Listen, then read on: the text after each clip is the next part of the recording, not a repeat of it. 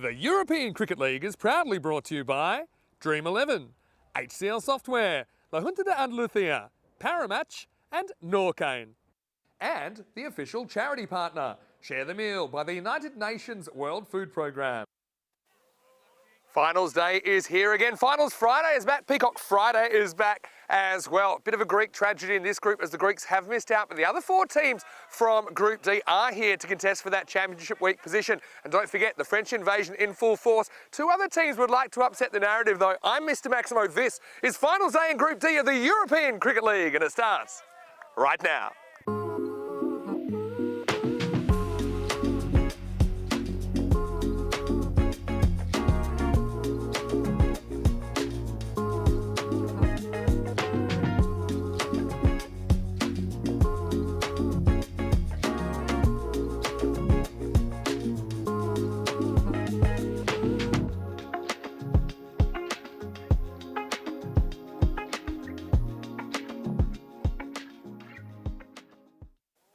Buenos dias y bienvenidos. Good morning and welcome to you wherever you're watching from around the world, and welcome back to another huge day of European cricket. We love Fridays on ECN. We call them Peacock Fridays because we like to get a little bit bright and breezy, but nothing is going to be easy for the four teams here today on Group D Finals Day. We've had some magnificent Group D Finals days in ECL's past as well. Who could forget Albizami, the Swedes, coming through with 1 wicket to spare in 2022.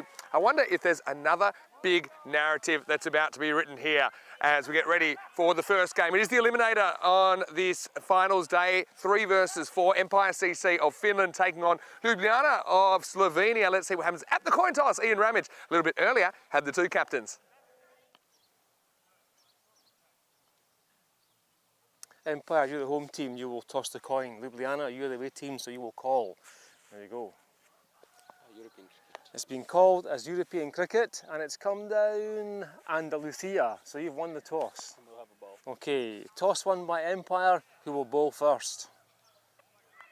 Empire CC win the toss and elect to bowl. Jordan O'Brien decides he wants to chase. I can understand that. They had success with that last night, chasing something in the 130s against the same opposition. So yeah, match 10 was a little bit of a warm-up, I think, for this Eliminator. The teams knew actually at that stage they would be playing each other for survival in the first game of the day. Jordan O'Brien, his form has been reasonable at the top of the order, though I do think he's got another gear. Can he go kind of to that gear and show what he can do? Can he potentially take his team on his shoulders all the way to Championship Week? I'm good to see Nathan Collins getting a few runs as well last night. Empire CC, they're a team that are very unified. They've got a lot of heart. You feel that in their cricket. Let's see how far they can make their run here in ECL 24. Got to say though, Ljubljana, surprise packets maybe. First time at the level, they've been pretty impressive. Ramanjot Singh at the top of the order has been in good form. Izaz Ali as well has led the team. They started with a very good win over Byron, never looked back. Never got the chance to play against Drew yesterday because of the rain, but they're certainly here to make their mark as well in their first ever European Cricket League. And let's talk about the weather. I know we had some issues with the rain yesterday. So far, so good here. There's a bit of cloud cover around, currently 11 degrees. Should get up to about 16 or 17.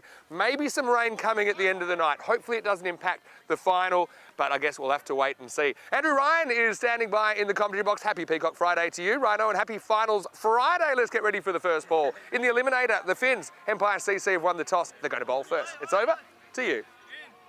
Thank you, Mr. Maximo. Just to remind everyone, it is Group D Finals Day here at Cartama Oval, and a tasty clash to get us started off.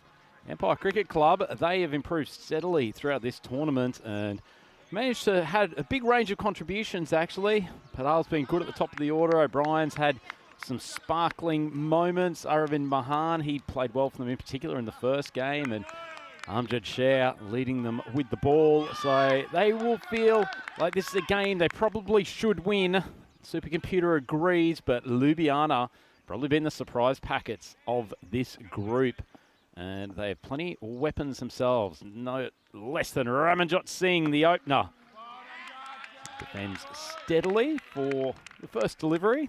He's joined out there by Izaz Ali, who's had his moments in this tournament. A couple of innings of substance, and admittedly a player who likes to take his time to get himself in, even in this T10 format, but delivered some lusty blows. Jet drifts onto the pads. didn't get a huge amount of away swing. Flicked behind square, and it's a lovely start. Ramanjot seeing first boundary of the morning. Luiana 4 for none. Very well balanced player in the crease. It's an uncomplicated character with his batting. So he will play a key role for Luiana too as their wicket keeper. So he goes outside off stump, drew the false shot, but enough willow on it. That's a tidy start for the Slovenian champions. Pair of boundaries. One of the good things about Ramanjot, he's a powerful man, doesn't try to overhit the ball most of the time. So even on a delivery like that where foot movement's not quite there, hasn't quite adjusted to the away swing, just able to check his shot enough to ensure that he still gets plenty of bat on it and flies away for a 4. Yeah, off-speed ball, lovely change-up. Very tough one to pick out of the hands. Got some dip, and that's a beautiful off-spinning slower ball. Singh did track it, but went for just the forward defensive prod. And that's off stump, and wicketkeeper Skamans does a good job taking it on the bounce. Ball outside off stump, and Singh cuts, but beat the fielder there at backward point. Having a look at the defensive field of the Finns, they've got man down there, third man on the boundary, Tambe. Gallagher out here and long on. Similar sort of field that they've had set up for share throughout the majority of the games so far at Cartama. Singh takes a few little tentative steps down the track. A little short of a length, swings away. No contact, and so that's the end of the over. An interesting one, Luiana, 8 for none after the first. Look ahead, 4 games today, now that we are in Group D finals day. Empire Cricket Club versus Luiana in this first contest, obviously, and then we have the battle of the French teams. Dreux coming through as the #1 seeds from the group, albeit they didn't get the chance to play Luiana yesterday because of a washout, and they're up against Paris University Club in the second game today. Be a fiery battle, that one. Plenty to happen beforehand, though, and Raz Mohammed taking up the attack, second over. Pushed out in the slot on the offside. No run, and Ramanjot Singh not exactly backing up for a man who probably needs to face the ball early. Have a look at this. Puts the hand up. I mean, there's certainly no bodily intent to suggest forward momentum at any stage.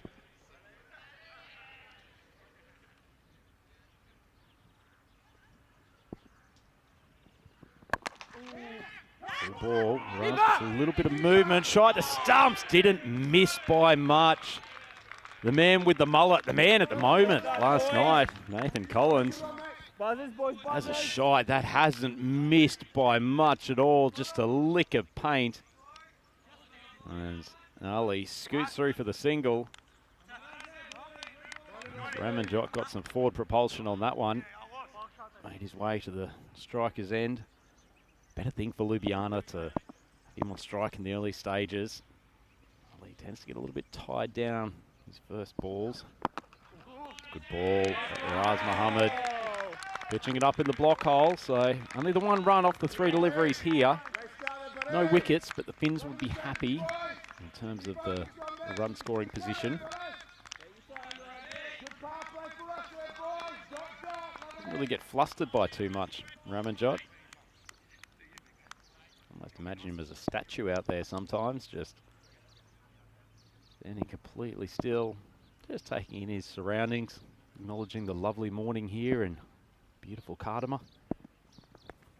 Big swing across the line, there's an appeal. I didn't hear anything on the sound, and actually some motioning from the wicketkeeper Skamans that there was nothing to appeal for there, but it was a good ball from Mohammed, just outside off stump, and swung through in a good length. Big swing across the line. So the first signs of really heavy attacking intent from Ramajot. 8 off 8. Gallagher's moved into more of a catching position there at a straightish mid-off. Big swing, out to cover. He's connected very firmly. Singh keeps his shape. And that deliver a little bit more width from Muhammad. And he's taken for the first maximo of the day. We see this one that Ramajot, he does like to shift across the crease occasionally, but normally the other way. He actually set up shop about a foot outside leg stump.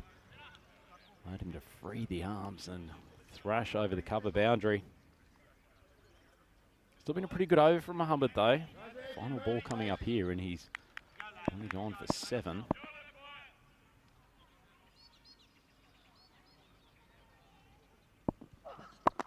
Full ball from the diminutive paceman. Gallagher charges in. He managed to almost take Muhammad's foot off with a throw yesterday. Sides against it this time. And that's the end of the second over.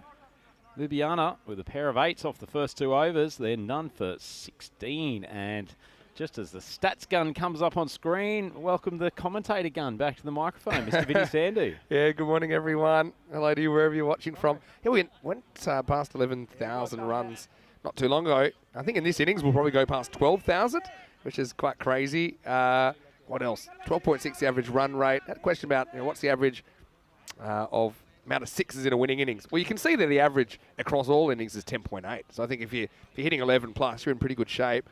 Went past 1,000 maximos yesterday, even without that third match of the day, which was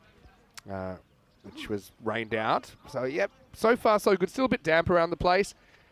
Just keeping our fingers crossed we don't have any interruptions from the rain. It's kind of due to come in tonight. Hey, I just got some breaking ECL player news. Wow. Talon Stallions last year of Estonia, they've got a player called Saif Uraman, the Baltic boss, they called him. Of course, we commentated him together in Sweden, in the ECIs. Big man. Fortunately, a bit like the old Rehan Ahmed, he's run into some visa issues and he won't be able to lead the squad. And I know he's bitterly disappointed about that. So Saif, I know you're probably watching. That's a crippling blow, actually, to the Talon Stallions. I can tell you in a domestic match, though, maybe taking it out on the opposition. He scored 279 not out off 72 in a T20 yesterday. And he just sent me the scorecard with the message. Yeah, took out some of the aggression on the opposition attack. His team scored 403 for 5 off the 20 overs. That is one way of describing it. That is a shame, though. 279 not. He is a player to watch, Saif Wow. Rahman. Got him. And so Tambe comes on. Ramajot had some running repairs, but whatever it did, it might have upset his rhythm there as he swings across one for 15. And Empire CC have something to celebrate. A 16 for 1. Lash Tembe got a wicket first ball in the game last night with one of the worst deliveries I suspect he's ever bowled in his career. But first up here, he's come up with an absolute peach. Ball just tailed in a touch and gets through the gate. Knocks over off stump. Lovely piece of bowling and due reward for the Finns. Been very tight with their first 2 overs today. Bowling to a plan. Tambe comes on third over and it's big wicket having Ramajot back in the pavilion. Ramajot showing a bit more urgency going up the stairs than we saw when he was at the non-strikers end earlier, but he does get them off to a bit of a start. I suppose question for Luiana as always, can their middle order keep performing? We're not quite in the middle yet. Rashid Mamadkel is a pretty good striker of the ball coming in at 3. Pretty entertaining game between these two last night, even though I suppose theoretically it wasn't too much on the line, except for the home tent, which Empire CC are sitting in right now. And looks like we'll get the game in, obviously. Oh, this is close. Just missing. That's very, very close call. First look, Vinny. I think that's a pretty good call from... I don't think it's actually really swinging back at all. I think it's probably just sliding down the leg side. You get a good look at leg stump there. I think it's a very good umpiring decision from Milkesh. I agree. Great call. Great appeal from the Finns too, all going up in unison. One thing I like about our umpires as well, they're not afraid to give them. They're not waiting for one that's going to hit the middle of middle stump. It's a 10-over game. I think you've got to reward the bowler as well. But I agree with that decision. Mohamed Kelp, fortunate to survive the first ball. Second one, probably the same ball. This one is missing leg stump. So, we don't really have ball tracking here, but I suppose Tambe giving us the benefit of bowling the exact same delivery, and it was just missing the stumps. Well, if we did, I think the ball tracker would suggest that this hasn't missed by a huge amount. Another very good ball from Tumbo, who He's found his length. That one's just missed leg stump. Had some issues with his control with the wet ball and in the cold last night, but right on the button today. Now, this is similar kind of ball. Was a heavy ball here, Tumbe. And both teams right up for this, and both teams actually have captured the imagination of a lot of the neutral spectators around the world. Something I've noticed. Empire CC in a proud history, going back over 20 years now. They have over 15 nationalities represented in their club, coming from playing on gravel fields at the origin of their time in cricket, and now here at the Cartama Oval. Having said that, I play a fair bit of cricket at the Kerava ground there in Finland, which is a very nice facility. Luiana, first ever ECL, first time we've had a Slovenian club in the ECL. So, yeah, Tumbe bowling really good over here. I want to say hello to everyone in the comment section as well. Good to see Ellis is with us from Heathridge in Perth, Western Australia. Well, I can tell you that's north of the river. It's been widely bowled. And I played a fair bit of my junior cricket around that way, northwest of Perth. Is there a big cultural distinction between north and south of the Swan River? A little bit. Yeah. Maybe not as much as Melbourne, but definitely. So, good morning to everyone watching from north of the river in Perth, and I'll accept people from south of the river as well, just to get a bit tribal. No, all in good fun. All right, goes late at this. This probably runs away for 4. So Izaz Ali gets a piece of it. Didn't have a lot of the strike, did he, in the power play? Faces 3 balls and 3 overs, and at the end of 3, Luiana, 22 for 1.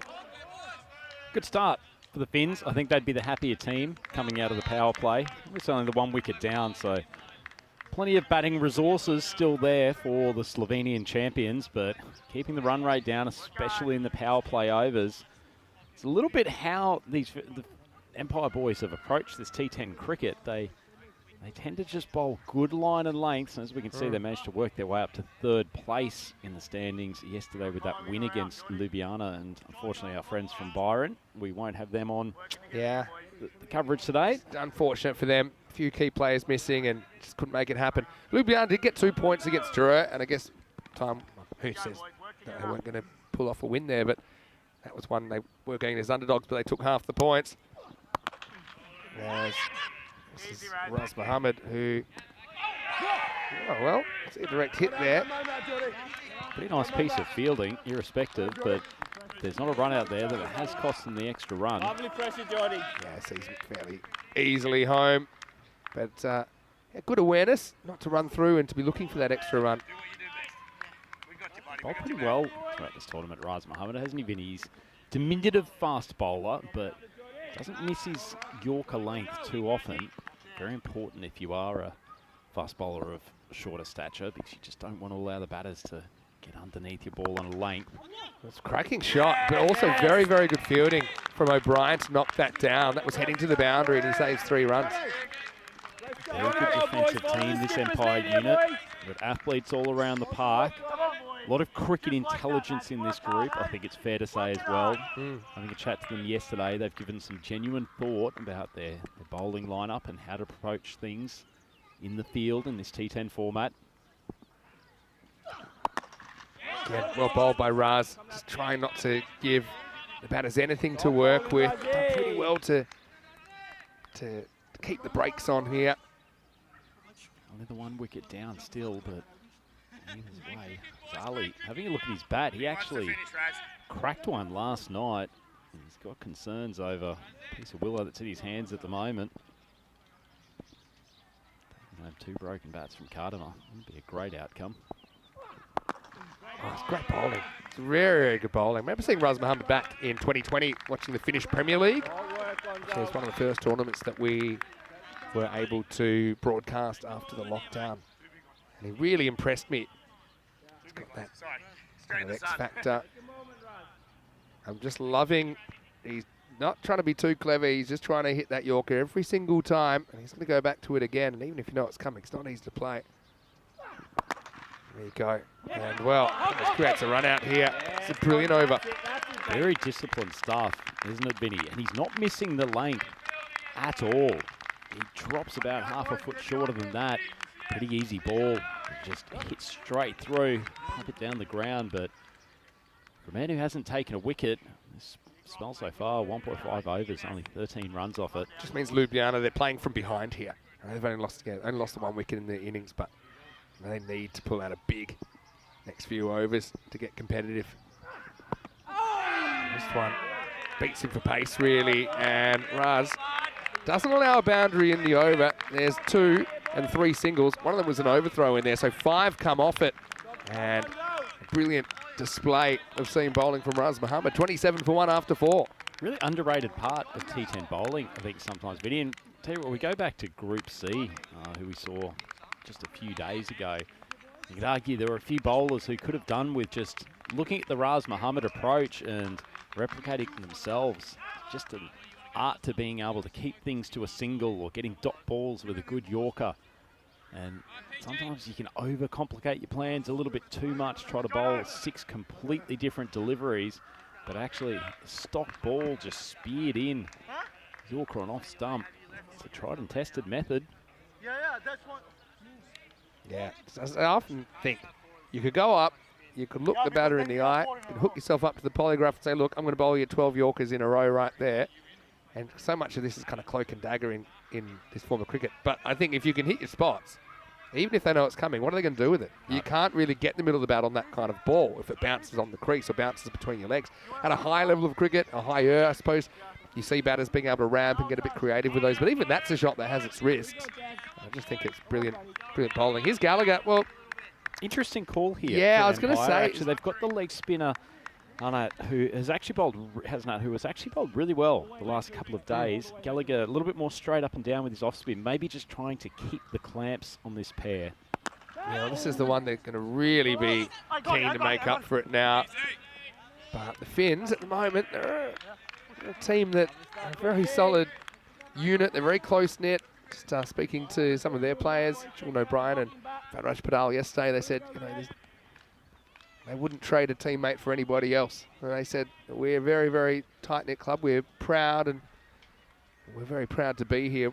We're going to win or we're going to lose as a team. Right now, they've had a good start to this Eliminator. Indeed, they're a unit. You get the feeling they really know each other's games very, very well. Gallagher not afraid to slow it down here. He says, they can only get a single, struggling to get going.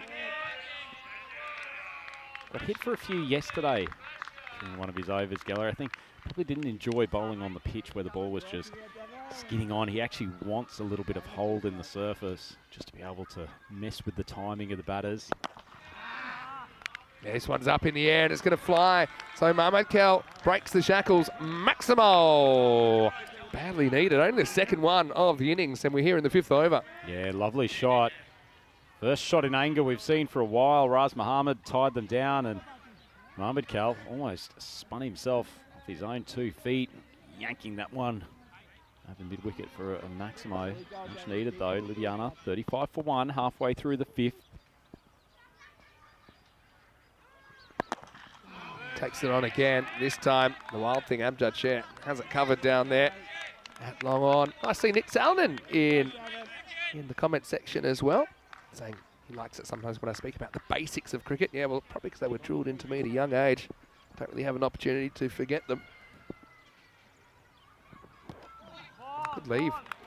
Just might have cracked the keeper in the chest. Didn't quite get the gloves up in time. Skamans has been working on his chest as well, so that won't bother him one little bit. Extra protection of the sleeveless vest, which has been a very popular addition to the ECL kit that's dished out this year. Yeah, still, gets taken down once, Gallagher, but only once, and so 11 off this over, coming out as more or less a draw. But we saw Empire with a very well-managed chase last night, didn't we? 130s under lights. I think that's why they want to chase in this one. Luiana needs someone to have a heater here. Could it be Mohamed Kel? Last ball of the 5th over. Again, no lack of intent there, but he'll only get a single. And at the end of 5, the score is 39 for 1. Gives us a chance to welcome you into the commentary box. Vinny Sounder here, Mr. Maximo. Another finals day comes around with a bit of a heavy heart. I introduce Andrew Ryan, the Rhino, because it's your last day with us today before you have to go off to do a few other things, but thanks for being in here, covering a couple of groups. We've really enjoyed having you. And actually, it looks like someone's given you a parting gift there. We do. Well, I wouldn't say it was a parting gift. It was probably more of a welcome gift. So, for those of you who've been on the coverage, noted that Jordan O'Brien and I are bosom buddies, both from Brisbane, both with Finnish partners. So, a few little connections there. Even he spent some time in my partner's ex-hometown of Kuopio, Wow. and he made a very, very kind gesture and brought me over some of Finland's favourite chocolate, Carl Fazer. And so I might taunt you with this the way you taunted me with the Turkish delight we had a couple of days ago. Or maybe because I'm in a good mood and you've got a fantastic duck shirt on, might break off a little bit for you, but cracking chocolate that, and one of my favourites. And so a big thank you to Jordan for bringing that over. That's very kind, actually. All right, well, there goes the bat, there goes the ball, but it's safe. This is a bit of a strange one. That looked like Marvin Kell just looping a fly to the outfield, dropping the bat, trying to make his way to first base. Yeah. I don't know if he would have made it, to be honest. A little pop fly. I love that he was focused on where the ball was going. He knew the bat was gone. There was no chance he was getting that one back.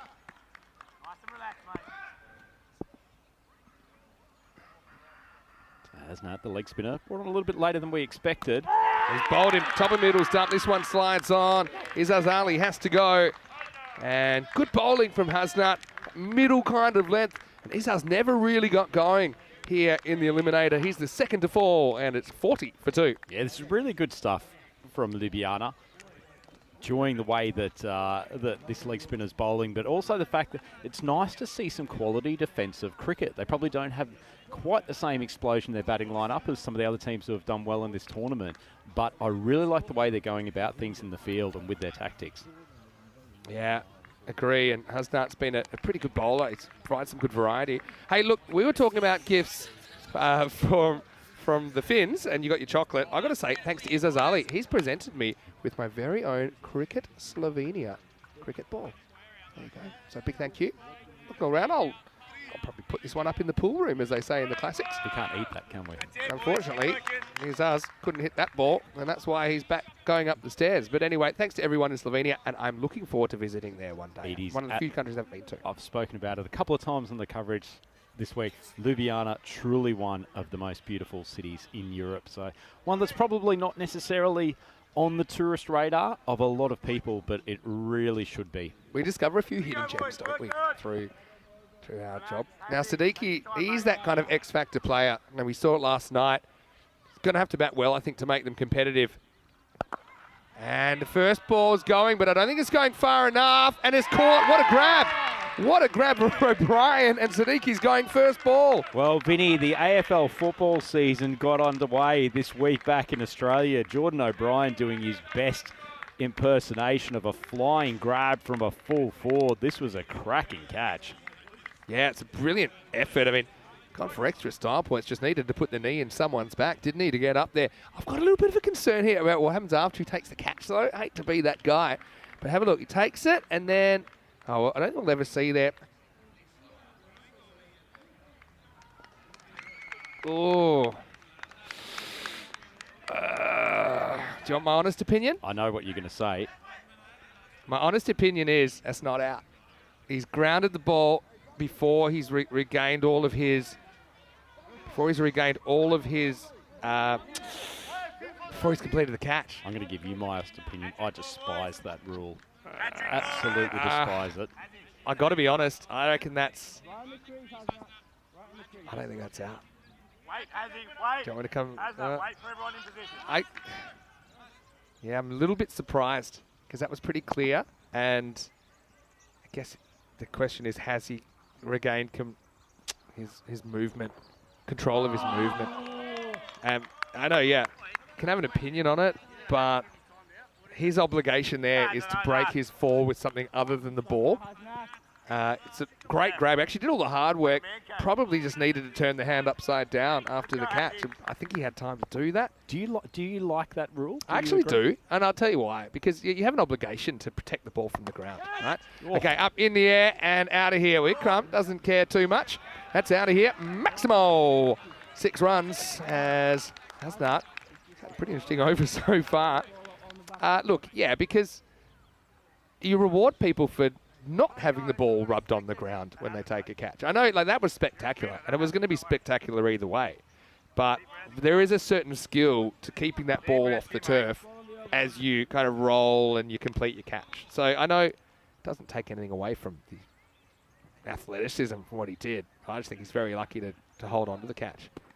I'll give you my opinion now, Maximo, that I think the advent of slow-mo cameras and endless replays for catches have led us to this point where we need an absurdly simplistic objective, has the ball touched the ground, as opposed to making the slightly more subjective call of has the fielder actually got control of the ball and have they really used the ground as support for that. And I think, I agree with you, under the current rule, that's actually probably not a catch, but I also don't like the current rule. Probably one of the things I despise in the game almost as much as I do the ridiculous concept of players jumping off the ground over the boundary to keep catches in the air that's and then true. returning. That doesn't make sense either. Yeah, I totally get what you're saying as well. Because it used to be, like, you know, you can tell a catch when you see one. The problem with those kind of laws is that some people have slightly different opinion about what they think's a catch. But yeah, I like Jeanette Morley's comment here. Not a catch really, but that's how it is sometimes. Well, tell that to Siddiqui, as he's probably got a fair glance at the old slow motion replay. But like I said, and this comes from obviously being a keeper as well, that sometimes you'd take the ball one glove and, you know, you'd have to think of something else to do except you'd kind of want to, like, rub that ball on the ground to save your fall. But there's a way to do it in that you either turn that hand upside down, so it's your hand hitting the ground, or you try and, you know, hit the ground with your other hand, your non-catching hand, so that you're protecting that ball. So, I mean, I can see the theory behind it. Raz Muhammad going off with what looks like a minor injury. Yeah, anyway. Once again, as I said, I think it's a rule that's come in because of slow motion cameras as Geller comes on for his second. If we were still in the days of essentially all cricket was just being adjudged by the naked eye, I suspect umpires would still prefer the concept of, can I see that the player seems to have control of that ball? Yes, that is a catch. Yeah, I think he put all his thought into exactly how he was going to climb the ladder and take it spectacularly. Perhaps a bit of mayonnaise on it from Jordan, but Siddiqui is a good hitter that's gone. And now we've got concerns that they can't make too much out of the last 4 overs here. They could be grounded in the 70s or something like that.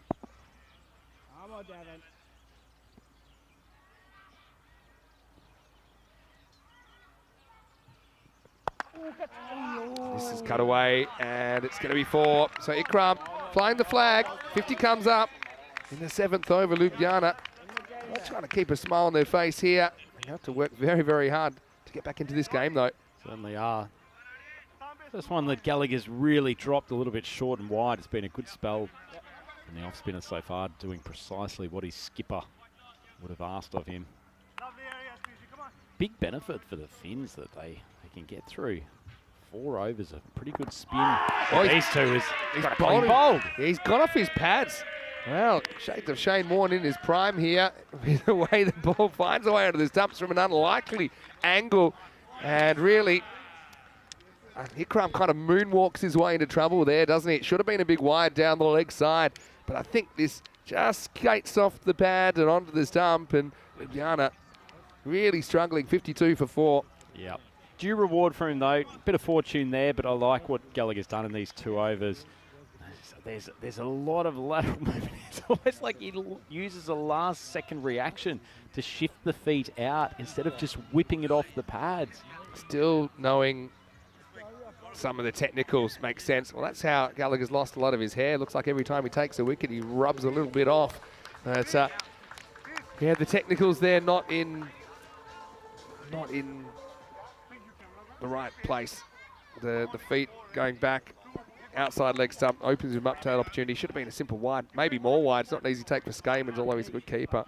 Instead, it's bowled, and Omkanath is left holding the baby. Comes out at 6 at 52 for 4. To tell you what, the Empire Cricket boys are well in the ascendancy here, Vinny. Get down the ground, and this is going to be a single.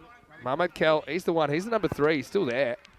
Weird, they've had some of their key players just not having a lot of the strike throughout this innings. Izazali was one. Mamakel certainly won. He hasn't had his fair share. Let's see what he can do with the last ball from Gallagher. He hits it pretty well, and he's going to hit it for 4. So there you go. That's what they need. They need plenty more of it. As Luiana after 7, 57 for 4. Beautifully timed shot from Mamakel. Probably what the previous batter should have done. Gallagher drifting outside leg stump, whacks it for a boundary. So we're looking ahead to both Championship Week and what's happening in the future of this tournament. So Group E and F still to come, obviously. The winner of Group D today gets their spot in Championship Week, and there's some quality teams in there already. What if I told you that the rain came yesterday at the exact halfway point of the group stage, as if it was a sign for the heavens to carry on, because the skies cleared, and today we'll add a 4th team to the list. Big swing across the line. Hasnat continuing his leg spinner, 2 wickets in that first over. Mamakel probably needs to get as much strike as he can. He's coming almost 3 overs. Well, that's up, and it looks like it's going miles, because it is. Maximo! Well, Omkanath, he likes it. A mixture of joy and surprise, I think, from his teammates, as that one disappears over the trees. We'll never cease being surprised at this game, Maximo. You watch the first 2 balls that Omkanath has faced, and he's looked completely out of sorts and out of shape as a capable batsman. And then he just takes the long handle to the 3rd ball, annihilates it 70-odd metres. Just a stunning strike. That's definitely something he's going to try again this ball. And let's see what happens. Oh, he does. It's in the air, and it's catchable, and it's Collins. Oh, and he drops it. Doesn't go fingers up. And Omkanath gets pretty lucky there. Made good ground. Collins came in from fielding position at long off. As you say, Vinny went for the bucket hands option. Got a little bit big on him. Has not. Be pretty disappointed. Drew the false shot. Well, now hanging full toss. Great footwork. It disappears. Maximo! Oh, it's rubbed in as well, because Mamakel should have never been on strike for that ball if the catch was taken. Instead, at 6 runs, and suddenly they're 70 already. How often do you see it, and how often do you have one over that turns the tables in this T10 format? Vinny, do not count this team from Slovenia out. Still 14 balls to go, so they can do some damage in that period. Hasnat, who's been particularly good for Empire over the tournament so far. A bit of tap here in the Eliminator. This is flicked away, and another drop catch. Not an easy one, Padal down there. We'll keep it to 1. And that will be the end of... Well, it won't be the end of the over just yet. Still got 1 to come. Got a question here. It's chocolate-related question from Ellis, saying wants to grab some of that. What's it called? How do you pronounce that? Phaser chocolate? Yep. They don't ship to Australia. Can anyone tell them how to get some to Australia? Maybe some of our Finnish viewers can come into the comment section and help with that, as this will be another bowl dismissal. So Omkanath hasn't survived the over in the end. Hasnat finished 3 for 23. Maybe could have had a couple more in there as well. CC stopped that particular avenue of attack, and it's 71 for 5 after 8. Well, our boy Nicholas Salonen in the chats just mentioned that he loves the fact that Hassan is brave enough to keep on throwing the ball up in the air, I should say bowling it up and giving it some flight. It's a really, really good comment, because with the leg spinner, it can be such an attacking option in those middle overs. You might be willing to give away a Maximo or 2 in exchange for, as we've seen, just 3 wickets that he's taken there. Probably should have had a 4th. Excellent bowling from him. He's quite a weapon for Empire in those middle overs. Just while we're on the break, Vinny, between the start of this 9th over, happy International Women's Day to all of our many female viewers out there, the ladies in the comments, and obviously in particular to all of the fantastic women we have within the European Cricket Network as well. Yeah, couldn't agree more. And one thing that we have been working really hard on is incorporating more women's cricket into our offering, and last year saw us go into international women's T10s for the first time. Of course, the first ever Euros of women's cricket, which we had in December, so it's been a really exciting 12 months. I'm hoping by the next International Women's Day, we've got even more development in that side of what we're doing. Anyway, this is hit straight and it's hit well from Mamankel. Well, he is flying the flag at the right time, isn't he? Maximo takes him up into the 30s. Yeah, lovely shot. Tambe just a touch fuller than he was in his first over, and Mamankel has struck that with some power. Lovely shot straight down the ground. Not missing the camera tower by too much. All's well that ends well. Everyone's okay up there, I think. Nice and full, mate. Jam it up. Didn't hear any squeals of pain, so I'm fairly sure that Here we go, boys. Working everyone's hard, safe Empire. and accounted for. Tambe, excellent first over, but already under a touch of pressure here in the 9th. Now picks the slow ball and he absolutely hammers it out of here. Maximo! Mamankel on. I mentioned that he didn't have a lot of the strike earlier on. Now looks like they could get that 100 plus, that plucky 100 plus to at least put the Finns' feet to the fire in the second half of this Eliminator. He's keeping Luiana in it. 2 big over hits here. Now if these last 2 go for a pair of 20s, and Luiana make their way up to 115 range. Nice shot. That's a really good shot. It was pace back on, it was short, it was wide, and it ends up cracking into the chairs. As Mamankel playing a lone hand here. Maximo didn't spend long in the 30s. He's already 44. Great little knock from him. Staying stable at the crease, something a few of his teammates haven't done. But they're cheering him on from the Luiana dressing room. And this is just a team that will not go away, will they, Vinny? No, they're plucky. Both these teams are quite similar in the way they really get around each other. Never going to say die. They've got a good game on our hands here, even though, no doubt, Empire ahead at the moment. Tambe just disappeared for 3 sixes in 3 balls in the 9th. Switching the line, Vinny's coming around the wicket. Doesn't get it. Really would like 2 here. Don't think there's any chance, though. Zamjad Share is in the way now. Let's see what we get out of Bhagwant Sandhu, who took a wonderful catch earlier in this tournament. Asking him to do a job with the bat. It's a funny situation here because 2 to go in the over. Single, get Mamankel back. Maybe that's not a bad idea. I suppose you don't really want to swing and a miss here. You don't want to just have to eat 2 dots here. Hit and run. I just decided to concede the single. And this is where Mamankel, I know you're thinking, oh, do I want a 1 to get the strike? But I still think you're looking boundary here and then trust that Bhagwant can get you back on strike in the last over, especially when you've taken Tambe deep 3 times. 7 balls remaining in the innings. Already scratching their way up. I wouldn't say 91 is a defendable total, but certainly with a push in that last over, Luiana can set a target that will ask some questions of Empire Cricket Club. Mamankel on 45. And he's going to go up and he's going to go out of the ground. 50 for Mamankel. What a good innings just when his team needed him to fire. Brings up his half century of 20 balls. And with 1 over remaining, Luiana knocking on the door of the 3 figures. It's 97 for 5. It's the first over in this innings that has really been hammered away. Tambe bowled such a good first over, but probably became a touch predictable in his line and length in that one. Have a look at the bowling figures. Amjad Share, just the one at the top. Only 8 off his. Raz Muhammad was excellent there, bowling the second and the 4th. And Tambe looked so good after the first over. How things can change. Just while we're on the subject of International Women's Day, we're very, very proud of the women we've got that are in critical positions really in our setup. Of course, got Meeta Gooch, I should say now, who's can't be that long anymore. Who's our project manager for the first 2 weeks. I think she's pulling up after this group. And we've got Diana, of course, who's our photographer, gives us some great pictures.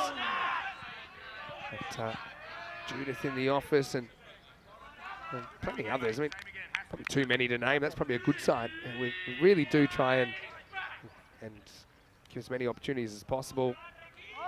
And Georgie Parker joining us in the well, Georgie's box actually for going on. Weeks. Tune into Channel 9 tomorrow. It might be Sunday morning. She said that they're doing a whole bit on it about her time in European cricket. Yeah, Georgie was magnificent earlier in the year. Like I said, plenty more. Too many to name right here. Here's Mamankel. Does get the strike back. 5 to come. And he's nailed that for 6. Well, it's the old one-man band, strap on the foot cymbals, because Mohamed Kel is playing some sort of knock here to make Luiana competitive. This Maximo brings up the 100 with 4 to come. Yeah, it's a bit like Phil Collins recording one of those albums in the mid-80s, just doing everything. Loving the star-studded approach here from Mohamed Kel. It's pretty predictable slower ball from Cher. Yeah, this will be a wide. So heading to the second half with a bit of momentum here, aren't they, Luiana? Get up kind of 110 to 115 range. They'd be thrilled with that, considering where they were. Remember the first half of this innings, they were asleep at the wheel. They were very well restricted. They were 39 after 5, and already they've made 66 in the second half with 4 to come.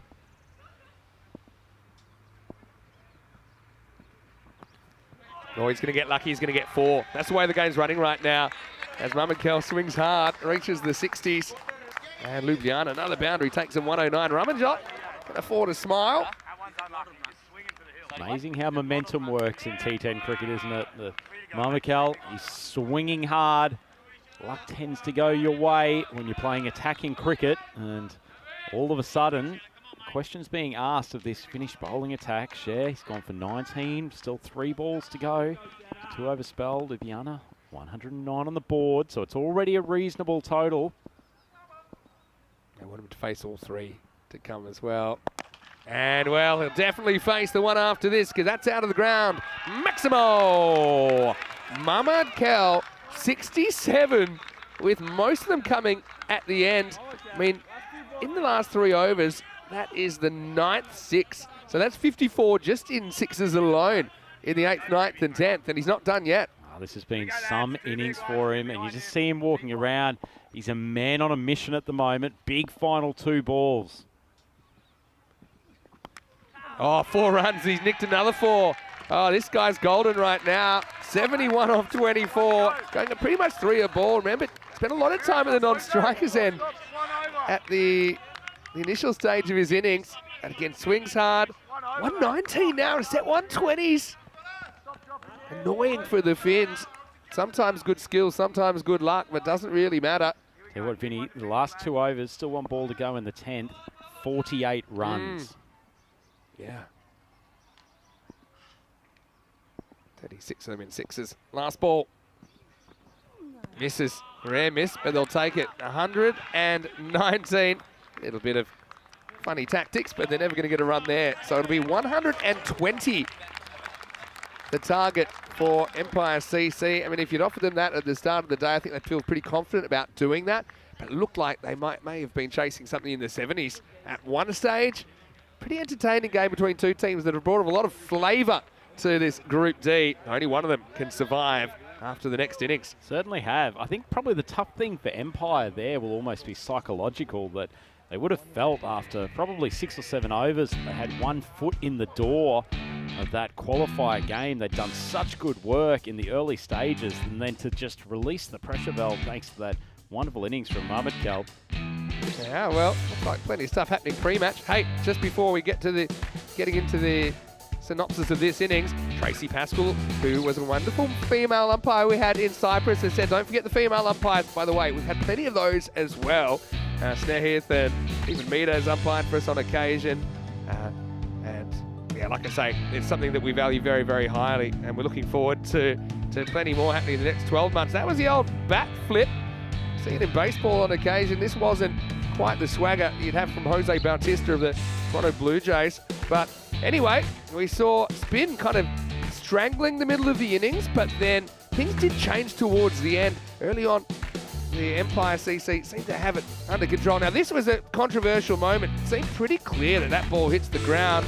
Umpires turned a blind eye with a view to the spectacular.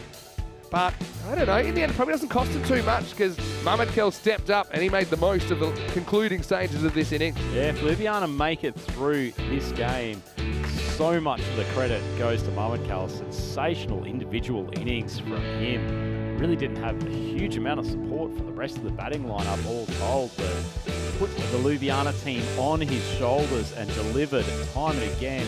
His last 2 overs going for 48 runs after the Finns had done so well to control the rest of the innings. Will that cost them? Certainly still a very gettable chase. Obviously, Luiana ending up 119 for 5. But nonetheless, Luiana will go into that next innings with a boost of confidence. The ball chasers were throwing themselves all over the place trying to retrieve the Grizzly. But the momentum, the end of that innings, certainly with Luiana. And it will take a little bit of a reset from Empire to just get themselves into a good headspace to go about this chase. They do it methodically, they should make it, but Luiana's bowling attack has shown a capability of taking wickets, and particularly taking wickets early on in games. This should be a fascinating battle. Quick look at the card. 119 for 5, and almost all of the runs coming from the number 3, Rashid Mamadkal. 71 not out off only 25 balls. Ramajot seeing not his usual fluent self at the top as he and Izzard Ali shoot up quite a few balls. Certainly a result of a lot of very good bowling from Empire Cricket Club in the early stages. But a lot of that good work was undone towards the end. Mohammad Hasnat, 3 for 23, but I actually think the pick of the bowlers was probably Raz Mohammed. He took some of the early overs and kept an economy rate of 6.5. Excellent bowling from him. Both Tambe and Gallagher bowled good first overs, taken apart a little bit more in their second effort, and Share copped a bit of tap in that final over. So, very interestingly poised game here for the Group D Eliminator. Luiana have set Empire Cricket Club a target of 120 runs to make their way through to the qualifier later on today. Be a fascinating chase. Sandra Ryan here for the European Cricket Network. I'm here with Vinny Sandhu all day. The chase will happen in a couple of minutes, so please come and join us on the coverage then.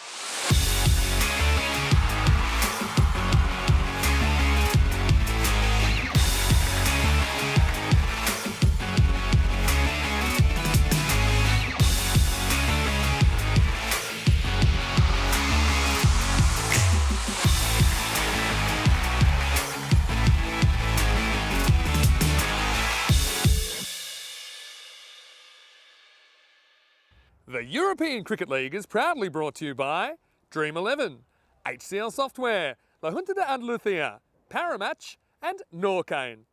And the official charity partner, Share the Meal by the United Nations World Food Programme. European cricket fans, welcome back to the Cartama Oval here in the lovely Andalucía region of Spain. And we have a cracking eliminator set up for us here. It's the eliminator from Group D. Felt like one-way traffic for most of that batting innings, with the Empire Cricket Club from Helsinki really strangling the Luiana batting lineup. But then Rashid Mohamed Kal launched an unbelievable counter-attack towards the back end of the innings. He ended up undefeated on 71 off only 25 balls.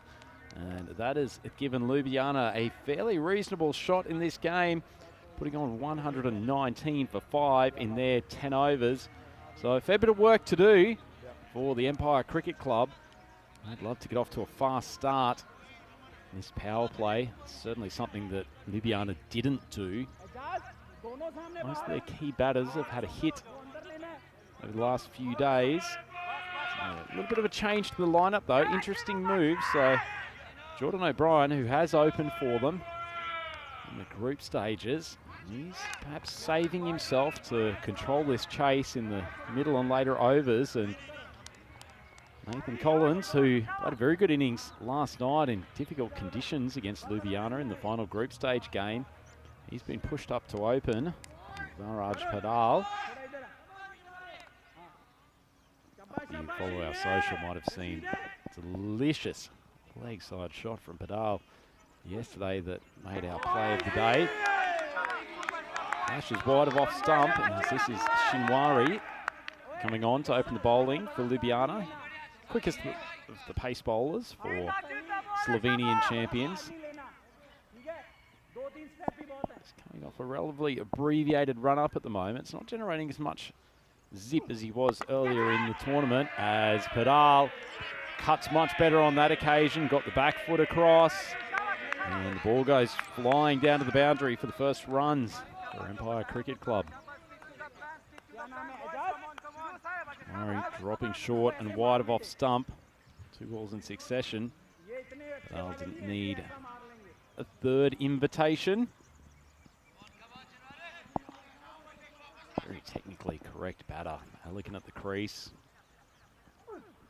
The ball drifts onto the legs, and talk about traditional cricket shots. There's still a place for them in T10. Shinwari wide of the crease, pushing it on to wide of leg stump, but Padal, lovely flick of the wrists.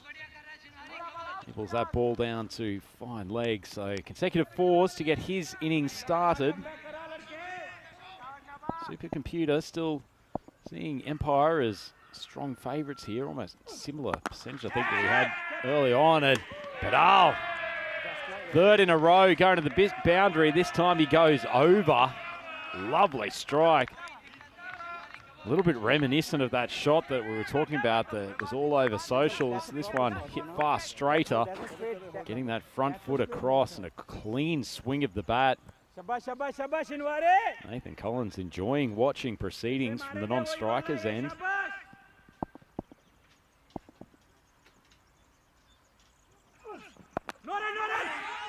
Well bowled and respected by Padal. They've shown an inclination to do this throughout the tournament so far, Empire.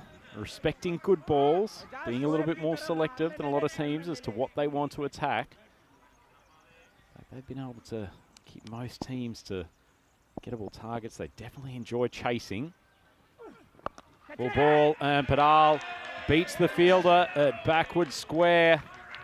Lovely use of the wrists, and Shinwari has just drifted onto the pads a few too many times in that over. It's taken for 18. It's a very positive start for the boys from Helsinki. Well, might be looking to bring up a half century today. We brought up a half century of matches since a golden ball has happened. Can't believe we've been here for 1 week. Feels like they haven't even got close to one, to be honest. And a man who's seen no shortage of golden balls in his time on the European Cricket Network. Welcome back, Mr. Vinny Sandhu. I've seen 54.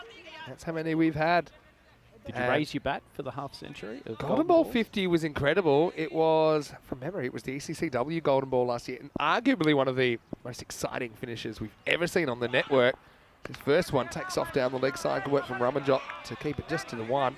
But with Spain versus Austria, and it's International Women's Day today, as we were just talking about, that was, honestly, I think it was the most exciting last over of game we've ever had. And a couple of reasons for that. Full again. I think they've gone for Collins, vote of confidence for him at the top of the order. Just saying, look, you made some runs last night. Go and get out there, get a few. Probably got O'Brien to come in at number 3 then. So hunch-based captaincy. I know you're a fan of that, leading Cossonay for many years, Rhino, in Switzerland. Working on instinct. I'll come back to that in a second. Right now, here's Azali. Right, gets that really wrong. That's going to be 7 up. That's big trouble. Maximo is about shoulder high. It was an expert hook from Pedal, who seems to be getting better the longer this tournament goes on. 7 doesn't even count as a ball. Well, he's one of the few men that manages to stay elegant and upright at the crease despite having a full toss beamed at his throat. It's a very, very good batter. And that's a really bad ball as far as Ali's concerned. He's gone for 9, only 1 legitimate delivery in the over, and now got one of the best batters in the opposition, getting a free hit with a fresh grizzly. Pedal's brought his own fan club as well, which I think is just spurring him on to greater heights. So that ball's gone 7, and it's not actually finished yet. Zizas comes in to deliver the free hit. And he's going to get launched down to the ground. Maximo! Watch that grizzly ball fly as it goes back to its natural home in the woods. Pedal is 30 off 8. It is so aesthetically pleasing, this shot from Pedal. Just look at the top hand, keeping the dominant roll within that stroke.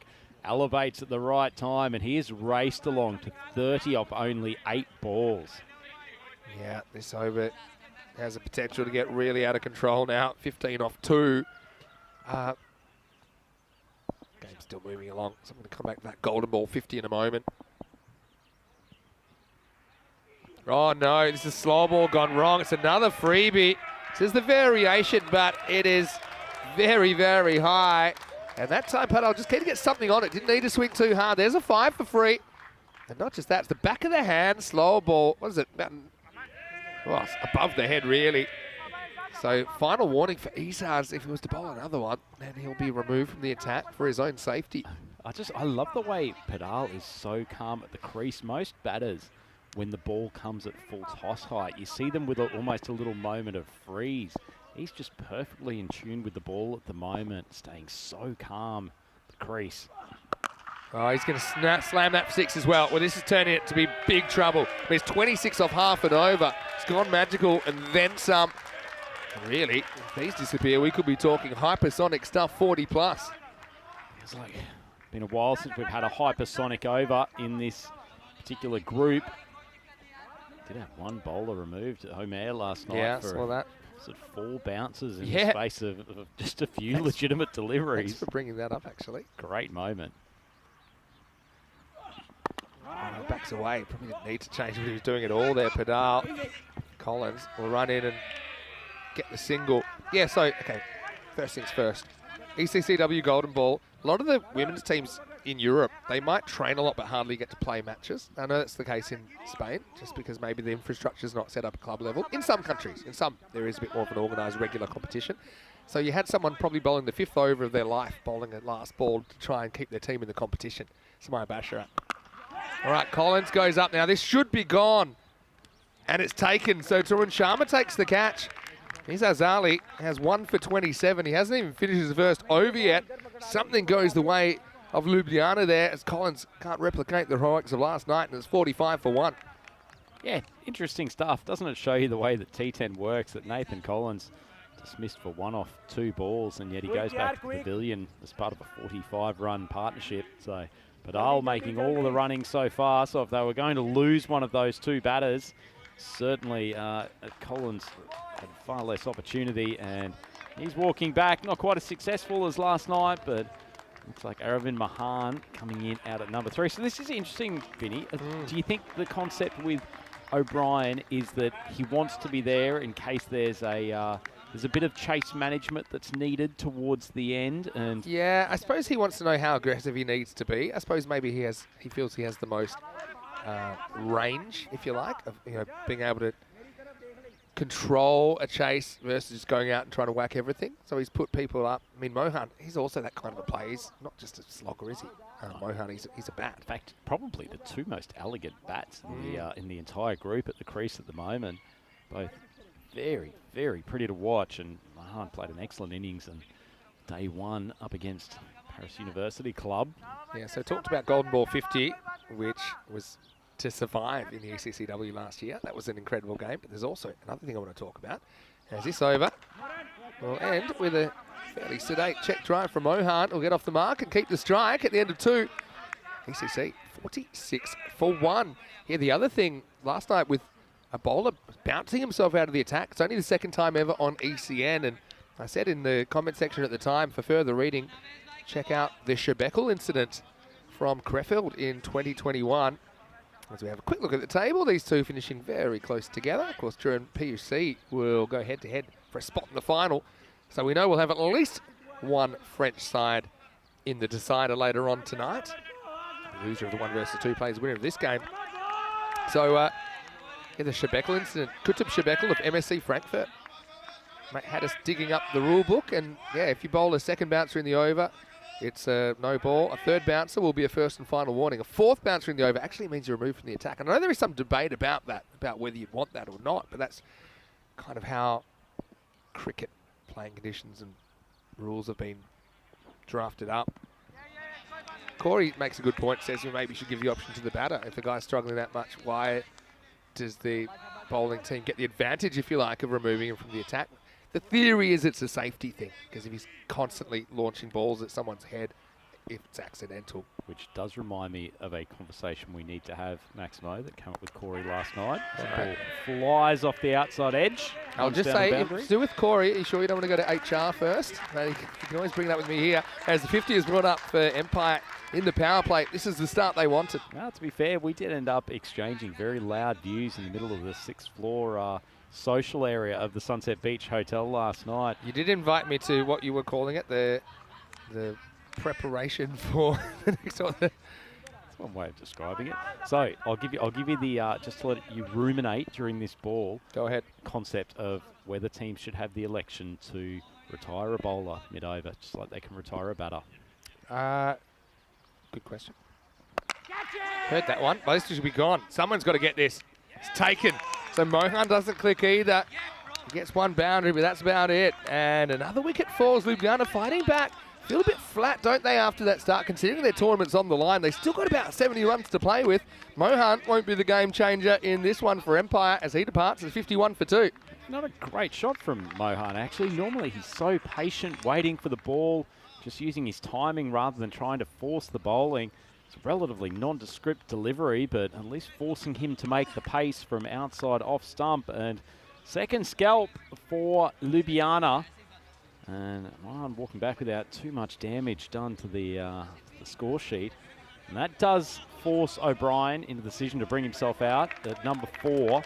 So 2 top bats for Empire at the crease at the moment. Luiana, though, another wicket in the next over or so. Might be some question marks floating around the heads of the Finnish champions. Yeah, well, O'Brien comes, and this is probably this kind of situation that he was envisaging. Okay, see what we need to do. They've got the rate down to 9 and over. So imagine, if he bats the distance, they should do it, especially with Padal batting pretty well. First one off the inside half of the bat. They'll get a single. So as far as can you retire a bowler, I actually think it's one of the unique things about cricket, which I think makes it different from other sports like baseball, where, you know, if a pitcher starts to go wrong or softball's the same, you can pull them straight away. Even in the middle of a batter in that bat, you can. So actually, I'm against that. I think you've got to make him do it. But then there is this kind of anomaly, isn't there, with the guys delivered, say, 3 above the waist in our rules in ECN, that he is removed, and if you gave the batter the option, they would probably say, no, make him bowl it out. All right, this is up, and it's in the air, and there's no fine leg back. It's going to go all the way. Maximo Peralta 47. What a classy knock this has been in a pressure situation. Yeah, really good. Been fed a steady diet of balls down the leg side. That one probably not timed quite as well as a few others. He just had to hold the shot as the ball gripped the deck. But there's plenty of happy supporters. Hello. Martha's got the day off, clearly.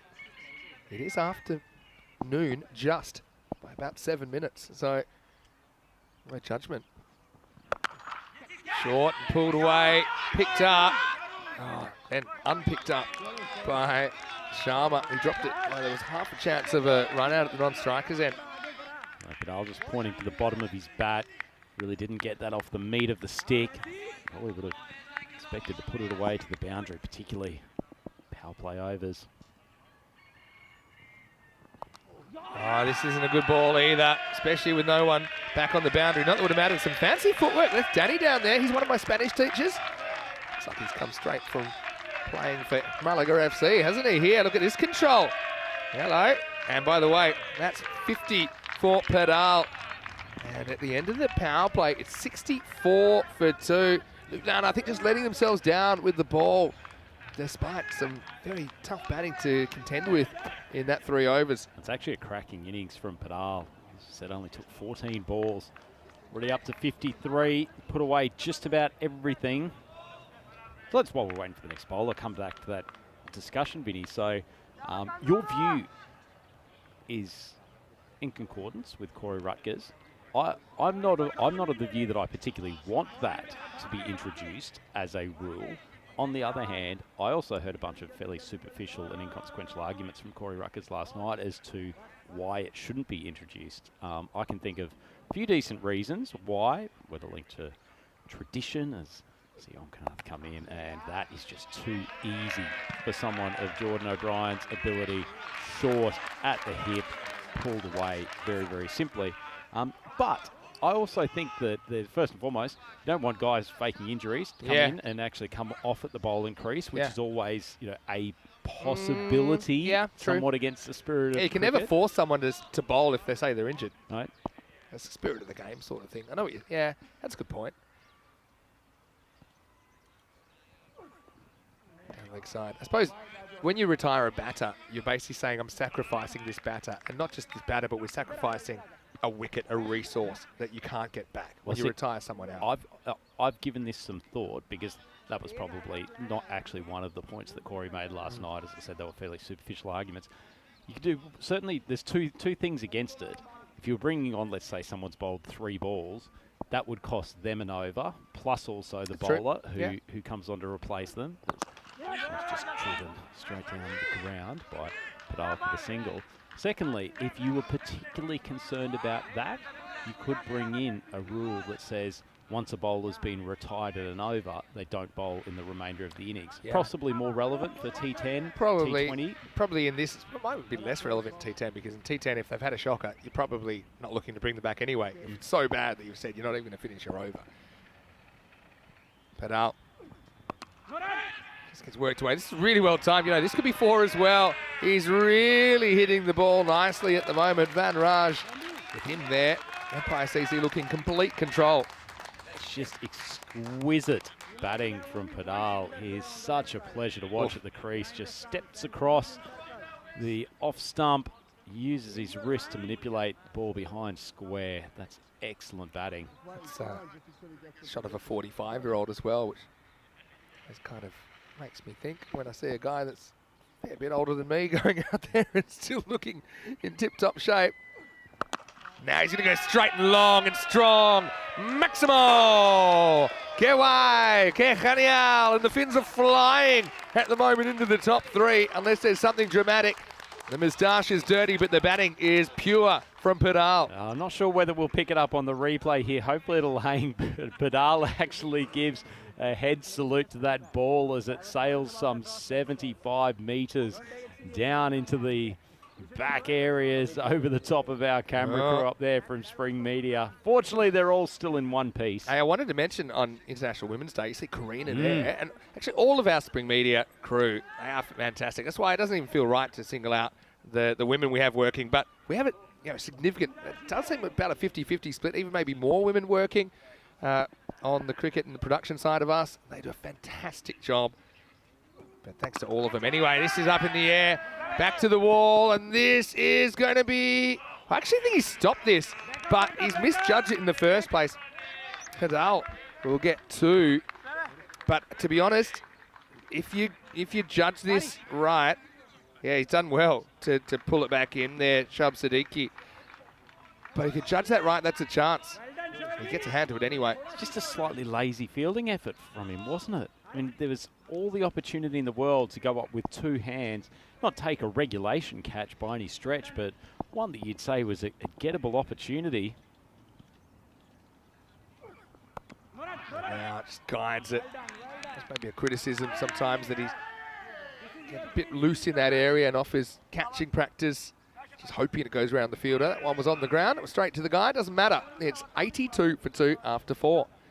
Yeah, so just to wrap up that conversation, I suppose you could say you don't want guys faking injuries and going off. Guess the same applies to retired out. I mean, if you could fake an injury and say I'm hurt, and then you're not. I mean, it's hard to get 3 or 4 doctors down here to dissect. So there's a certain spirit of the game element as well, and an obligation, I think, to be truthful. But I just think it's not one of those things that requires a very long conversation. Jay in the chat saying Corey probably let it drag on a bit too long last night, so I do apologise for that, Rhino. But don't worry, he's got the day off today.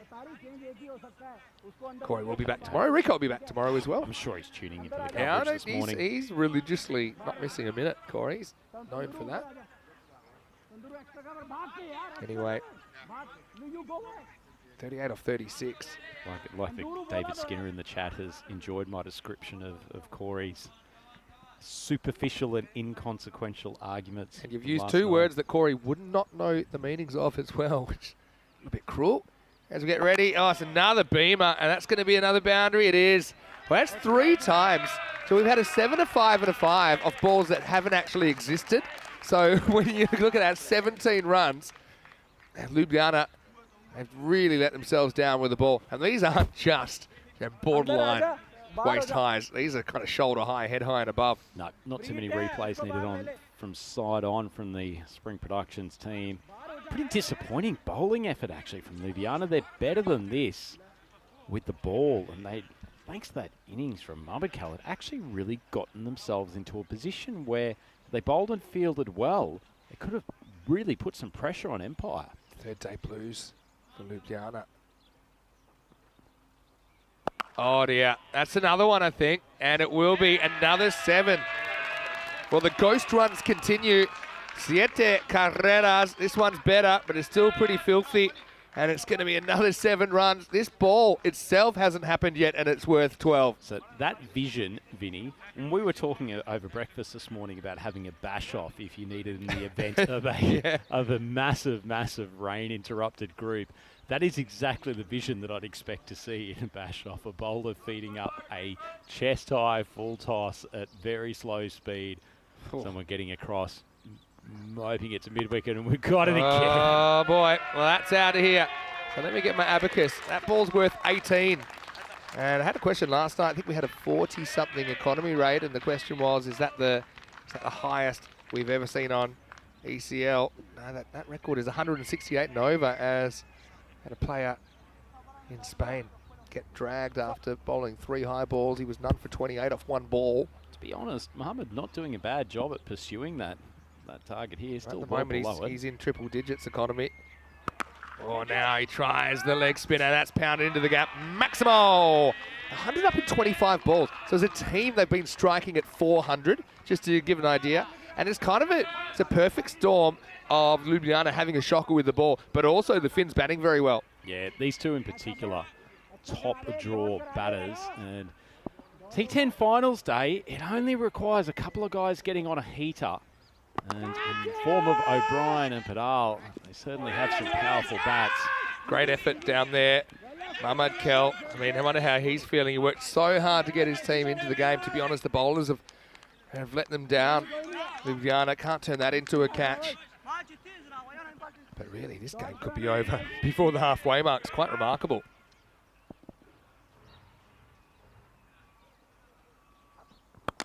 Oh, it's a great shot. That's such good timing from Padal.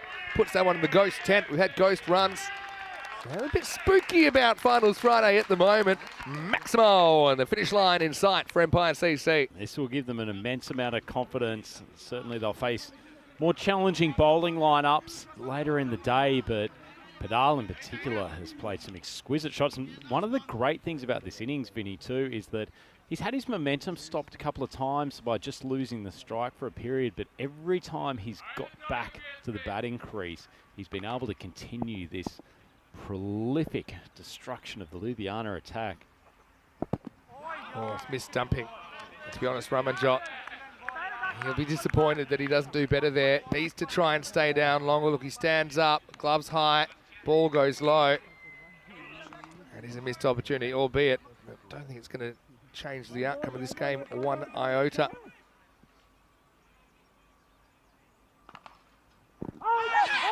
Pretty close, you know. Yeah, he's gone. So this has gone supersonic, as it will be a wicket for Tahir Mohammed in the end, but the damage is done. Padal, well, a bit like subbing off a football player in the final minutes. They'll get a good ovation from the supporters as Luiana going down, but picking up that consolation wicket, 113 for 3. Yeah, possibly not a bad outcome for Empire. Oh, this is a 50-50 call. This one sort of started drifting fairly early. It certainly hit him in front. May have tickled the leg stump, so certainly not a big issue whatsoever. But yeah, Empire well on their way. Yeah, for sure. And we saw with Old Victorians, for example, the Jersey club, how Jonty Jenner propelled them, I say single-handedly, but certainly led the charge into a perfect finals day where they won all 3 matches they had to qualify for championship week. And for Padal, maybe it's his time. I'm sure we'll see some pictures in a minute of him getting warmly received by his teammates as this game's almost done. Just a quick one as well to let you know where we're at on finals day. You can see that this game's almost over, but in around about, what it would be, about 40 minutes, we'll have Dreux versus Paris University Club in qualifier 1.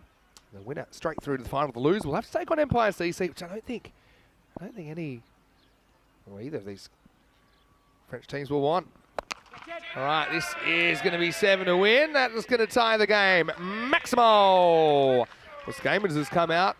Unlikely it'll get to face as O'Brien ties the scores. Pretty decent shot from O'Brien. Short, wide. He's held the pose and timed that very well. Smoked it over the leg side boundary. Quick point, Vinny. I think the fact that we're all very focused on finals day is taken away from the fact it's Peacock Friday. It is Peacock Friday. You're very peacocky today, I have to say. You're very bird-oriented yourself from a couple of different collections. He ducked out in the middle of this innings. Well, he wants the winning run, but I think you can probably do it in a bit more of a stylish way than that. Hey, let's talk Ljubljana. I know this has been 5 overs to forget. That's probably indicative of where they're at with their cricket. There's flashes of brilliance. They've been inconsistent. It's a shame I think they didn't get to take on Dreux in that washout yesterday, because I think that would have been a really good experience for them as well. But they've really impressed me with their efforts, obviously starting with a win over Byron. That's the reason that they're even here, I think, in finals day. This will probably be it. As he gets a little bit of a tap on the bat. Guess what? Game over. O'Brien 35 off 10. Pulls the right strings there with the batting order as well, but I think hats off to Manraj Padal. He's 71 off 21. Has made this game a bit of a one-sided affair, and in the end, 28 balls to spare. Empire CC make it into the top 3 of the group. Yeah, well-deserved victory for them. To be fair, they did a lot of the hard work early on in the bowling innings where they kept things really, really tight in the power play, continued that on for the next few overs. And if it wasn't from that explosive assault from Mohamed Kal towards the end of the innings, then they would have had an even simpler chase. As it was, it hasn't caused them any dramas whatsoever.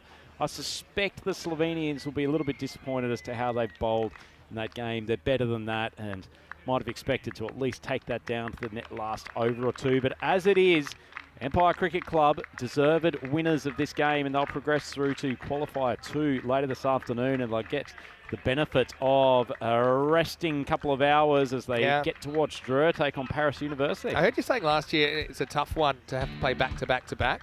You do get a bit of a gap, though, I will say that, between these games, and I guess you get the 2 extra hours sleep, which some of the players do appreciate. Well, we were having a bit of fun out there. You'll see a bit more of the MIT kids in a minute, but the finish openers, particularly Padal, they're having a lot of fun, weren't they? Collins unfortunately didn't click, but Manraj Padal, this 71 sets up what is a fairly routine chase for the Flying Finns. Yeah, he's such an elegant batter and plays shots all around the ground too, obviously scoring a lot of his runs out to mid-wicket and square leg, but opened up a couple of times and hit some very good shots over covers. The Nathan Collins experiment didn't pay off at the top, but ultimately he still shared in a 45-run partnership despite contributing 1 run to it. So he was at the other end as Pedal just launched Maximo after Maximo. Sure, he held up his end with a few congratulatory words to his partner. But really, some of this bowling was terrible, and Luiana, that might be their next stop actually, to try and forget what just happened. There's some of these ridiculous beamers that were just smashed out of the ground. Finnish support crew in full force. Wasn't all smash and bash either. I mean, Pedal times the ball really nicely. Good swing of the bat. I think he's come good at the right time. You throw O'Brien in there as well. That one was right up into the camera tower. Karina having to be kept on her toes up there. But really, Assad, he had a birthday during the week. You appreciate the early finish of this one. That was a free hit to O'Jordan. O'Jordan. Could be a different kind of... Jordan O'Brien. Yeah, O'Jordan Bryan. But anyway, yeah, look, it'll happen in this game. Sometimes you'll play to your potential, sometimes you won't. Whereas just never had that turning point with the ball. Never got the chance to work their way back into the game. In the first half when they were batting, they had Mum and Kel come and be able to change things. That was full straight. I mean, a bit of debate about that one, but did give Padal the opportunity to have this moment, so I don't think he'll mind the decision too much. Before we knew it, it was all over Red Rover. 26 balls to spare. Empire CC fly into qualifier 2. They'll be interested spectators, I'm sure. But one thing's for certain, they'll have to beat both of these French teams to win the group.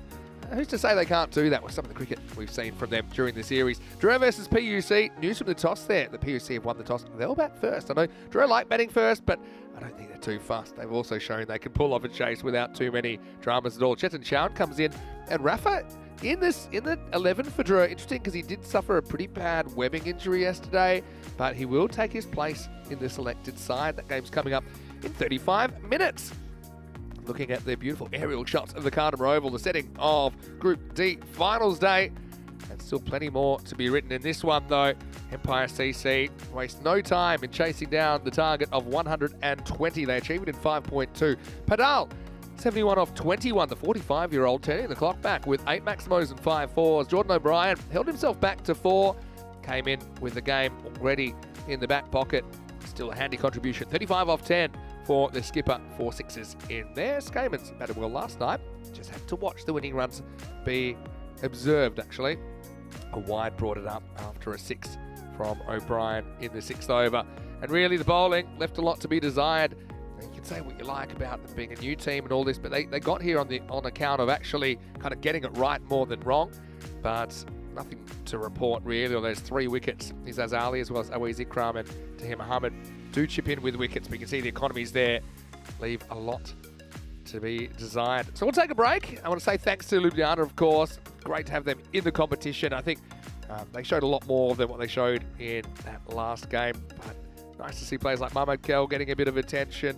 Obviously, you had the keeper Ramanjot Singh have a pretty good series, all things considered. And the captain is Azali. Very interesting story. Watch out for my interview with him on the ECN Plus channel, which you'll see in a few days. Right now, though, preparations being made. The French invasion in full force. 2 French teams battling for a place in the final. The other will have to go the hard way through Empire CC. Vinny Sandu here, Mr. Maximo with Andrew Ryan. We'll take a break. We'll be back pretty shortly with more Finals Day action here from the Costa del Sol. This is the European Cricket League.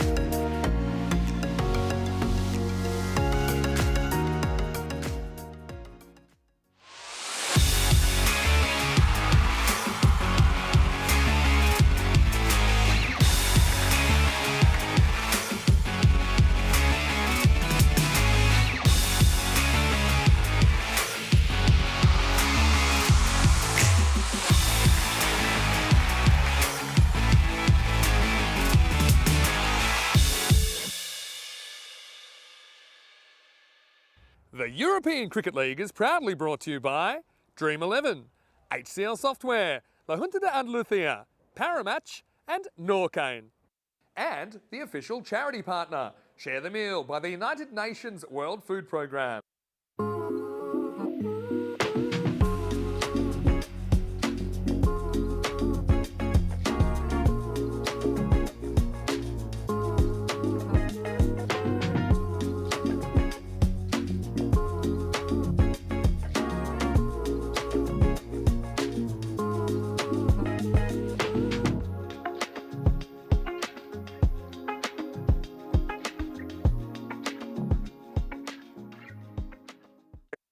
Hello and welcome back. Great to have your company. Got the kids here from MIT, part of the Cricket School Project. Are you guys having a good time today? Yeah! I'm also having a good time because it's Friday, it's Peacock Friday, and it's finals day. And coming up now, the two teams that finished 1 and 2. It's the French derby, Dreux versus Paris University Club in qualifier 1. A spot in the final is on the line. Are you ready? Are you ready? Are you ready? Time for the coin toss. Let's see what happens in the middle. Ian Ramage has the two captains. Dreux, you're the home team, you will toss the coin. Paris Université, you're the away team, you will call. Where's the coin? European cricket's been called, and it's come down, European cricket, so you've won the toss. Okay, toss won by Paris Université, who will bat first. So the news from the toss is William Singh of PUC has won the toss and he wants to bat first. Now we know Dreux love batting first, but I don't think they really care. They think about two things, hitting sixes and remembering to keep breathing. So it's going to be a big one, this one. Of course, place in the final up for grabs. Andrew Ryan is standing by. We've got a special message though from the kids here at MIT. Ready? Uno, dos, tres. Viva Francia! Over to you, Rhino. Thank you very much, Mr. Maximo, with our cricket school kids from earlier today. They had some great times out here on the Cartama Oval, learning this wonderful game. And I'll get to see some fireworks from these two teams as we come into qualifier 1 for finals day of Group D. It is Dreux up against Paris Université Club, who have finished second in the group. Dreux managed to qualify first despite their game against Luiana, who rained out yesterday afternoon. They came in as strong favourites for this group, played pretty well so far. Very dynamic batting lineup, particularly that group of Niaz, Nabi and Nissar. 3 ends dished out some collective punishment over the last couple of years here at Cartama Oval. But the team from Paris, they've put in some good performances so far, looked really solid all-round team. I suspect they will go very hard, very early against this Dreux lineup. Dreux, there's one sort of weakness in their team. I guess it's probably just not the same depth of bowling lineup that they had last year. They've got some good pace in the form of Wahid Abdul. Shbati's been good with his change-ups to the left hand, but Rafa, you mentioned earlier that he's had a few injury concerns over this tournament. Certainly, Paris will fancy their chances of putting a pretty decent target on the board here, and I suspect they'll also enjoy batting first here and forcing Dreux into a chase and having to think about how they pursue that. Although Dreux, a team that knows only really one way, all guns blazing, and the supercomputer, as we saw a few moments ago, has got Dreux as favourites. Not surprising, considering what they've done in this tournament over the last couple of years, but nonetheless, I think Paris University will give this a big go here in qualifier 1. Turning to a Freddie Yassine. Let's open the bowling for them. A wicket or two just to put Paris on the back foot.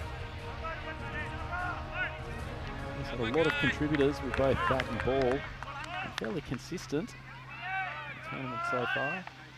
Usman Shahid, they're opening the batting. Looks like Wasim Bhatti, the wicketkeeper, joining him at the non-strikers end. Good start. That's that short of a length outside off stump, but some movement early off the Cartama deck. Coming from wide of the crease, good seam position though. Backside going back towards square leg. Bat being pushed in the other direction. It's not a recipe for success for Shaheed. Nice start from Yassine. Similar sort of length. The ball's gone very high. Fielder tracking back from mid-on makes a pretty decent effort.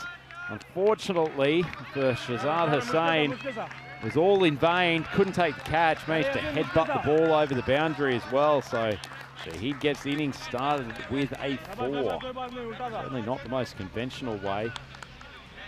Pull that one from a long way outside off stump.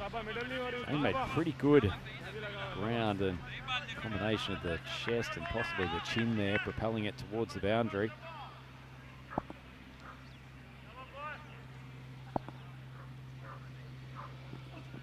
Another length ball goes flying off the outside of the bat. Fielder coming around from third man. Slightly untidy, but not a huge amount coming off the middle at the moment. Probably happy to get the heart rate down a touch and get to the non-striker's end. Seeing 3 balls almost all in the same spot. No sign of a cut shot being played. Barty, he's particularly strong over that offside, so sure he won't mind if Yassine keeps operating short of a length outside off. Does try the cut shot, but ball touch baller shoots through to the keeper. A pretty useful start here from the Drua paceman. Once again, a little bit of late shape, just creeping inside. Wide line.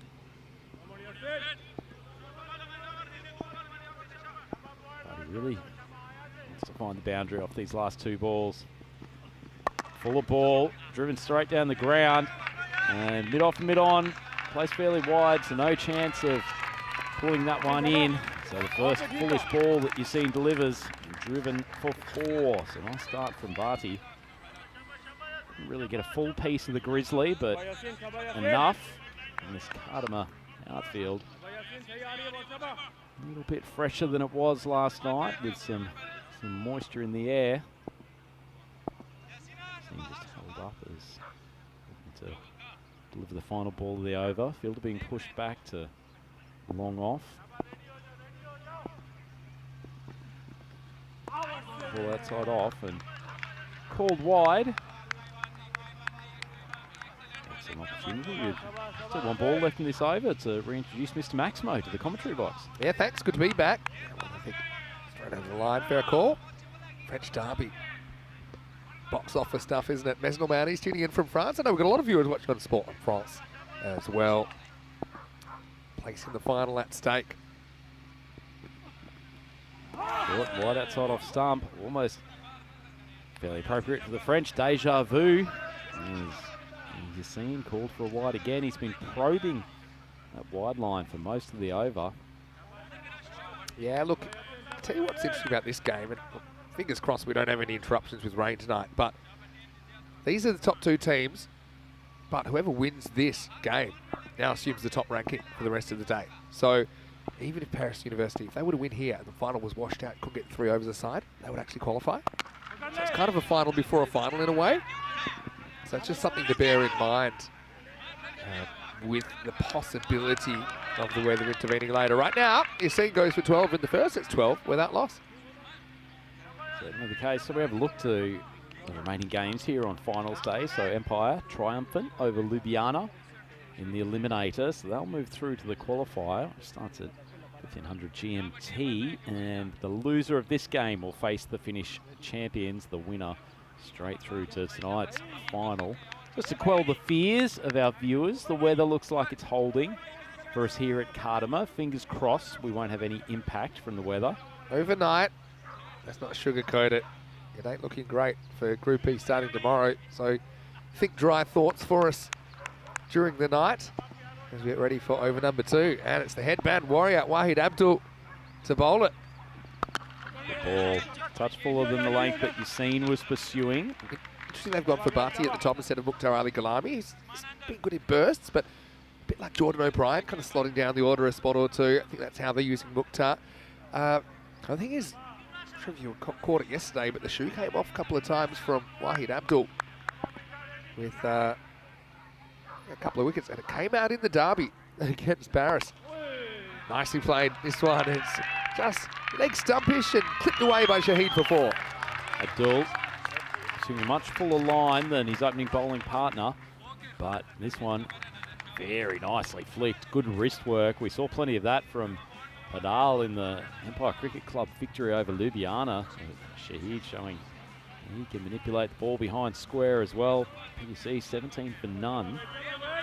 Hello to Emma and Miriam. I'm sure they're in the fan zones supporting PUC as well. Who won the toss and elected to bat in this one. They were up in the commentary box yesterday to have a little bit of a look around.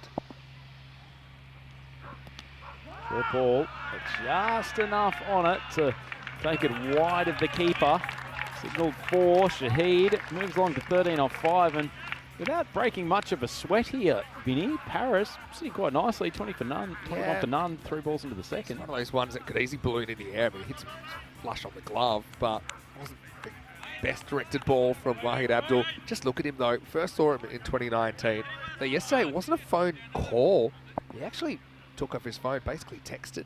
It was a great day for shoes off yesterday across the board. So much shoe-related entertainment. That There it has is. gone so high, and the wicket keeper probably could have grown a moustache in the time that that ball was in the air, but he takes the catch safely. And pat on the back from Abdul.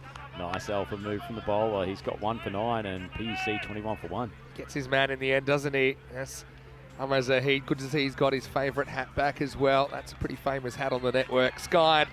And yeah, just kind of like he beat him with the bouncer before, but it wasn't as well directed. No dramas at all. Very experienced behind the stumps. And he actually kind of went to go remove the shoe, but then just gives Shahid a little bit of a wink. Yeah, it was interesting yesterday. It came off. He just basically took the shoe off and just looked. Never took the call. Basically screened the shoe phone call.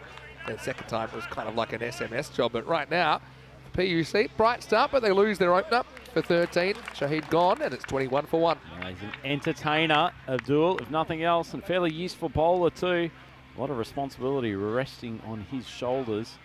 And with a fairly reasonable over here to get things started in this qualifier 1. The draw. And steaming in. Full ball, flicked at mid-wicket. Lovely cricket shot. Abdul, the radar, just a touch all over the place. Yeah. Drifts onto the legs again, and Zafar Iqbal flicks it for a boundary. Unpredictability can be a strength or weakness sometimes. Expected score 127. I suppose anything you set can be competitive against a draw side that are a little bit combustible, as well as very, very exciting to watch. Short, wide, called wide. Easy one for the umpire. Yeah. I just feel that neither team wants to have to go through Empire CC. You seem to be hitting their straps at the right stage of the competition. Abdul, 1 ball to go in his first over. Good length. No one. About a foot outside off stump, the right spot, bit of zip off the deck. So Abdul goes for 14 off his first. Paris University, 26 for 1 after 2. So not a blistering start by any stretch, but certainly not batting themselves out of the game. Certainly not. It's very hard to predict what's going to go on here. Now, Freddie Yassine's going to come back. I mentioned Rafa is in the side. He's still got his left hand fairly bandaged. He's at short fine leg at the moment. Interesting that he does take his spot in the side ahead of Afridi Abdul Wahid, who's the 12th player for this game. Here's over number 3. In wide again, flashing blade. Ball cannons down to the boundary. And Barty gets the third over, started off with a bang. This ball, it was touch and go for a wide, but disappears with the pace of Yassine off the edge, flies away for 4. So Barty elevated to the top of the order. He's made a good start. Very offside heavy field for him, isn't it, Vinny? To be fair, in line with the plan that he's bowling to. They have actually kind of stuck to their plan. I think you mentioned yesterday that they've actually got some pretty definite plans to it. Well, not on that occasion. Overcompensates. Drags it onto the hip of Barty, and it's too easy for a batter of his quality. PC 34 for 1. Yeah, overcorrects this time. Maybe he's a bit worried he's going too wide, but yeah, only 3 on the leg. So we see teams doing this a fair bit. Maybe not as often as we might with a 6-3 field. But yeah, 4 kind of in a line, like a chorus line in the infield, and then you've got your deep third, you've got your long off back. So he seems got to get back to basics here. Drifts onto the legs again. Too easy. And Barty, he's generating some momentum. Harris up to 38 for 1. And given that field he has in place, Vinny, that's really not good bowling. It has to be a bowler error. Just inside. It went so quickly, I don't think anyone on the field could have told. But his 4 runs, you've seen kind of uncharacteristic the way that he's lost his line a couple of times there. Okay, had a bit of bad luck.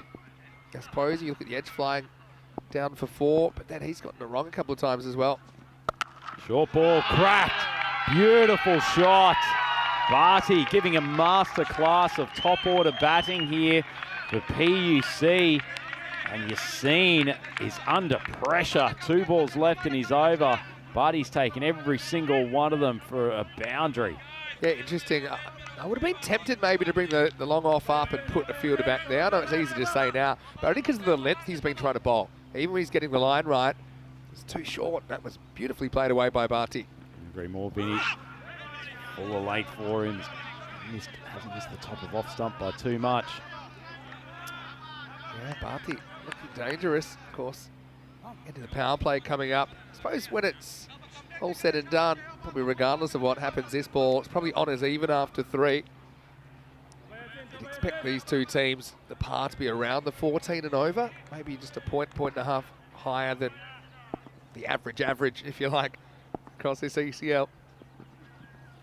Wide of off stump and will be called, so a fair few extras from Drew in the early stages, certainly reflecting their desire to keep the ball outside of off stump as much as possible. Good call once again. Umpires may have to make thousands of decisions a day, thousands of judgments. I honestly think we've got some of the best decision makers going around, given the sheer volume of work they have to do out there. Last ball, take 2. Drifts inwards off stump coming from wide, and it's helped over the mid-wicket boundary. So a Maximo to conclude the power play. Barty up to 28 off 10. And PUC rack up 49 off the first 3. Yeah, maybe with that, with the 7 off the last ball, essentially, the wide and the 6, probably is honours to PUC in the power play. I felt kind of mid-40s, low to mid-40s, probably even.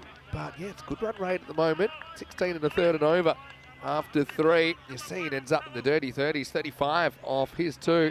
Time for a change. It doesn't surprise me there. Heading to spin. And it's going to be Tabish Barty with his left armers in over number 4. Yeah, good call from the skipper Nabi, just to give these 2 a different look. Quite a statement to take the opening bowler from Drew for 35 off his 2 overs. Magical over there in over number 3. Hello to Marnus, who's in the comment section saying, is that Andrew Ryan in the commentary box? I think it's Andrew Ryan. Well, guess what? You're exactly right. What a treat for Marnus. Marnus also mentioning that my hometown AFL team, Brisbane, have somehow been overrun by Carlton after leading by some 50-odd points at some stage. Are we at round 1 yet? We are. It is round 1, which right. Marnus might...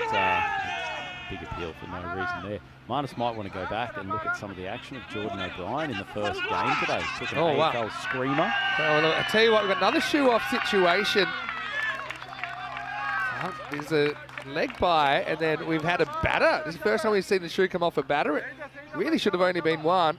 But keep an eye on number 4, Zafar Iqbal. He has to turn quickly. He makes the turn. One of his shoes does not. It's just extraordinary stuff, isn't it? I mean, it barely should have been the 1 run, let alone going for the 2. Look at Rafa's hand there, left hand. There's a lot going on.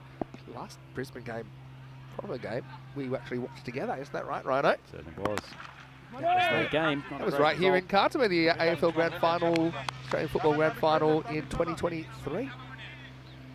And don't want to talk about that one? Oh, no, it's a good contest. Very good game. We lost. Of course, it started at 6:30 in the morning here.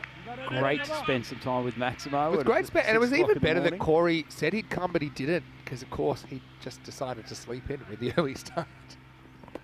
But he drags that down the leg side. It's very, very unlike Corey. And was surprised Amazing that he didn't turn want to that get time up in at the morning. 6 in the morning to watch the AFL Grand Final. We were a bit lucky, I suppose, with the start time here being 11 local or so. We could watch the whole game. Oh, it hits the pad. He's Close. coming from wide of the crease, the left arm around the wicket. I think that's a good call. Interesting field. We've got fine leg back. Obviously respecting the sweep and with the pace of Barty. As for he's wide of the crease. It probably hits him in line, maybe just, but for me it's just sliding down. Needed to grip and turn a touch. I started on the pogo stick. Some good signalling today. One that's dragging the leg. Fine legs up in the 30 now, and he beats Rafa to his left. And Iqbal moves along to 13, and Paris, they're going to set a half-decent target here, Vinny. You just feel that they're not too concerned about anything that's coming from the Drua bowling attack at the moment. Why would they be concerned when you look at their middle order? They still got Galami to come, William Singh to come. Tassin Ulasafi has been their form striker. They've got plenty of resources, PUC. Big swing over to the leg.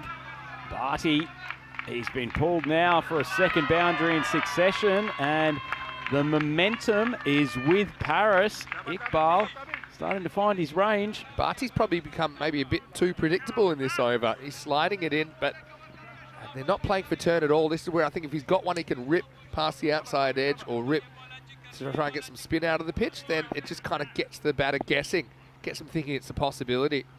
3 men on the leg side now, and the fielder coming around. In fact, 4 men on the outside. As that is Cameron Ahmedzai, who pops around, field cleanly, and the end of the 4th over, PC 63 for 1. It's a good start, but it's only a start, Drew. I don't think they're too bothered chasing or setting. I think they just like batting. Let's not forget when they played that game against Tunbridge Wells of England 2 years ago, that game that we call 13 minutes of madness, an 82-run power play, and then the first ball, the 4th over, going for 6 and achieving the target in 3.1. At the time, it was the highest run rate completed in an ECN innings, and also the highest power play since got beaten Paco Care with a 94-run power play in a similar sort of chase, actually, in Barcelona late last year. And 82 still is a record at the ECL for runs in the first 3 overs. Usman Khan comes on, so yeah, it was a lot going on that last over. They had the fine leg back, which I suppose is a sound tactic in theory, but then they brought him up and the ball went past him. Usman Khan coming on. He's a bit of a wild card with the ball, isn't he, Vinny? Somone who wasn't really a particularly prominent player for Drua last year, but came up with some big performances in key games, and maybe he's the man to just turn the screws. The Paris team had not a lightning start, but a very good start. Sitting above 15 and over. Interesting, it's a point made that Drua still given 68% despite this good start. There's a comment from John Gray regarding that. Comes up with some good observations, John. Very, very astute. Saying generous of the supercomputer to give Drua this kind of percentage still, given the start PUC have had. Generous or just knowledgeable I don't of know. the supercomputer? Is the supercomputer really Corey Rutgers, just sitting back in his hotel room, plugging digits into a... Well, if he's plugging digits into something, I bet it's not a keyboard. Well, the fact that thing always ends up adding to 100 also probably leads me to believe that it's not Corey's maths that are the basis of it. Yeah, I mean, time will tell. This is a very, very interesting game. It's a very interesting start to the game as well so far. Usman Khan holding things up after an expensive previous over. Another slower ball. Struck well, but struck straight to the skipper, Ahmed Nabi. Well, the hand injuries continue for Drua, but they won't mind so much there as they desperately needed a wicket. Ball goes for 15 and PC 65 for 2. Yeah, it's a very good catch. In kind of crisp conditions. Bangs into the left palm, I think, of Navi. And, well, if you were to pat him on the body, most of it's hard, but the hands were soft there, and he has a bit of fun with it as he accepts it. As Iqbal is the second wicket to fall. Contributes 15 to the cause, and it's 65 for 2. Tassi Nulasafi promoted to 4, and I like that move. Do you like it, rather than him being held back as a blaster in the last 2 overs? What are you holding him back for? Maybe he never gets his chance. I think, tell him this is the last 2 overs. I'm going to give an alternative view here. Go on. That Usman Khan probably has the best set of change-ups in this Drur lineup, and Safi wants on-pace balls. Okay, so it's a fair observation. Yeah, I suppose I've just seen in a lot of games you might be saving someone for something, but the moment never comes. So I kind of like being proactive in the final. Gonna have to face probably Usman at the end anyway, you'd imagine. So let's see, 2 to come in the 5th. First one chases it almost all the way off the pitch, but he will get the wide. Definitely a change-up from Usman there. It was the change-up that went wide and swung and completely out of the batsman's hitting area. Chat out there on field. Maybe a few nerves from Drur, just trying to reassert their ascendancy in this contest. Safi, ball high off the bat, but it's carried. Carried all the way for a maximum. He must have some piece of wood in his hands, that young man. Oh, yeah. Bat speed personified. Safi. I feel like he should probably have one of those strings around his bat handle to make sure he doesn't lose control of it, because the bat would probably go for 6 if you let go of it. 6 runs, and Usman can't. He's going to go that slower ball here. Try and get ball skied. Wide, cracked him with some power. Oh, Safi. that was almost a hanger in the crowd. Oh, we mentioned Australian football season underway. I think it's gone down. But have a look at that. I think it's the Finnish supporters. I don't know how much of this we got, but look at this. Oh, climb the ladder. Down it goes. End of the over. Action aplenty. 78 for 2 after 5. Let's welcome you into the commentary box. Vinny Sandy here, Mr. Maximo, Andrew Ryan. Peacock Friday. I've got Los Patitos here. You're looking very, very peacocky as well. Bright and ready for action on finals day for Group D. Yeah, absolutely. I know this is one of Rico Full's favourite shirts from my collection. I call this almost my Maximo collection, and he's from one of our mutually favourite stores down at the marina here in Torremolinos. We've hit it up actually already before you arrived, but I want to welcome all of our viewers all around the world. This tournament format is great. We talk a lot about obviously the 10 over format, but this tournament format is such an experience every third day. Determining another qualifier right now. It's the start of a new over. But Bhatti, he's just plugging along nicely, isn't he? That was right off the middle of the bat. It's Cameron Ahmedzai who's come on in the 6. Just a little push, but just snapping off the middle of that bat and going for 4. Bhatti, the little engine that could. Not playing particularly extravagant shots, but he's a powerful striker, good timer of the ball. And his placement has been top draw so far. Ahmedzai goes short again. Finally gets the miss-struck ball, and that's a big wicket because Bhatti was looking good. So the burly paceman Ahmedzai picks up the 3rd scalp. Paris University, 82 for 3. Yeah, it looks not too different to the shot that just disappeared to the boundary, is it? Hamza Niaz finds himself in the right spot at the right time, and they just needed a steadier there, didn't they? Drew, check it out again. You'll get a good view of it here. It's just higher on the bat. Niaz spots it and starts backtracking. Does bowl a heavy ball. Cameron Ahmedzai. And Hamza makes no mistake. Hands it off to the umpire, and that's the 3rd wicket down. It's the end of Wasim Bhatti for a pretty handy 33 off 15. It's 82 for 3. Fine margins in this game, Vinny. Ahmedzai, gutsy move, going for the short ball after being pulled to the boundary for the previous ball. That one gets smoked and probably call it pretty silly bowling, but as it is, he's got a 1st wicket. Goes for the short one for the 3rd consecutive time. There's persistence and stubbornness, actually 2 fairly related words. Could be the same action just depending on the outcome. You might call it one or the other. Gulami does come out at number 5 as a regular opener. Look, we haven't seen the best of him in this tournament. PEC could really do good innings here. High off the bat. It's going to carry the boundary easily. Went hard at the short ball. Ahmedzai, everything half tracker at the moment, and he's finally been punished. It's actually not the worst directed bouncer, but we know that it can result in outcomes like that. That'll be the one for the over, I think. But it flies off the top edge for 6. Tasinula Safi already talking about how quick his hands are. A few people in the comment section saying I've got Derek the Duck on my shirt. Well, they're all Derek's relatives on my shirt, and they're here to support him. We haven't actually seen too much of Derek today, though, have we? No. I mean, I don't know if he's been given the Friday off. But We can't jinx these two because they've already scored runs. Safi Maximo's off his first 3 balls. Finally, they get a dot against him. I remember that he did this against Empire on the first day as well, Maximo. His first 4 balls went for 6. That's armpit height. That's about as high as you can bowl one and get away with it now, because I think he got called one for the over. One that went for 6. Not quite hitting the top of off Ahmed's eye at the moment, is he? This is kind of fire on fire right now. I'm loving it. Safi not timing that one so well, but fortunately for him, just drops inside the 30-metre circle. And Usman Khan screaming in from long off. No chance of taking the catch. That's the end of the 6th over. This game evenly poised. PUC 90 for 3. Yeah, still pretty persistent in the high 60%, Stuart. PUC, they'll just feel if they can get those key early wickets, you know, get the top 3 back.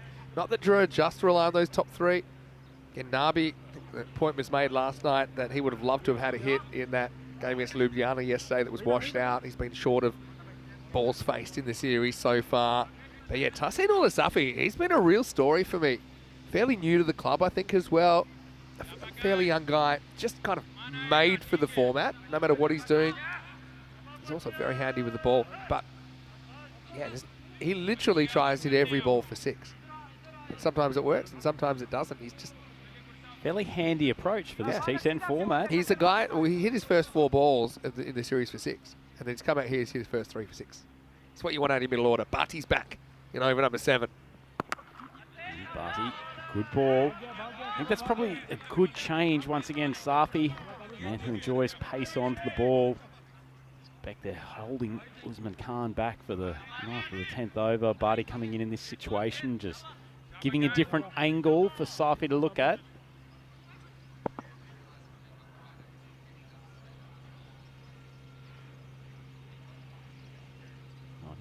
3.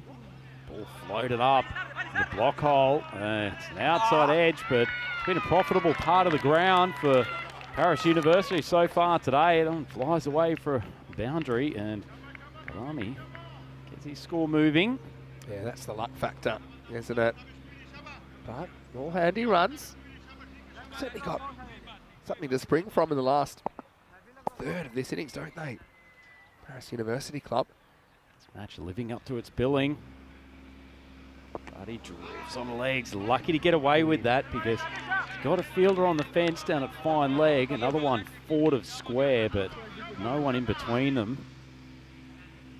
Assad there is square leg umpire. He hasn't got too much company for a bit of mid-innings chatter at the moment. Lucky not to lose his pegs there, Galami.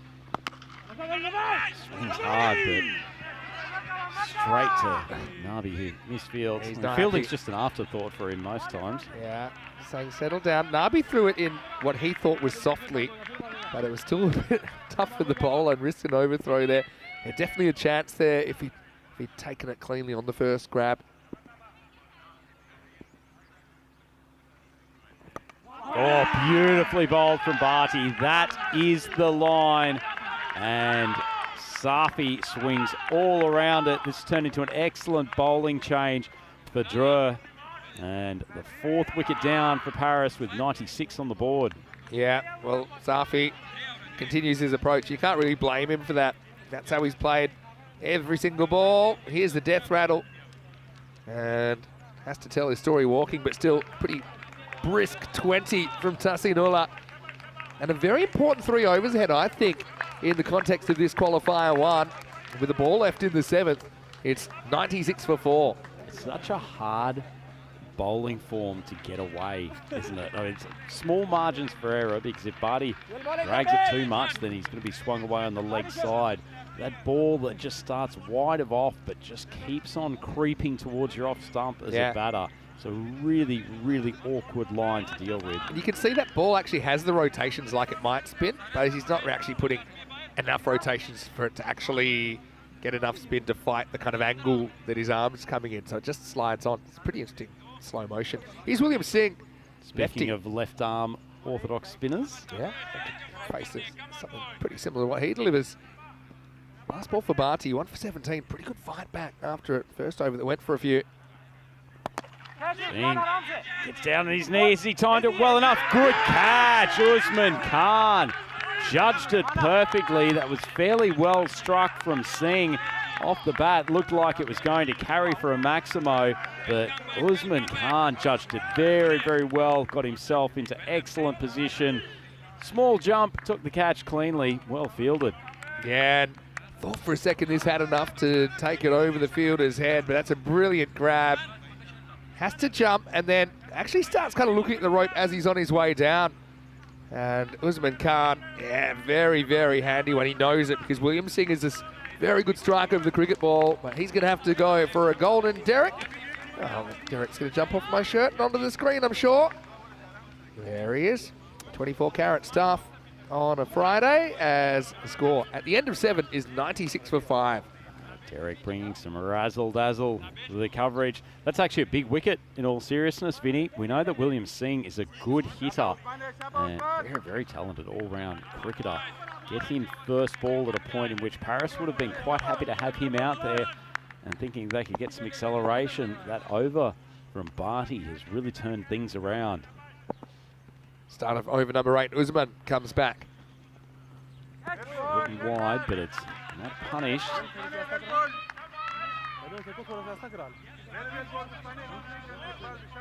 Only just scraping inside the wide line. So Sarati has gone out there to join Galami.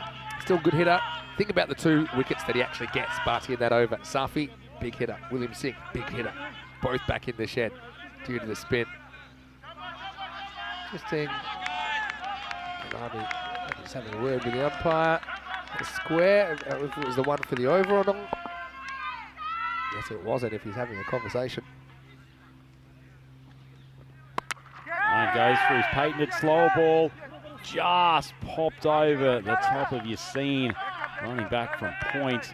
Still a good result for Drew because it would have been a wide instead of just a single. And goes by as a ball. This is where we're coming up on the European Cricket Network. And of course, Monday the 15th of April, for the first time ever, the ECN will broadcast matches from France. And they're pretty excited, having some discussions with all these players. Also, we'll have an international series on the 27th and 28th of April, and I'll be there for that. So, yeah, plenty coming up. Just subscribe to our YouTube channel if you want to know more. ECN, European Cricket Network. If you like live cricket and if you like things for free, oh, you're in luck, because we're broadcasting 49 weeks of the year. As Janet and Luther saying back in the day, Vinny, best things in life are free, and that is certainly the case with the European Cricket Network. Far off almost every day of the year. Can't drop another of his variety of slow balls and straight down the ground. A lot of work for these two to do. These remaining 2.5 overs, Vinny. Really got to aim for probably about 135 if they can. What a good comeback job, and you can see the percentages going up now towards 80%. Not up about 10. Give those 2 quick wickets. Wide, big appeal. No interest from the umpire. He got the umpire's attention there. There's like a little noise. You can see where he sets up. So the line's going to move a bit with him. So it's an interesting call. To be honest, I think even with the line moved, probably gets a bit of it. But tough call. Yeah, it's a tough one. It's hard enough when the line's there. Never mind a line in your head. This one should be inside, and it is. Yeah, that's the thing, because I mean, again, they're having to make the decision very quickly, so I'm not saying it's a bad call. But if you move the line as much as he's moved outside off, then the ball only has to hit 1% of that imaginary line. It should still be a wide. So maybe a tough one on the bat, but maybe the lesson is, yeah, don't move too early and don't move in such pronounced fashion. Last ball, the over. Can't. On-speed ball, and it's the first one that's been put away this over. Galami throws the hands at it and takes it for a Maximo. Takes PUC up to 105, 2 overs to go. He's a really difficult customer to get away.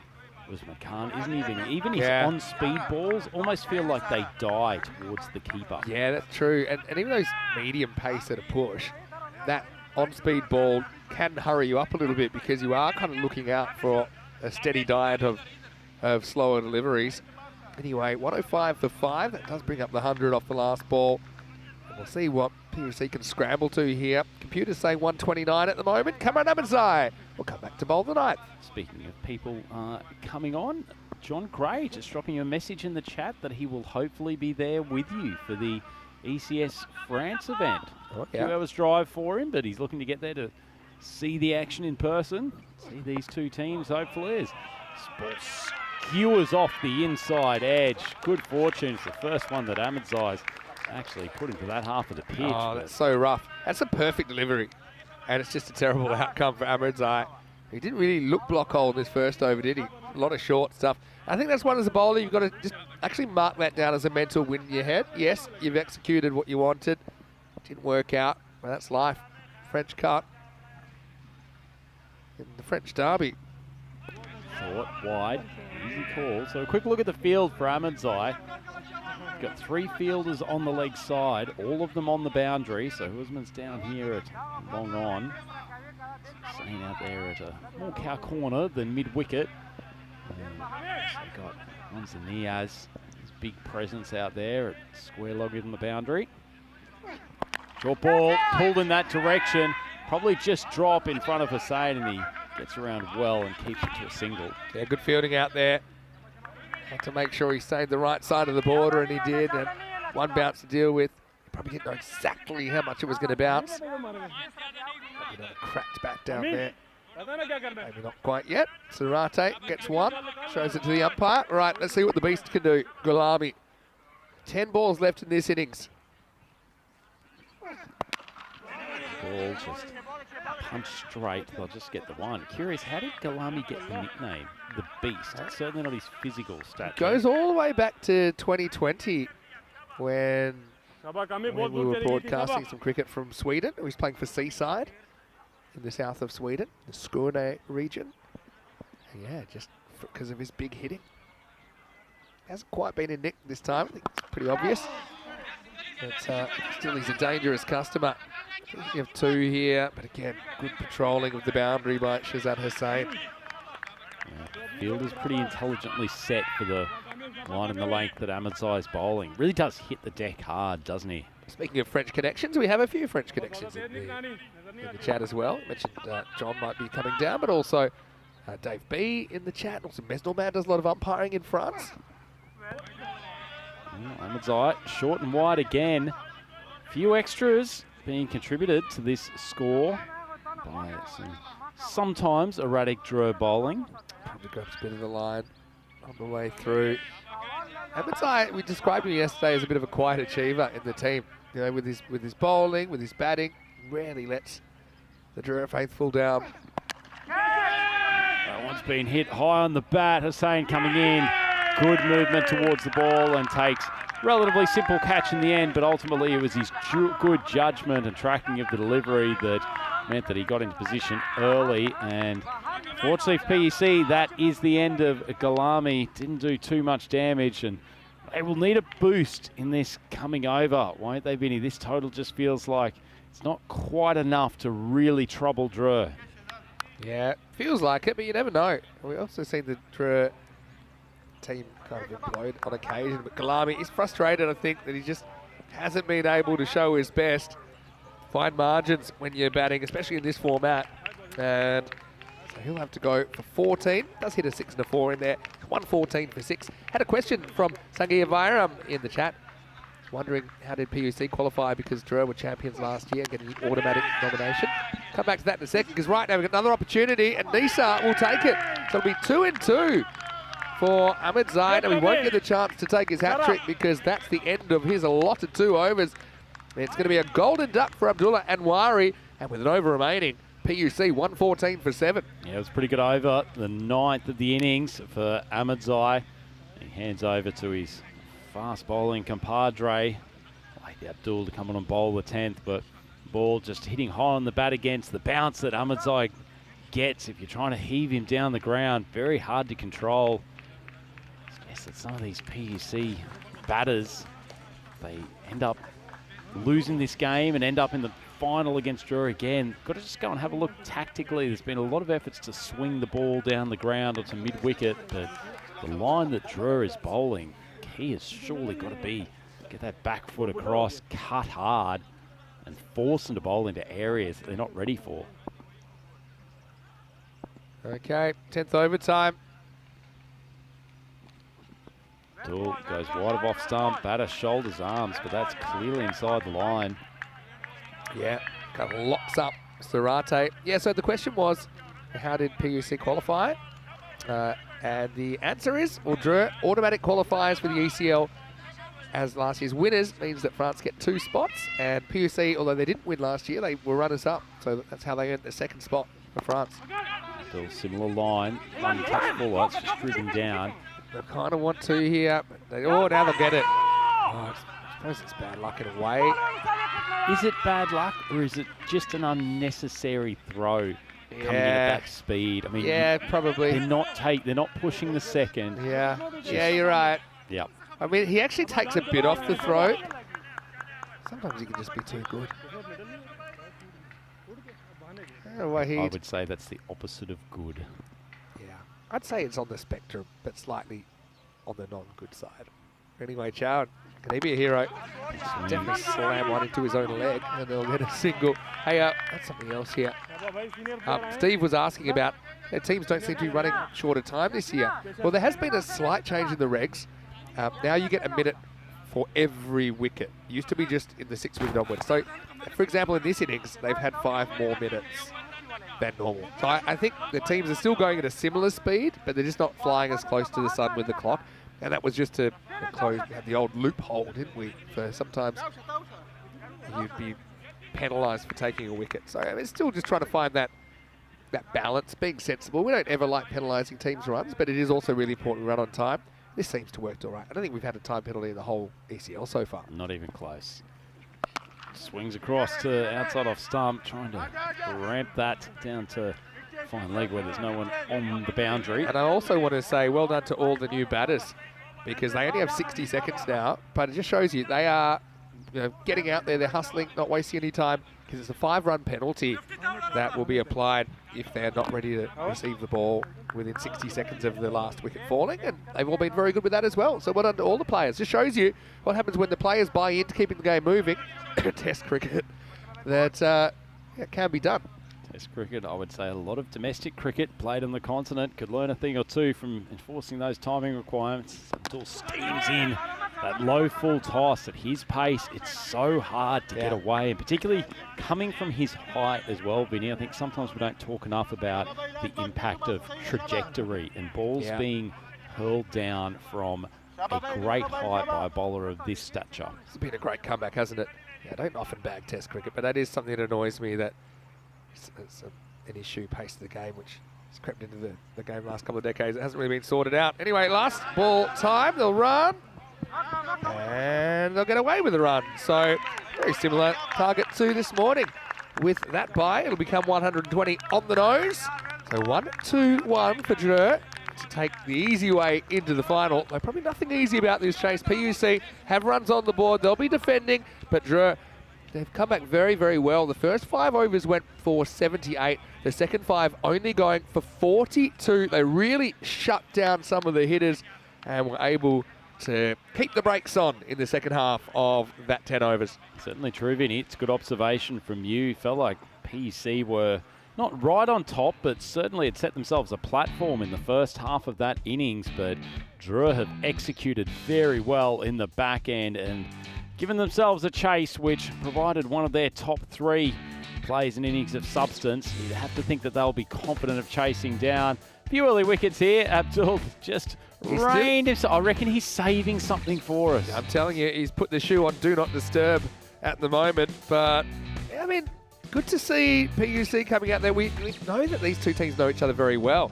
And Shahid was pretty handy early. Bharti opening the batting was also a bit of an instigator, wasn't he, with 33 off 15. Nabi, good pair of hands there to get Zafar Iqbal.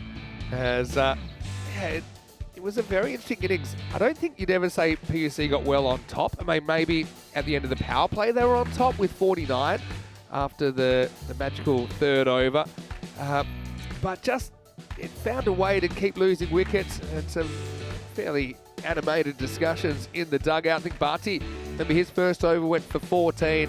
His second over only went 6, and he got those 2 wickets at the end of the 7th. I remember saying around that time, it'd be pretty interesting to see how they go in the conclusion of the innings. It was kind of a crossroads. But if you look at the last 4 overs, they only get 30 off those last 4, going at 7.5 and over. And that's the reason I think that Drew pretty happy to be chasing 120 and not 140 or more. Yeah, certainly my feeling's the same, Vinny, that it was that over from Barty which really tipped the scales in favour of Drew, and they maintained that momentum.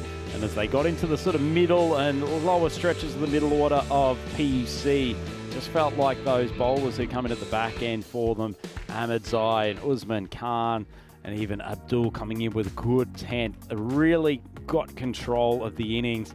And so Paris University, they've set a target of 121 here. Have a look at the batting card, and Usman Shahid probably played a couple of good shots at the top, but they needed more from him. Wasn't Barty the most impressive of their batters? And Hassanullah Safi, he hit his first 3 balls for 6.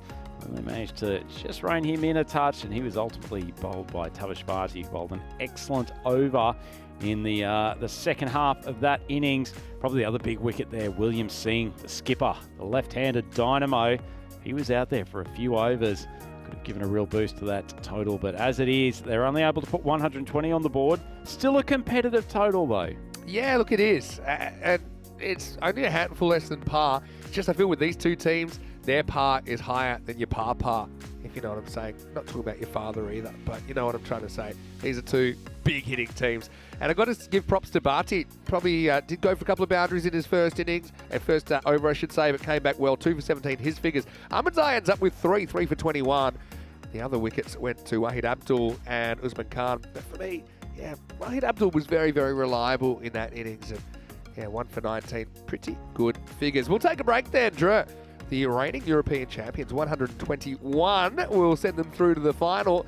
Paris University Club will be hoping to defend that 120. Whoever doesn't win this game is going to have to go the hard way through Empire CC, who are sitting waiting to see who they'll play in the first match this afternoon. Vinny Sander here, Mr. Maximo, with Andrew Ryan. We'll take a quick break. Back soon from Spain with more European Cricket League.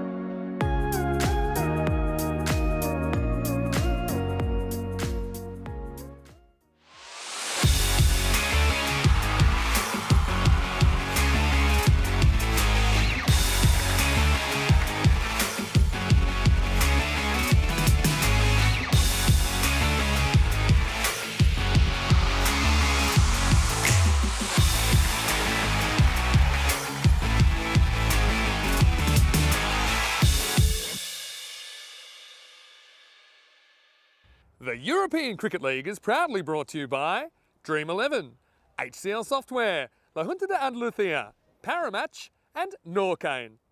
And the official charity partner, Share the Meal by the United Nations World Food Programme.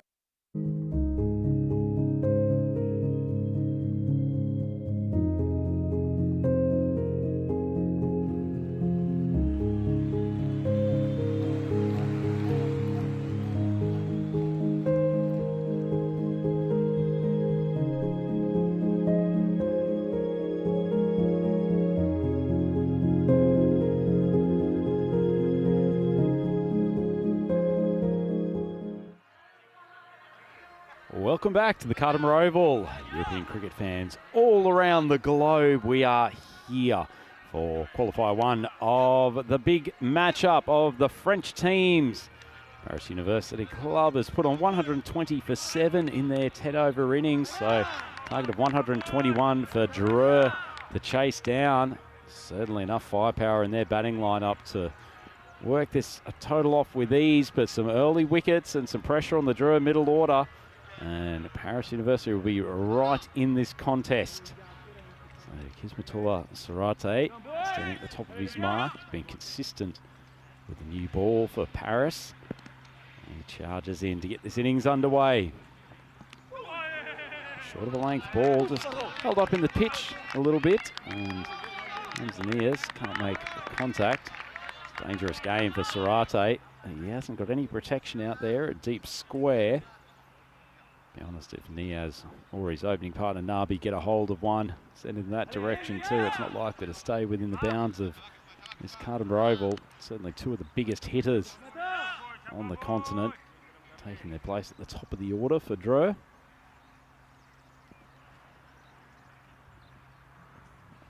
Sarate on lane, shots out of control down to third man, and it is! It's the early wicket that Paris University needed. Good length ball from Sarate, a little bit of movement. Niaz tries to take it to the leg side, out of control completely, and a well-taken catch. What a turn-up for the books, and what a time to bring back in Mr. Maximo. Yeah, well, that one just straightens on him in touch, and Niaz, leading edge. It's good fielding position down there. Tahsin-ul Safi takes the catch. Not one you want to drop, almost gets away from Safi, but he takes it without too much of a drama in the end. But early drama as far as the scoreline goes, because Dreux, they're none for one. Nice piece of bowling from Sarate, and as you said, Vinny, well taken catch. And Peacock Derek, hasn't he got himself done up for Friday? Yeah, well, he always comes to the party. Unfortunately, Niaz doesn't in this one, and they lose their first before a run is on the board. This is far from a done deal. We know what Dreux are capable of, but also PUC, they're a team that'll fight all the way. Got some good bowlers in there. Well, hopefully, whoever's on that camera is all right. Didn't hear the thump, but... Well taken catch there from Yeah, Safi, very though. good That catch. ball hung in the air for a long It's time. the new fashion slip. That's basically your ECN slip. Outside off stump, and plays it away cleanly to the offside. He's a good man to have come in this sort of situation, someone who can really go up and down the gears, as opposed to Niaz and Nabi, who really full throttle type batters. 80-20 still. Dreux, as far as the win predictor goes. Hello to Chris, who's popped in. Immediately got on hard, blocking someone for using all caps in the comment section. Popped over the top. Nisar's heart would have been in his mouth there for a moment. Only just clears the fielder at mid-off. Goes for a boundary, but some concerning early moments for the Dreux batters. Yeah, did everything right as well. The fielder, you can literally see the distance that he was from glory. Nisar gets away with it. Dreux won't be fazed by the early wicket. They'll still continue to play their game. I like the length that Sarate's bowling, though, and he's getting enough shape to keep the batters honest. Interesting, Rhino, that they just put the fielder back chasing where that last ball went. But I thought it was almost a chance. So I would have actually kept him up because they brought the third up that was a catching position. They got the fine leg back on the boundary, but I think that's also to do with who's batting. Nisar likes to go for that shot. I mean, maybe you'd leave it blank early and see if you can encourage him to play a risky shot, maybe make a mistake, but some interesting captaincy choices for William Singh here. Yeah, Sarate's bowling a good length. I'd be quite happy at Nisar trying to drive over the top of mid-off. The toes, and let's scamper through for one.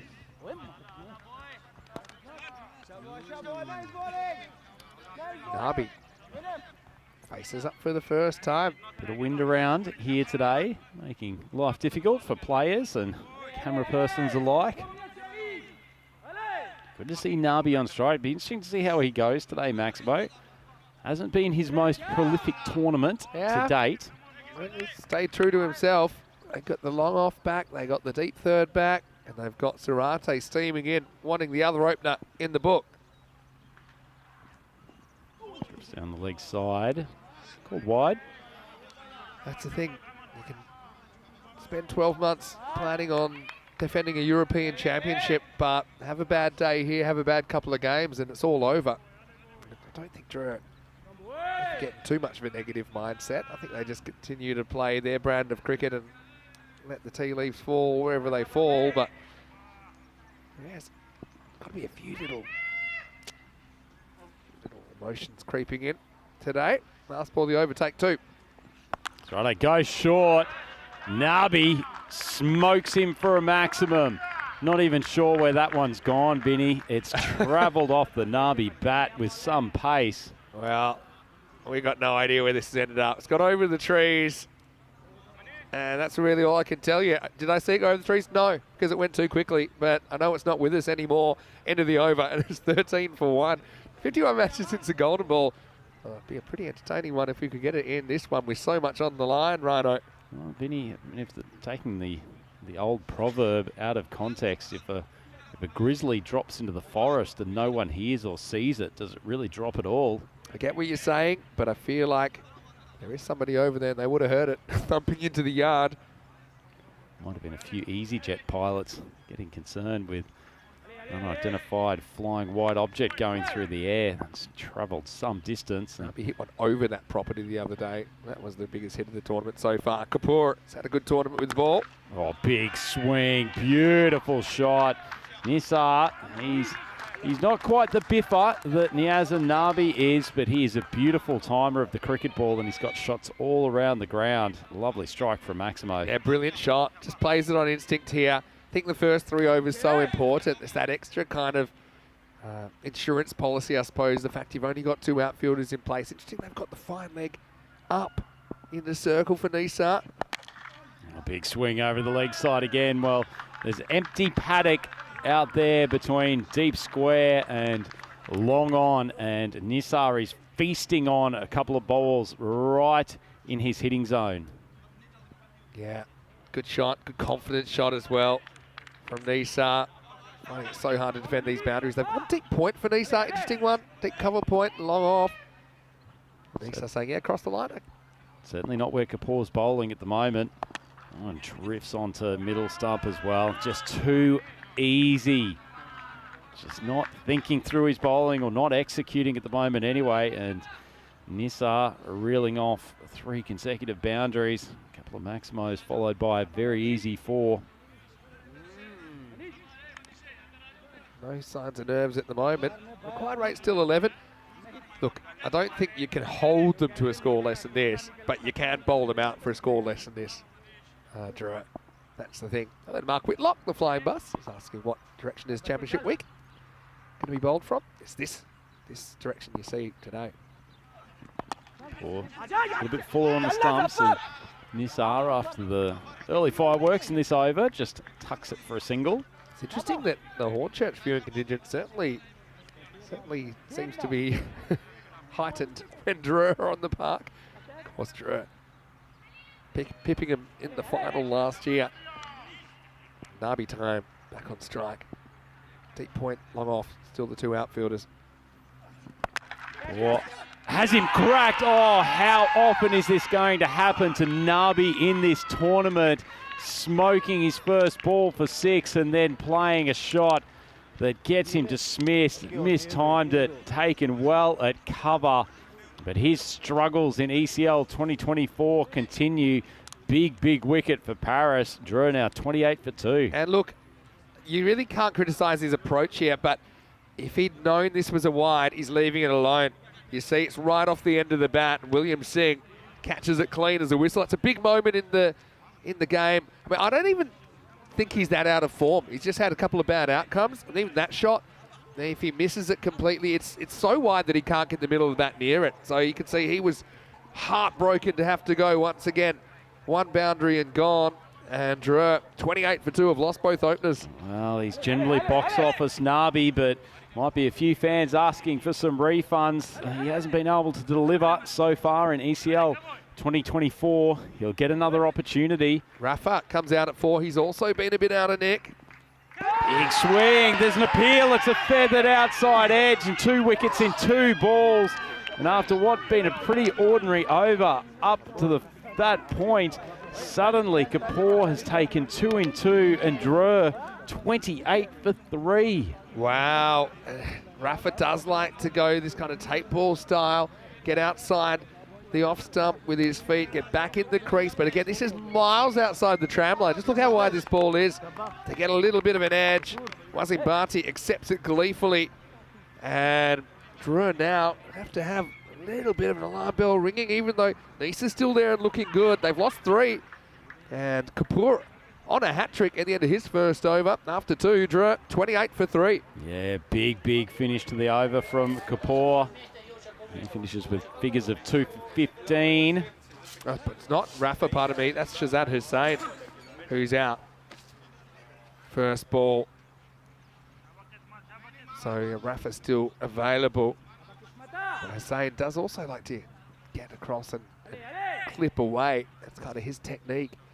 Nisa, we're hoping to kind of regain the ascendancy for the European champions in this over. Over number 3. Flying outside edge. Third man. He's taken an incredible grab, but has had to throw the ball back in. We'll have a look on the replay. That would have been the catch of the tournament from Safi if he had have been able to keep himself in. Oh, what a grab, and he had to throw it back with a heavy heart. Have a look at this.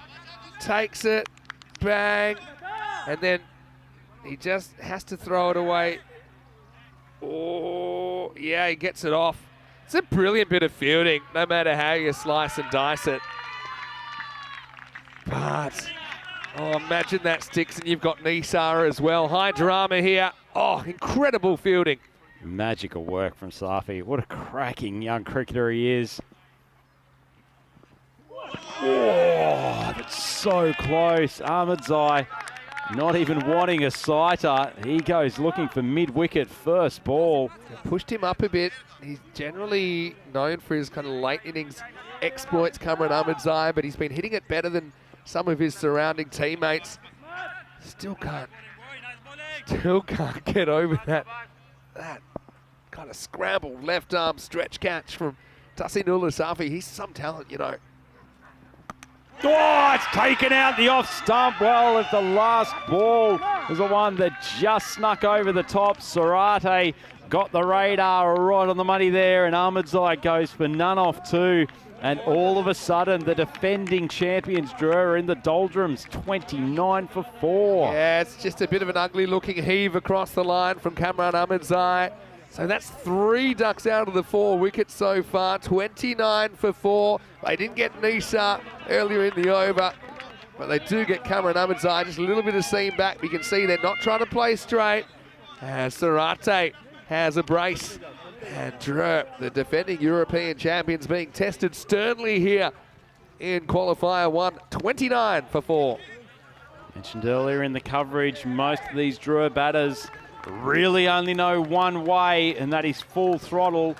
But we're seeing more appearances of Peacock Derek than we are Maximos in this innings so far. It's being held together by Nisar. He's got 20 of the 29 runs on the board. And I guess the one flicker of positivity they have, Vinny, is that there's not too many batters in the European continent that you'd want out there in this situation other than Nisar. He's so experienced, so capable of guiding a chase. And you don't become European champions by just a straight line of everything going your way. You have to overcome adversity. This is one of those moments. right now. I think you've got to go back to Kapoor in the fourth as well. Gamble, bowl your openers out and just see how far ahead you can get in this game. Imagine if you could take a 5th and 6th wicket now. It's a long, long way back then for Drew. Usman Khan comes out at 6. Full ball, drives it nicely, but straight to the fielder. Usman Khan, I was going to say, for the French national team, he's a guy that batted really well in kind of backs to the wall situations. I watched him in the Valletta Cup T20 Internationals and the Medina Cup in Malta last year. And he would bat 4 for the national team and just kind of got himself in that position because he was able to be resilient in these testing situations. Right now, Drew are still favourites despite these 4 early wickets. Shows how much confidence the supercomputer has in the defending champions. Khan plays that very sweetly, almost a bit of a short arm jab. Slightly short of a length outside off stump, but he guides it over the leg side boundary for a Maximo. Look at that shot. It's taken from a long way outside the off stump, but perfectly executed. Like Viv Richards playing the pull off the front foot there. Usman Khan, what a shot. These Drew players, they just don't feel pressure the way humans should. They just still come out and back themselves. Surate, last ball of his spell. Drives very sweetly, but they've got protection on that side, so... Oh, it's a wild throw. Should just be the 1, and that's the end of the 3rd over. Boy, boy, boy, have we got a contest here. Drew, 36 for 4. We got a big contest between 2 teams. They have a fierce rivalry, which I think is important. I think you're building the stories of European cricket, and I think having clubs with that rivalry within countries is important. Of course, we're building a few rivalries across countries as well. It's all part of the fabric of European cricket, but fine as far as the run rate goes. They're going at 12 and over, which is exactly what PUC went at in the first innings. But Drew are going to have their resources tested, their depth tested here in qualifier 1. The batters that got out, okay, they're out, but they didn't waste balls. Niaz went second ball, Nabi went second ball. Shahzad Hussain went out first ball and Ahmedzai second ball. So, okay, it's not great. They combined for 6 runs off 7. All right, hat-trick opportunity here for Manish Kapoor. Could he join that list? Fantastic conclusion to be honest, what was otherwise a bit of a sloppy over from him in the second, but finished with a bang. Consecutive wickets. Be less concerned about the hat trick than they will, continuing to try to both tie down and continue to take wickets with regularity against this powerful Drew. Out of the power play, lineup. So they are going to go straight to having 5 outfielders, but they're going to stick with the 6-3 field. Pretty interesting. In fact, they're going to go 5 in the circle for this ball. It is a hat-trick ball for Kapoor. Swing across the line. Lovely stroke from Nisar. It's almost like he knew precisely where that ball was going to end up. Sorry, it's Khan who's hit that very powerfully. It could be excused for thinking that was Nisar, though, because the way that he struck that, I mean, it's just an incredible bit of timing from a guy coming out at 6, and he doesn't always come out in the top 6 either. And I mean, this is the thing. If you can win games like this where you've really been put under the pump, so to speak, and they've been hanging at that kind of 65 to 70% for a lot of this game. Okay, I know they dropped a bit, obviously, when they lost that 4th wicket.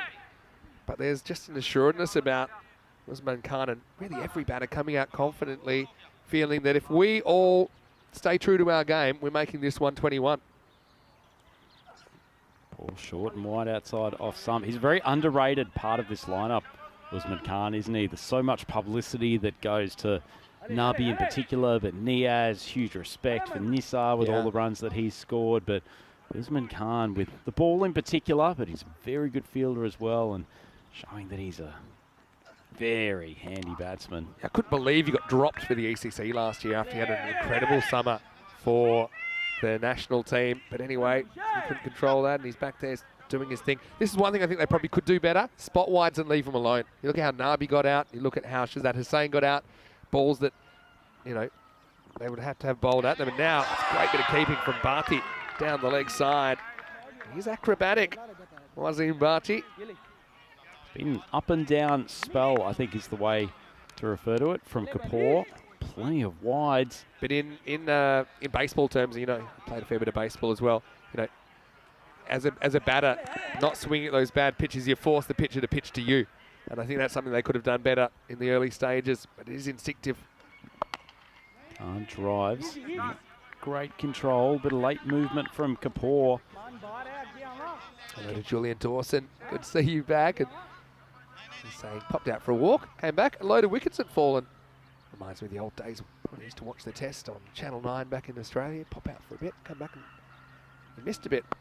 Swung across the leg side. Fielder out there, takes a catch. They've set that up nicely after that first ball. Put some defensive pressure backward of square, and they've been pretty sharp in the field. Usman Khan picks out the fielder, and Kapoor picks up his third. Yeah, Kapoor. Yeah, don't know if this is good luck or good management. They go back to a shot that he nailed into the trees earlier. But Usman never really tries to hit this. He just guides it. I wonder if he knew the fielder was back, if he would have played it this way. Because, yeah, if you're going to go after it, you might as well really go after it. But he just kind of guides it down there. And I'm saying, look, he's there. So, Usman obviously didn't read the room, maybe didn't notice. Or just maybe that's the instincts. As half the Drua wickets have fallen within the first 3.5 overs. Pretty interesting game to say the least. Tahsinullah Safi takes a catch. Bit of a regulation effort this time. It's 45 for 5. Got such a good pair of hands, Safi. Purnasar can't even get on strike at the moment. But he's still there. Bati gets a hit. Plays at one that's wide outside off stump, and it's called wide. Kapoor continues a spell that's had some big peaks, but they were 71% as well. The moment he hit that ball, they were 71%. I noticed it took a dive to 61 straight away. I'd be curious when the percentages come back. There you go, down to 58. Poor wide outside off stump, but there's no protection down there at third man, and it will roll away innocently for a boundary. So Bati, 4 off his first legitimate delivery. Yeah, I know you can't have them everywhere, but I feel like that would be an obvious place to have an outfielder, just because new batter coming out, maybe you're giving him too much respect, having long on, long off, deep mid-wicket back, deep cover back. Probably got to pick one of deep square, deep mid to take out there. I agree, Vinny. Deep third, such a key. Big appeal. Looks like it's too high and possibly even spraying down the leg side. Good game. I mean, they're ahead of the rate, though. That's the thing. They're ahead of the rate. I said, I don't think you can restrict Drua to below 12 and over. That's a good shout, but I just felt it was climbing a bit. Let's have a look what this says. Yeah, I mean, to me, it was just climbing over the bails. Good umpiring. But I do think you can probably rock and roll them. That does happen sometimes with this Drua lineup, considering the brand of cricket they play. So he's 20 off 8. I know Fast that start for him, but just has been starved of the strike of late. Dave's catching the catches versus drops. He's got 4 catches, no drops so far. I don't know about that one that Tahsinullah threw away. It definitely would have cost me a couple of dollars back in my day. He does catch it, and the ball ends up going to ground. That one that he stopped going for 6. Anyway, it's the end of 4 overs. And a very, very classic game, I think, in the making at the moment. It's 51 for 5 in the French Derby in qualifier 1, Group D finals day. Yeah, so Drua sticking around the rate that they need. They're very rarely behind the required run rate, to be honest, but very rarely also 5 wickets down after the first 4 overs. Nisar remains the absolute key to this innings, but he will need some support from the lower order. The medic's coming out here. I'm not sure what this is about. Maybe we can have a look out there in the middle. Is this to do with Bati coming out? Maybe he's hurt his shoulder or something like that. I mean, I did say there's a pretty intense rivalry between these two teams, but I think as a cricketer you enjoy that. I think you also have a lot of respect when you're looking at the cricket in France, and we're going to see plenty more of their teams when we get to ECS cricket. But to be 1 and 2, even though you've got a burning desire to inflict a loss on your opponent, you still got to be really happy that rivalry exists. It looks like Nisar's the one that's getting a bit of attention here. Yeah, certainly does. Looks like it's his his digits that are suffering a little bit. So while we're here, you see number 17, Wazim Bhatti, some discussion about keeping in short sleeves. Now, believe it or not, the keepers, nominated keepers, do get long sleeve tops. They're the only ones in the ECL that do. It is something that was thought out. Gives us a chance to have a look at where we'll be heading. Speaking of ECS in France, we'll be there from the 15th of April for 2 weeks, and there will be a 12-day European Cricket Series, which is the domestic series that will run. And then we'll have a 3-way men's international series at the end on the 27th and 28th of April. That'll be a 9-match series, so stay tuned. Hey, if you like something for free, if you like cricket, if you like what you see at the moment, then all you have to do is subscribe to us, European Cricket Network on YouTube. Yeah, so I've got to say that, where do you sit on the keeping in short sleeves debate? To be honest, as someone who's rarely ever taken the gloves, I'm not sure I have a high level of care or concern about it, but frankly, I think it's such a tough job. Then whatever works for you personally, then go ahead with it. Yeah, I got to put myself out there and say, I'm a keeper, always wore short sleeves. I just liked the air on my arms. I never understood it. As in the desire to keep in long sleeves. They say it's peak village to keep in short sleeves. There's a few exceptions. Adam Perore is one. You play in hot conditions. To be honest, I have never worn a long sleeve top in a single game of outdoor cricket whatsoever. So, you be you. I mean, it's important you have some sort of sleeves. I can't imagine just keeping in a singlet, for example. But there is something aesthetically pleasing, though, to see a wicket keeper with the long sleeves, the gloves present. It's a nice little piece of bowling from Singh. He's going to have a shy at the stumps. Took him a little bit of time to get around, and obviously being a left-hander had to reassert his position to get around and have a shy. Make him earn it. I like that. What's your thoughts? On a completely different topic, PUC, 2 overs from Singh, who's a very good left-arm orthodox bowler, but he has been slapped straight down the ground, and whatever the medics did to Nisar, they have fixed him up good. Great shot straight down the ground. Look, here's a very good shot. You're right about William Singh. It's a guy we have seen for the French national team. He's been in France, I think, since 2005 now. Nisar plays that neatly down the Smart ground. batting from Nisar. It is, isn't it? He wants to go again, but it's just a subtly different ball that comes in a bit, and it's a slight different pace. So Nisar spots that and kind of checks his shot at the end, knows the value of his wicket being out there for Drew, as Bhatti gives him the strike back. Nice piece of bowling from William Singh too. Thought he'd drawn Nisar into attacking a ball that wasn't quite there, but good cricket all round from these tyros of French cricket. Still ahead, Drew, according to the wind predictor. Floated outside off. Nicely struck, but Singh's got a boundary rider out there on the cover. Fielding standard's been really good here, I've got to say. It's held the catches. Solid on the ground. Oh, goes for that wide line. William goes it early. Didn't he run back? I reckon that's a wide. Look. To me, there's a bit of that ball on the line. It's a 50-50 call, let's say.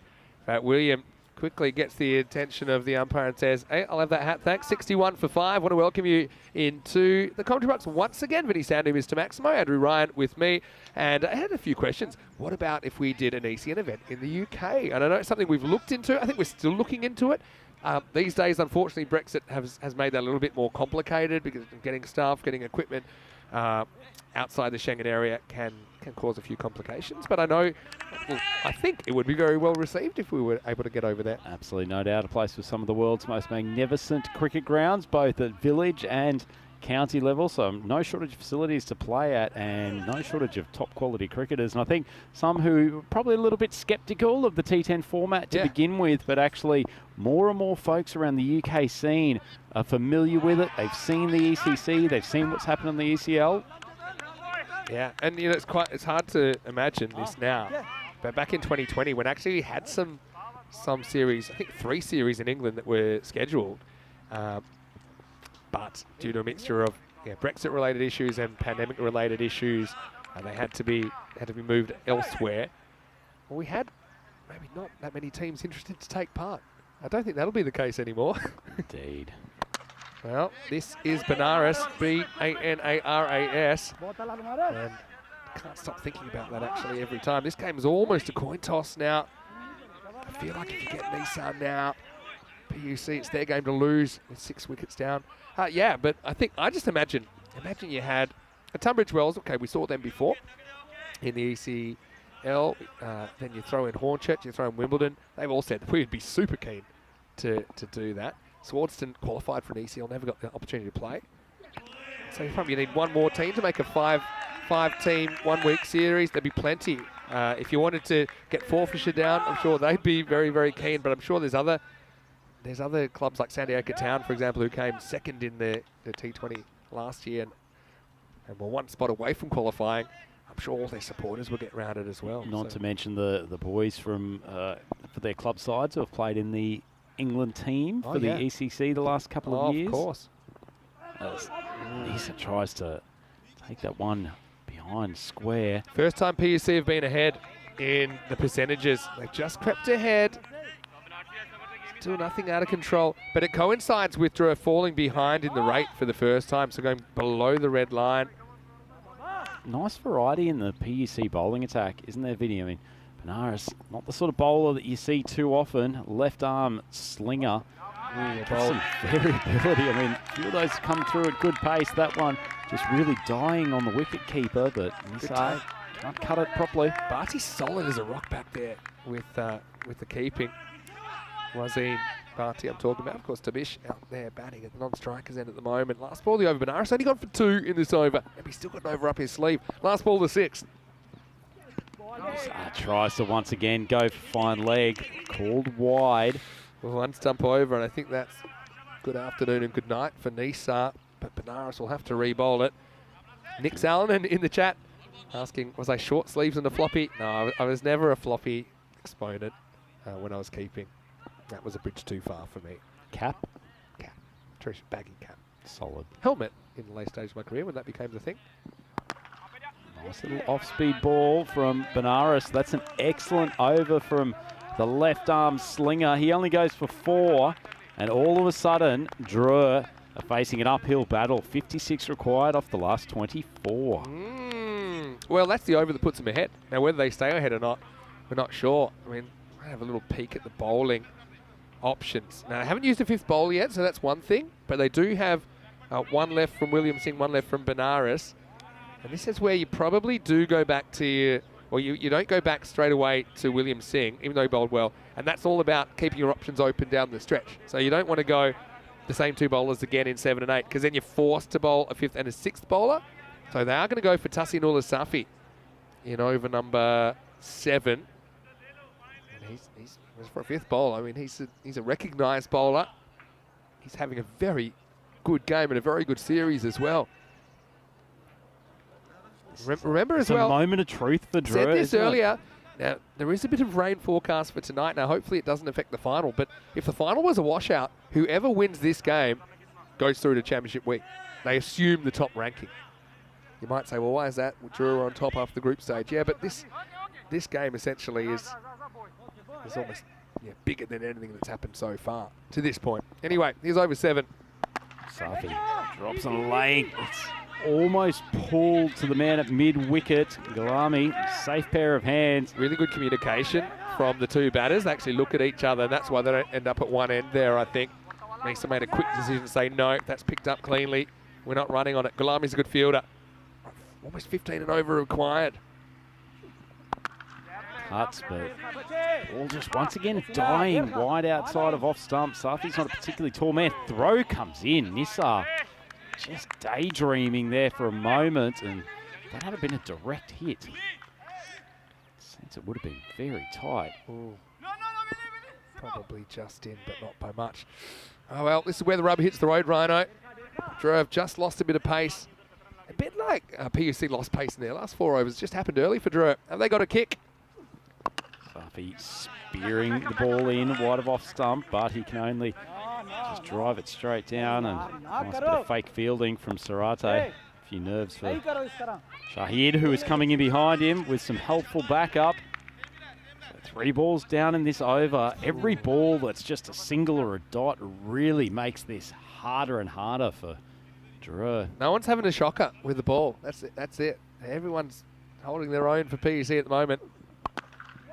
So, tries to swing hard. Throw comes in. Not sure what really needed to be with that level of velocity. You've gotten Nisar off strike, exactly what you want. I think they might be able to catch him napping, and you've got 3 fielders backing up, and Safi was funny there. Didn't know whether to yell or applaud. You see that one? I mean, he's judging that a little bit, Nisar, getting the bat in before the ball comes, but still forced to work for it. Only drill it down for a single. Excellent bowling from Safi. He's been so good for this Paris University club during this ECL 24 tournament. It all starts with the ball. You know, we often say, oh, it's too easy for the batters, it's too the conditions, etc. Sometimes I think that's a bit of a cop-out for bowlers. Because, you have to rise to another level, but we've seen good bowlers do that. Safi's bowling a brilliant over here. It's on length. Nisar hits it high. He's got enough. Takes it into the light pole. Lovely shot. Great technique to keep control. And that's the end of the over. 75 for 5. 3 overs to go. Might have to get the technicians to check that one out before the night final tonight, because that was pretty solid contact with the light tower. Anyway, this is where we're at on finals day. After this, we're halfway through. The winner of this game straight through to the Group D final tonight, which starts at 7:30 local. The loser of this game has to go through Empire CC, who are hitting their straps here at the latter stages of Group D. That next match will take place starting in 1.5 hours, which is 3 p.m. GMT, which is 4 o'clock in Central Europe, and 8:30 p.m. in India. But a big last 3 overs here. Definitely not going to count Drew out at all. They need 46 off the last 3. And they're going back to Benares in the 8th. Left arm slinger gets the inside edge, and Barty, who's been dealing in singles up to this point, finally finds the boundary. Fairly unconventional fashion. Yeah, this almost hits the helmet actually. Not much you can do about this. This is the luck factor. Look how close this is to the stumps. Probably stump and a half. Benares has been good. Yeah, sometimes just being weird's an asset. That's why I think when you're coaching kids, if they do something a bit strange, as long as it's not going to give them permanent spine damage, maybe just let him roll with it. When you see him on the slow-mo replay, he really has some good arm and wrist flex, Benares. You can see why he generates some pace. Wants an off-speed delivery. All right, so 15 and over, you're generally looking at getting, say, 12 in boundaries and over. So let's say 2 6s or 3 4s. So if you can do that, then you're in business. Now, they've got the 1-4 in the over so far. This game right now, 50-50 proposition. Well, with that single, it's tipped towards PUC, but won't take much from Nisar just going on a roll. 3 or 4 boundaries in a row for Drew to get themselves back into a much more comfortable position. And a mighty strike over the leg side. Is that the start of the Drew fight back? For so long as Nisar is there, they have hope. Few people in the back there not that keen to watch. I think Wahid Abdul's one of them, just sitting quietly up the back. Put the shoe phone on silent. And even that one swing of the bat gives them an extra 13%. So 35 off 15. Talked about maybe getting 12 and over in boundaries. Well, they got a 4 and they got a 6 now. Benares, I mean, it's a similar kind of ball, to be honest, that he's bowled. And Nisar gets him up and out of here. It's a difficulty the second over, isn't it? A player as good as Nisar, you might surprise him for the first, just if he hasn't faced this particular bowler too often in the past. But coming into the second over, feel like he's got his measure. He's just such a clever bat. ECN Classic right now. Oh, Benares, that's a gimme ball. Slightly off speed, held up in the pitch, and he's been dispatched for consecutive maximums. Yeah, look, it's going to be 50 for Nisar, but he's got bigger fish to fry, doesn't he? He apologised for missing his spot last time, the bowler, Benares, and then next time just goes too short. Nisar keeping his team in the game, 50 off 23. It was an on-speed ball. Nisar knew exactly where it was going. He wasn't going to be hit over the leg side again. Have a look at that on the replay, and it's flown a fair way off Nisar's bat. It's been signalled 4. Signal 4. I thought this went all the way. Let's have a look. Oh, yeah. No, it's 4. Well done. And that was a really predictable ball, I think, from him, Vinny. Yeah. It's over. It's all gone wrong. Still plenty to do, though. 25 off 13 now. Last ball of the over coming up. It's already gone magical, 21. Creates some room out into the offside. Not a bad shot, but at the very least it gets Nisar back on strike for the start of the 9th over. So Drew, excellent one for them. Made their way to 97 for 5, so 24 required, 2 overs to go. Yeah, very, very interesting game. Look good over here if you can win it, maybe get a wicket. Yeah, maybe go for 8 or less, something like that. You're setting up a lot to do for the batting team. That's when, one dot ball really will hurt you in the last over, needing 15 or 16.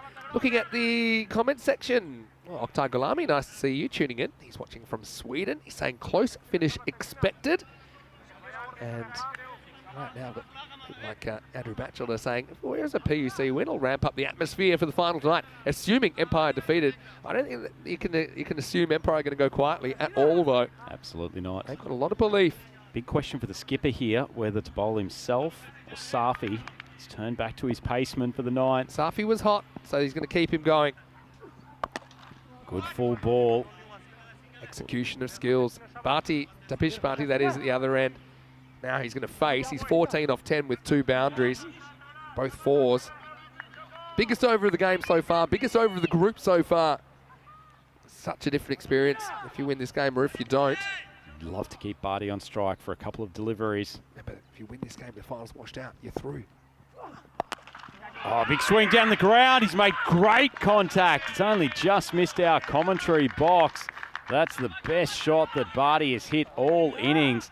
Good contact. And Safi, he gets pumped second ball. Bhati's a genuine bat as well. He's a guy we have seen batting in the top 4 before for Drew. Yeah, that one went pretty close to our house, didn't it? Bhati swings hard, and Safi, to be honest, he misses his length by about 1 metre. It's something that he can get under comfortably, and when Safi's bowled well in this game, he hasn't given that kind of length. Change up, nicely bowled, gutsy stuff at this stage of the game. Bhati can only just drag it for a single, but after getting the Maximo last ball, he's certainly done his job. It's in the hands of the experienced campaigner, Mohammad Nisar. 9 times out of 10 from here, Drew a win, but we've seen a fair bit of the old 1 time out of 10 happening in this game so far. Nisar 56, halfway through this 9th over. Drives it down the ground. It's going to take a spectacular catch, and Usman Shahid has delivered when his team most needed it.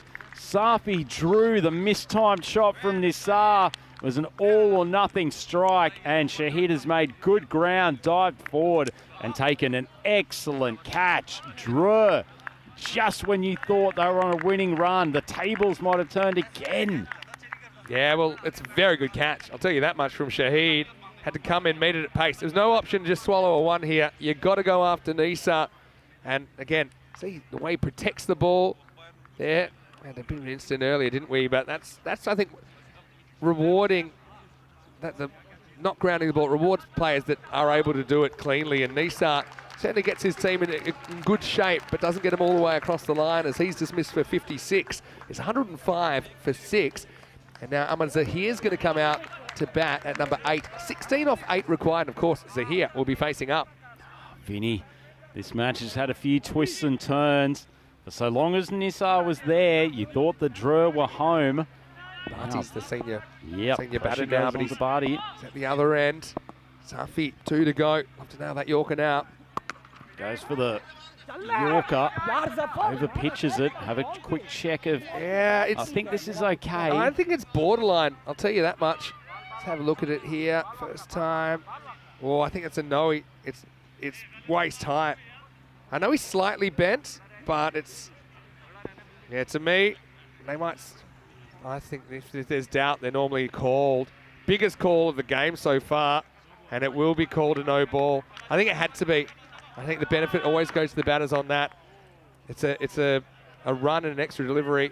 I've got to say, the way that we umpire on ECN, if they're waist height or above, it's a no ball. That was clearly waist height for me. Yep, good call. And even worse for Safi, it brings Barty on strike. Free hit. Free hit. Big swing, hits the pad, and they'll just scoot through for one. Oh, what a game. Really good game. Tell you what, you've also got these two. I know Barty's not a genuine lower order batter, but likely facing the left arm orthodox of William Singh in the last over. He's facing himself. Yep. That's exactly what Barty bowls. Tell you what, I think Paris University would be fairly pleased if Zahir takes a single off this last ball. See if Singh can get a couple of dots to start the 10th. Yeah, true. Well, you might as well have a swing here, Zahir. He does, has a big charge. Air swing straight through to the keeper. A little bit of pace and zip on that one from Safi. He goes for 20 off his 2 overs. Drew, 108 for 6. Oh, boy. Oh, Drew, bring us the drama. And PUC coming to the party as well here. If we have 12 off this over, then we are going to golden ball 55 to decide who's straight through to the final. Of course, we already had a golden ball. It was 51 games ago. Game 2 of this tournament. Heritage CC from Luxembourg defeating the Cobras. And right now, whoever wins this is anyone's guess. Geez, I'd love to see a golden ball in this game, Vinny. It would be a deserved conclusion to what has been a great contest between these two fierce rivals, playing for the opportunity to directly qualify for tonight's final of Group D. The loser, it's such a tough gig for the loser. They have to play the next match against a team coming off a last start win. By the way, if we do go to a golden ball with the new regs, you get 2 choices. Your last 2 bowlers to bowl it. So it would either be Safi or it would be William Singh to bowl, if we get there. 2 pretty good bowlers to choose from. I mean, really, no one's let themselves down for PUC today. So Barty needs 13, along with his teammates, to send them through to the final. Just a moment of contemplation as we start the 10th. It's wide. It's not a great start from Singh. It's good leave, and we've seen those spoilt so far. And there's 3 fielders kind of lurking, pointing behind in the circle. If you just get a bit of bat on that, so make that 12 off 6 required. Gutsy ball too. He hasn't got protection down there at deep point. Gets Barty swinging across the line. Got to go 2. Got to run. Slow turn. Safi goes fast to his right, but even a man of his pace and throwing arm can't stop the 2. So Barty does well to get back for the double. What a game. 1 boundary makes such a difference. I say 10 off 5, it's pretty much a par rate. The rate's exactly what it was at the start. But when you get down to this many balls, when you're batting back your mind, I think you're thinking, is it going to happen or not? Doesn't happen this ball. Swung over to in between cover and long off. So Singh's done his job in terms of getting Barty off strike after 2 balls without conceding a boundary. So they went to here, then goes someone like a Rafa because of his injured hand. Rafa is probably a bit more of an out-and-out bat. He swings hard, and that's precisely why they're happy to have him on strike. Lower order bat, much more likely to cop the dot ball. Watch the percentages shift after that ball. I'm sure they will. They'll probably bowl it before they can. Got to at least minimum get out the way here. Love a boundary though. Spears it in, big swing. Big contact. Is Zahir going to be the hero for Drew? And the tables have turned in the favour once again of the defending champions. What a game. And Zahir backs to the wall, everything to the wall. And then it's Pilotas to the wall. It's out of the ground. They trusted him. He delivers. Headband warrior from the back row to the front of the rail. 3 to win. Again, you're looking to pretty much run no matter what on this. Singh just drifting too much on the stumps. That ball spears it in, hits straight back to him. Oh boy. Well now, what a stop by William Singh to be clean there. Now it's 2 for a tie and 3 to win. So, I mean, boundary to win. He's going to swing hard here, Zahir, isn't he? You got to go for the boundary. You'll be running for 2 no matter what. 2 for a golden ball. Oh, it's a wide. Oh, and that's why we have that rule. If it misses at all, it's a wide, so it takes the judgment out of it. And what What cojones from Zahir to just trust this isn't hitting the stumps, and it only just misses. Pretty fair effort to get his backside out of the way. A little dance move well, to evade it. Lucky didn't have any junk in the trunk there, Zahir. So now 1 for a golden ball and 2 wins it for Drew. Last ball. Big swing. He's made contact. They'll get through for the 1. Oh, he's Cleanly thrown it fielded. away. Terrible throw, but they will get the run out, so they keep it to a single. And wouldn't you know it, Vinny, we're headed for a golden ball. I'm not sure who the happiest man at Cartama is about that. What a game. And look, just to keep you up to date, so Tabish Bhatti has run out of that last ball, which means he's ineligible to face it. So I'm sure it'll be Zahir to try and do the same thing again to send Drew through. It is a tie. We've got a golden ball tiebreaker coming up, 120 to 120. Here's the golden ball rules. 1 extra ball is bowled by the team that fielded in the second innings, and the batting team, that's Drew. They need 2 to win, otherwise the fielding team wins. The batting team, they only have that 1 wicket in hand, but anyone not dismissed in the match, and it made sense they went for that second run because you had a chance to win the game there. But the golden ball bowler must have bowled in the last or the second last over of the match. So it's either William Singh or it's Safi. I think I'd be going with William Singh just because it's probably got the same matchup that you just had there. And Zahir only ever got him once. It's Jonty Rhodes style from the Cricket World Cup. So I'm going to go the opposite way here, Maximo. I'm going to bring Safi on, tell him to spear in a Yorker. He has been so good with his defensive bowling, but fortunate for Paris in a way that they've got the selection of probably their 2 best defensive bowlers. Oh, golden ball 55 in qualifier 1. And we're hoping we don't have a rain-affected final, but it does potentially have the ability to decide who would go through. Looks like Rafa is out there with Zafar, and it's actually Rafa's standing going to face up. The batter's so they're going to end. go to a batter that hasn't faced in the game. And Rafa, to be honest, he hasn't been in great form. Wow, what a vote of confidence in Rafa. So Zahir goes to the non-strikers end. There cannot be a tie after this ball.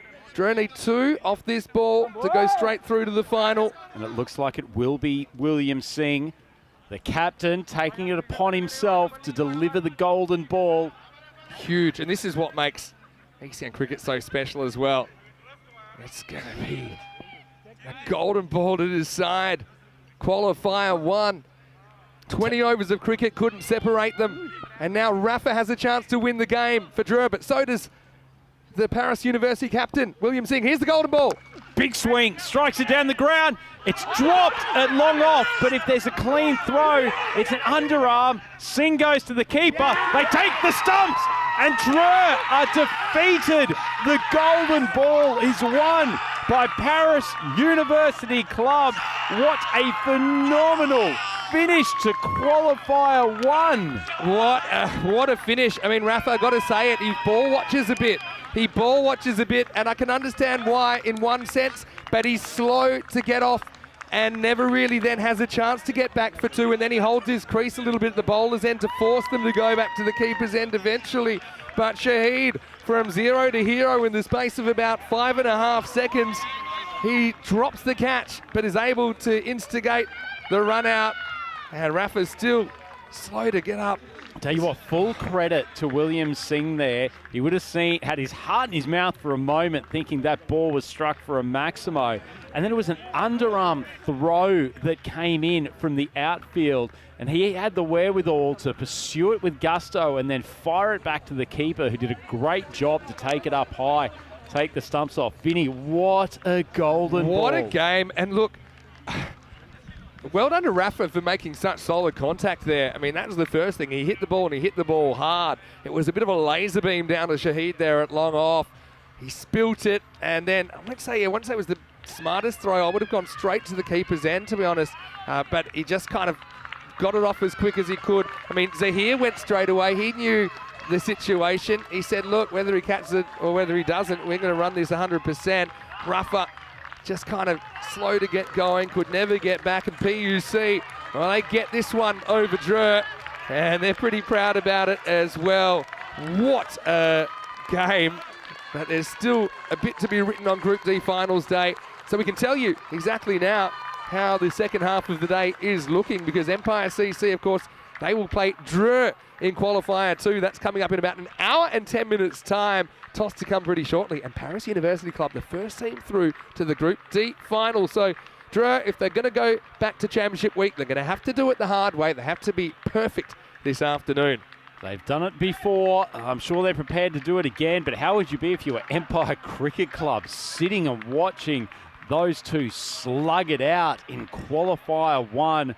Dreux, it's going to be a difficult thing to get themselves back up. I'm sure they will do it, but what a win for Paris University Club, and in just the most dramatic circumstances. And it also means that if we didn't get a 3 overs aside final, if the rain was to come, say, halfway through and we never got back on, it means PUC qualify, as we saw Niaz go early. It was these early wickets to just threw everything for a loop early, wasn't it? And from that point, I mean, Dreux, they fought their way back into a winning position, but really, there was plenty of drama. We called it as an ECN Classic pretty early, and, well, the reality didn't let us down. Certainly didn't, and the wickets of Niaz and Nabi in particular. Nabi, just a one-way walk-down struggle streak for this tournament. Barely compiled 20 runs as it is. He will be looking to fight back in the final. Kapoor, a couple of wickets in the second. It wasn't the greatest over for him in some ways, but that man Safi, he is an absolute live wire. He steps on the rope there. It's 5 more runs and probably Dreux the winning side. Well, good to see a couple of our crew celebrating International Women's Day in style. Unfortunately, nothing too stylish about that shot from Kamran Ahmadzai, who swung all the way across it and lost his off stump. But, yeah, we saw Dreux work their way back in with a couple of good partnerships. Usman Khan was good while he was out there. That was one that he got, but then he tried the same thing. Never really went after this one. He was caught, and Dreux just kept shooting themselves in the foot, didn't they, in that middle period. Having said that, Nisa, he batted well. I bet he's kicking himself getting out when he did. There was a bit of luck there for Tabish Bhatti, who'd be a key figure as this game would draw to its thrilling conclusion. But really, thrill-a-minute stuff, and that's what ECN cricket's all about. Certainly was, and probably the story of that fielding effort. Paris held on to their catches for the most part. In fact, basically the only time they didn't was the golden ball, but that was an excellent grab from Shahid, and a huge one in the context of this game. Set Nisar back to the pavilion. You got the feeling as long as he was there, Dreux were going to chase this down. But there was another twist as Arman Zahir not only smoked a Maximo in the last over, but then evaded the wide on the second last ball. Yeah, and I think they would have liked Bhatti to face the golden ball, but then it was Jonty Rhodes Jr., William Singh, who cleaned up the stumps. Rhino, luckiest guy in Andalusia right now. But look, here's the thing. Rafa ball watchers, I know they're saying, yeah, well done, he held his crease towards the end, but to be honest, if he'd gone straight away, then I think he's got at least a prayer of making that. As it was, Wasim Bhatti finished things off, and Paris University Club, they keep their cool, but only just 120, with only 1 run off the golden ball. It means that PUC are the first team through to the Group D final. Well. If that is a prelude of what is to come on the remainder of finals day, bring it on. So a golden ball victory for Paris University Club. Look at the Dreux batting lineup, only getting 6 runs out of the opening pair, Niaz and Nabi. Nisar, so much falling on his shoulders in that game, but he's a quality performer who's very experienced, and he delivered in spades, 56 off 27. Had some support too for Tavish Bhatti in particular. Left armour bowled well earlier today, and that was almost a match-winning knock for him. That he was run out in the last ball, so he wasn't an option to face the golden ball. And that man Rafa came out, good contact, but ultimately in the end, couldn't complete the double. Yeah, he couldn't. I mean, you got to give credit where credit's due. I mean, off the batters, only Nisa and Usman Khan and Bhatti really made a significant contribution. 3 for 29 Kapoor, 2 for 20 Surate. Those 5 wickets between the opening bowlers, pretty crucial. Safi with the other wicket, but no one let their side down. Very good team effort. I mean, they're all between 10 and 15 economy. So I just think it was a really good team effort.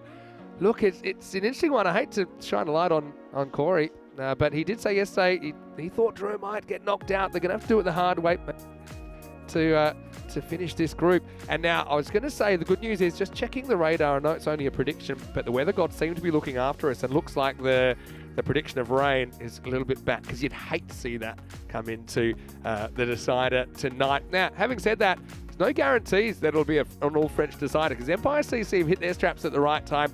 And let's see how Druitt react. Normally, though, they've been good when they've been backs to the wall. That's how they got through to the finals week. That's how they won the final last year as well. But don't go anywhere. We'll be back in around about 1 hour. And you don't want to miss this because the Finns, they're certainly wanting to have their say on finals day as well. They've got momentum. They've got a very good team. Their batting lineup is hitting its straps. Druitt, the big question for them is psychologically. They will have had a lot taken out of them with that loss. Their top order not firing outside of Nassar at the moment. Plenty of question marks, but they did it last year in their group stage. Lost to Forfaiture in qualifier 1. Came back the hard way. Sure, they'll be looking to do it again. Really good point. The fact they have been in this exact situation before. Well, this is why ECN cricket's different to any other cricket you'll see on this planet or probably any other planet. Vinny Sandu, Mr. Maximo, with Andrew Rhino Ryan. Big finish coming up this afternoon. We'll be back in 1 hour for the second half of Group D Finals Day right here in the European Cricket League.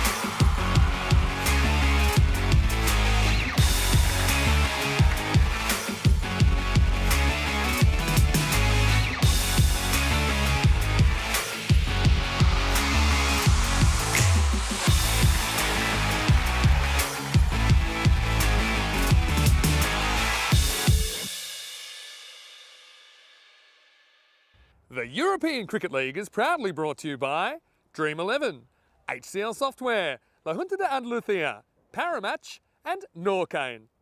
And the official charity partner, Share the Meal by the United Nations World Food Programme.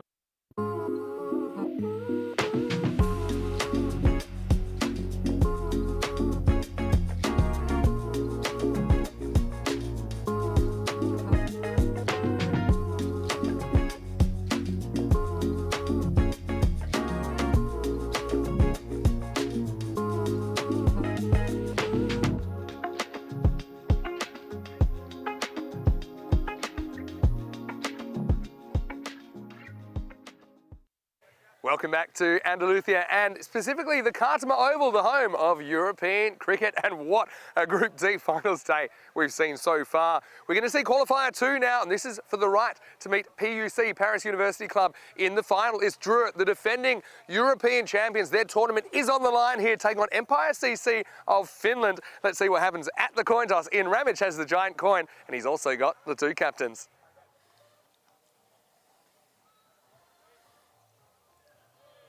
Drew, you're the home team, you will toss the coin. Empire, the away team, you will call. There you go. European cricket. It's been called European cricket. It's come down pari match, so you have won the toss. Okay, toss won by Drew, who will bat first. Drew win the toss, and their captain Amadabi has no hesitation in electing to bat. And we know Drew, they like to bat first, they like to put on big runs. Now they can't do it batting second, but they were asked to bat second in the last game.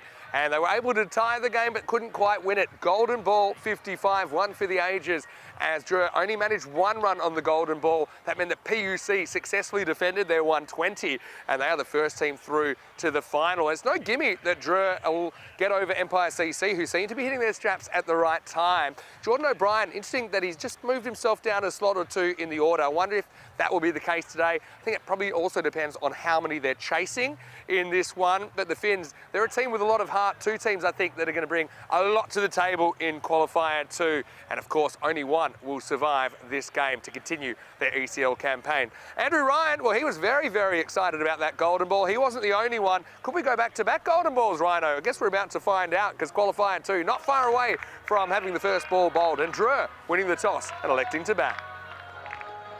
Thank you very much for that comprehensive preview, Vinny Sandu. I'm not sure the folks around this ground, including the 2 of us in the commentary box, could cope with the drama of a second consecutive golden ball, but certainly a team that are keeping their heads today, Empire Cricket Club. Aside from a couple of overs where the Luiana batters really got on top of them towards the back end of the innings, they were in sparkling form this morning and pursued the target from the Slovenian champions with ease. They have a couple of batters, in particular Varaj Badal at the top, who has played some exquisite shots, and Jordan O'Brien starting to find his range as well. As Vinny mentioned, pushed himself down the order, but that is in complete contrast to the pair of superstars up the top from Drew, Hamza Niaz and Ahmad Nabi. Niaz hasn't had a bad tournament, but not quite the same fireworks as we saw from him in 2023. And Nabi has completely failed to get going. Quick look at his stats, and just struggling to get into double figures averages for a man who we're used to seeing taking 20 to 24 off almost every over he faces. It's just been an extraordinary struggle period for him, but he could be ready to unleash. And one thing you can guarantee, no matter what happens, neither of these batters will change their approach. They will be going hard from ball 1. No doubt though, Empire, having played them once in the group stage, not a bad performance. They just let the run rate get out of control a touch in the middle and late overs.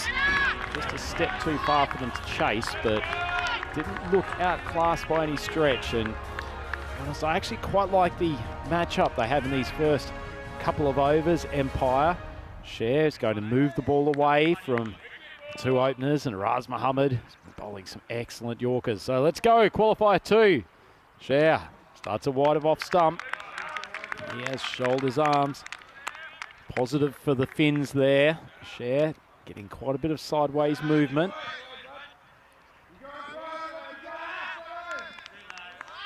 Trying to put the ball on just a good length, just outside off stump, hoping to tail away. Third man fairly wide on the boundary. It's on the stumps and defended stoutly. Jordan O'Brien comes in, has a shot at the stumps from his favoured cover position. Niaz scoots through for the one. It's all about early wickets for Empire. Niaz just playing that first one fairly calmly. This is the man though, Ahmed Nabi. Started off his innings with a boundary generally, but has not been able to go on with it. Hits that one straight down the ground. Not clearly played. Collins dives. Can't come up with the catch. Against players of this quality, sometimes it's those 10% chances you need to take. He's a very good athlete, Collins, but couldn't nab the catch. It was in the air for quite some time. Had a reasonable play on it, but full-length dive. Well, well, well. Empire, they are a clever team. They will have set plans for these two. Absolutely no doubt about it.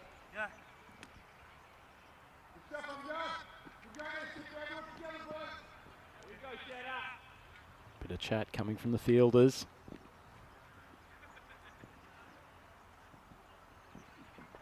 Yeah, decent length ball, doesn't get the outswing that he needed though, just hung up in the pitch. And it's a lovely shot from Niaz. Showed enough patience, just waited for the ball to get to him. And brought the bottom hand through to take it over mid-wicket. Lovely shot.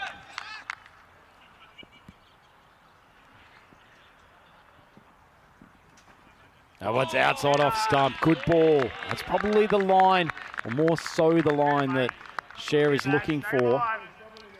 It's much harder to get the ball to swing away when you're starting on leg stump. Knows that both of these batters generally do most of their damage straight down the ground or mid-wicket. So that ball moving away just outside off. It's a good line.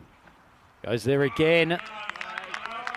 Spot on the wide of off stump that the ball just doesn't seem to be carrying through much at the moment. We saw that in the previous game. Spotted somewhat by Paris University team.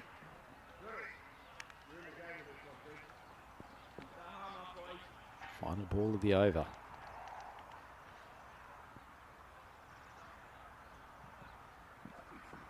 It's on off stump, swung high, catching chance. Sure, takes responsibility for it. He takes an excellent catch.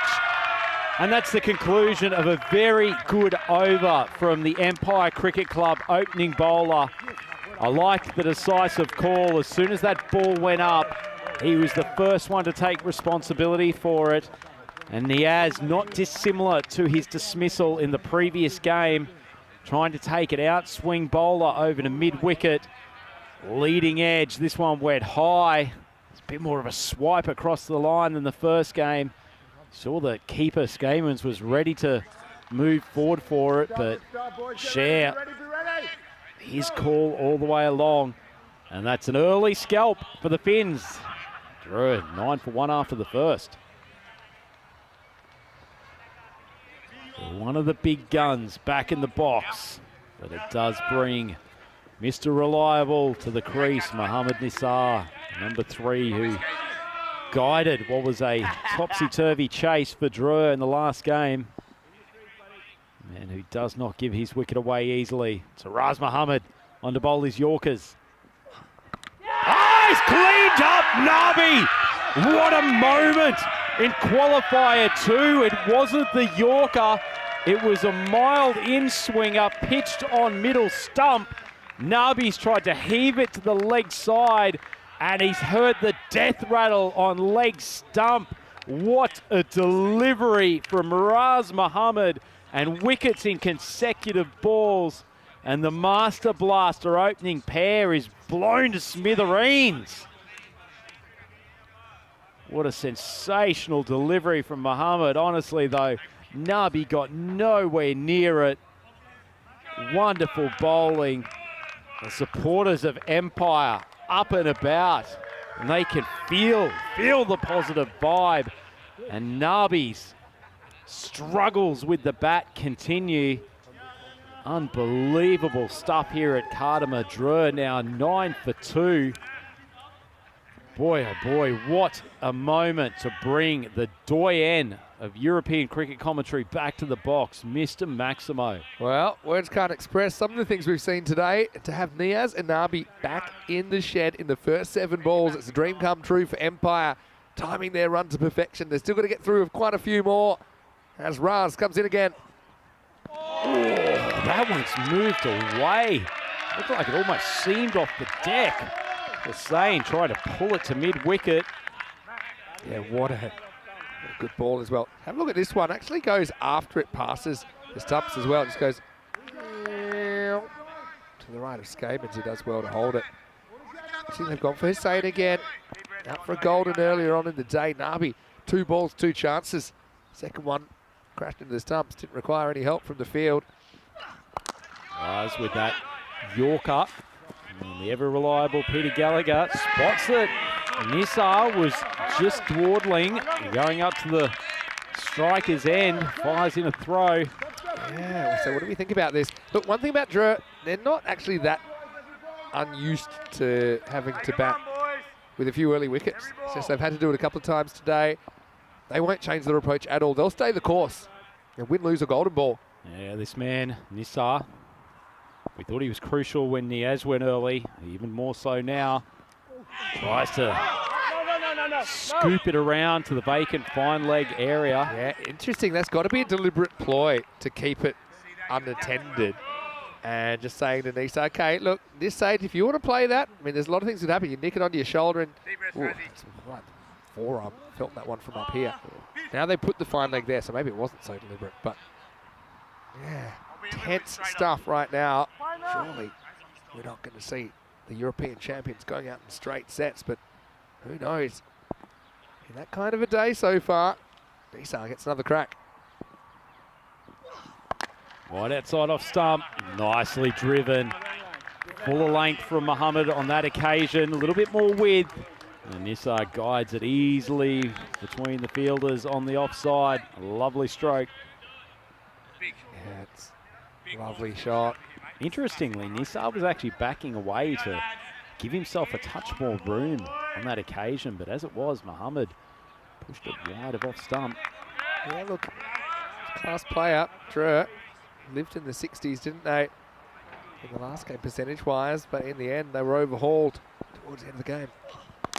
Big swing, and Gallagher's been pushed up into mid-on because they moved Dandapani down to fine leg. And Nisar, that is one of his favourite hitting spots. Might need a rethink on that one, Empire. The end of the second over, Dreux 18 for 2. Well, Gallagher's the kind of guy you could help get a ball out of your roof gutter if you ran into a bit of a hassle in the backyard, but he's not tall enough to reel that one in. Today is an exciting day because not only is it Peacock Friday and a Finals Friday, it's a day where we will write another name on the list of the Magnificent Seven, the 7 teams that will come back for Championship Week. So Paris University, the team first into the final. Their golden ball victory against Dreux, qualifier 1. Amjad Sher coming off for his second over. Decent length, tries to play across the line. Should be the second caught and bowled, and he takes it safely. Wonderful bowling from Sher. He's got his second wicket of the day. Hussain's tragic day with the bat continues, and Dreux staring down the barrel, 18 for 3. They sure are. Well, Amjad Sher makes a home for himself in the danger area, but the real danger is to the Dreux innings right now. Again, Hussain does like to go leg side, kind of at all costs, and that straightening of the ball from Sher causes the leading edge. Tell you what, if he dropped that, could have just probably walked it in and run out Hussain. So that's 3 out for Dreux in 13 balls. Again, often used to be a keeper catch, but Sher saying, listen, if there's one person that can overrule, it's me. The wicket belongs to me. He's drowning in fantasy points with 2 caught and bowled early in this one. And Dreux, 18 for 3. Well, he'll be drowning in the adulation of the support from Empire fans if he keeps on bowling like this. The interesting thing here, Vinny, that Empire have been a really good defensive cricket team in the way they bowl and the way they field. They haven't necessarily taken big batches of early wickets in the power play. Yeah, so good point. This is quite a change for them, and they're more than capable of strangling those middle overs. Really important partnership coming up between Nisa and Usman Khan, who's come out at number 5. Usman hit the ball well, probably kicking himself the way he got out, kind of half committing to a standing sweep, getting caught at deep backward square right now. He's facing up, slip in place as well from Judge Sher. Good ball, right on the button. Khan respects it, plays it out to cover and just for the single. So we know how much Khan likes to take the bowling on to deep square leg. Dangerous game against Sher, the amount of outswing he's been getting. And that's true, he's bowled really well, hasn't he, the Wild thing. Empire CC, talk about timing your run. I don't think it's anything that any team does on purpose, but they just are playing with confidence right now, aren't they? Could they be the old Victorians of Group D? Sher. Nisar goes across the stumps. Excellent batting. I think he's actually carried the line there for a Maximo. A wonderful cricket shot. Yeah, see there on the bench. A few negative emotions creeping in. It's probably no doubt the reason, but you're not unhappy with that if you Sher, are you? I mean, yeah. If you're forcing Nisar to get funky and get creative. All I can think is they've deliberately left that gap there, and it's not even like there's a fine leg in the circle. They want Nisar to get out playing this shot. Because to be honest, he's played it probably worse the longer the tournament's gone on. But he does get it that time. They put the fine leg in the circle for now. That won't stop him playing it though. Because he thinks, okay, that guy in the circle's not going to stop it because I'm going to get it over his head. Anyway, 3 to come in the power play. This one speared in more towards leg stump. Collins pursuing it with vigour, but not quite quick enough. And Nisar, consecutive boundaries. Yeah, maybe a bit lucky there, Nisar, because it was kind of catchable height, wasn't it? But as fate would have it, it was right in the gap. It's a race to the fence between Collins and Raz Muhammad. Photo finish. Look, interesting, the computer's still giving him credit for 132. Now, I think if you put 130 on the board, with this Duro bowling lineup, you feel like they're probably noses ahead in the game. But Empire CC have shown they can chase that many. Saw that last night. But this isn't the Luiana attack. This is the Duro attack that took them to the European Championship last year. That's good bowling from Sher. It's not going to be called a wide. Nisar moved very early, and it's pretty clever bowling from the experienced campaigner. Drop the fine leg again, you see. So he's thinking it. And yeah, he goes about as far as he can go early. Good umpiring too. Yeah. Well then, that was quite an easy one because then the return crease becomes like a hard line, which the return crease being the white kind of vertical crease that you see. And it was certainly inside that. Yeah, 2 for 20 in this qualifier too. Last ball of third coming up. Oh, Nisar only just got bat on that. It was worth the risk from Sher. I think he saw him go to off stump early, tried to fire it in on the pegs. Nisar good enough to get bat on it.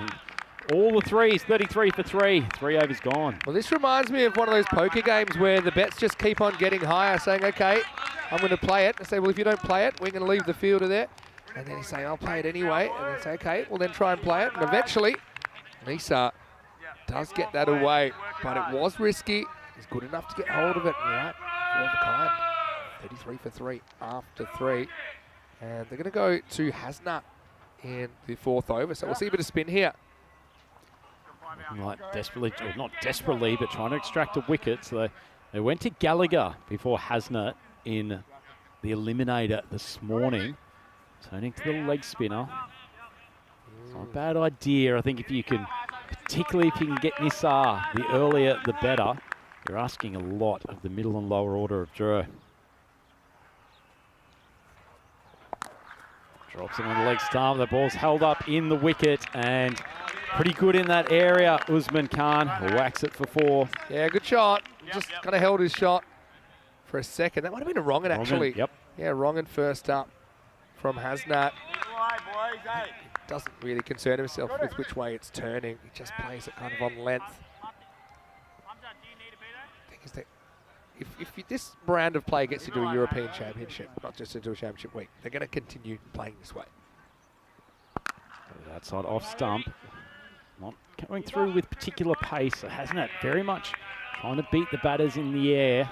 So I suppose Drew play in a way that they're confident that they've got the batting to go hard all the way through the 10 overs. So, I mean, if you were to erase those 3 wickets off the board, you could easily have these two as a very competent opening pair out there, and they're going at kind of 11.4 and over, which isn't too bad. Short ball. Really stuck in the deck. But it's a mindset thing. When you've lost those early wickets, it's easy to creep in thinking, hold on, well, the consequences of us getting out are quite different with 3 out already to if there were none out. So even leaving that aside, if you're Empire, the chances of getting blasted for 170, 180, probably pretty unlikely now with particularly the 2 openers gone. That isn't a great ball, and it's put away. Didn't look like a terrific shot off the bat for Khan, but he had to generate all of his own pace. Hasn't losing his length. Yeah, Usman Khan's a guy we didn't actually see him batting in the top 6 very often last year for Drouet when they won the title. But he's very, very good. He's batting in the French top 4, actually. So for his club, find it harder to get a gig. But he's just kind of ice in his veins, kind of a guy. Nice shot, has that just a fraction short. Probably won't mind him taking that on. There's a couple of fielders hovering out there for a top edge. Handy little partnership. Wrong in. Nicely bowled from Hasnat. Better line. Got that Fuller. Pretty well played from Khan in the end. Not sure he picked it out of the hand. Yeah, just a couple of good variations. 12 off the over. Probably about a draw at this stage. Batters could probably win the over with the boundary here. Short ball, not a good one. Play behind square. Fielder going after it from square leg. He won't make it. It's an ordinary finish from Hasnat. Probably the loosest over he's bowled in the tournament. Goes for 16. Drew, good recovery. 49 for 3. Yeah, Padal out there. I don't think he saw it off the bat. It cost himself about 2 steps that would prove critical in the end as he couldn't quite run it down. 49 or 4 overs. Okay, expected score 140 at the moment. Here we go, boys. I'm in a pretty spirited qualifier one, to say the least. The scores were tied at 120. But, you can see, despite those 3 wickets, the run rate climbing a little bit with that 4th over going for 16. So turning to Maj Tambay here. Different proposition as a pace bowler.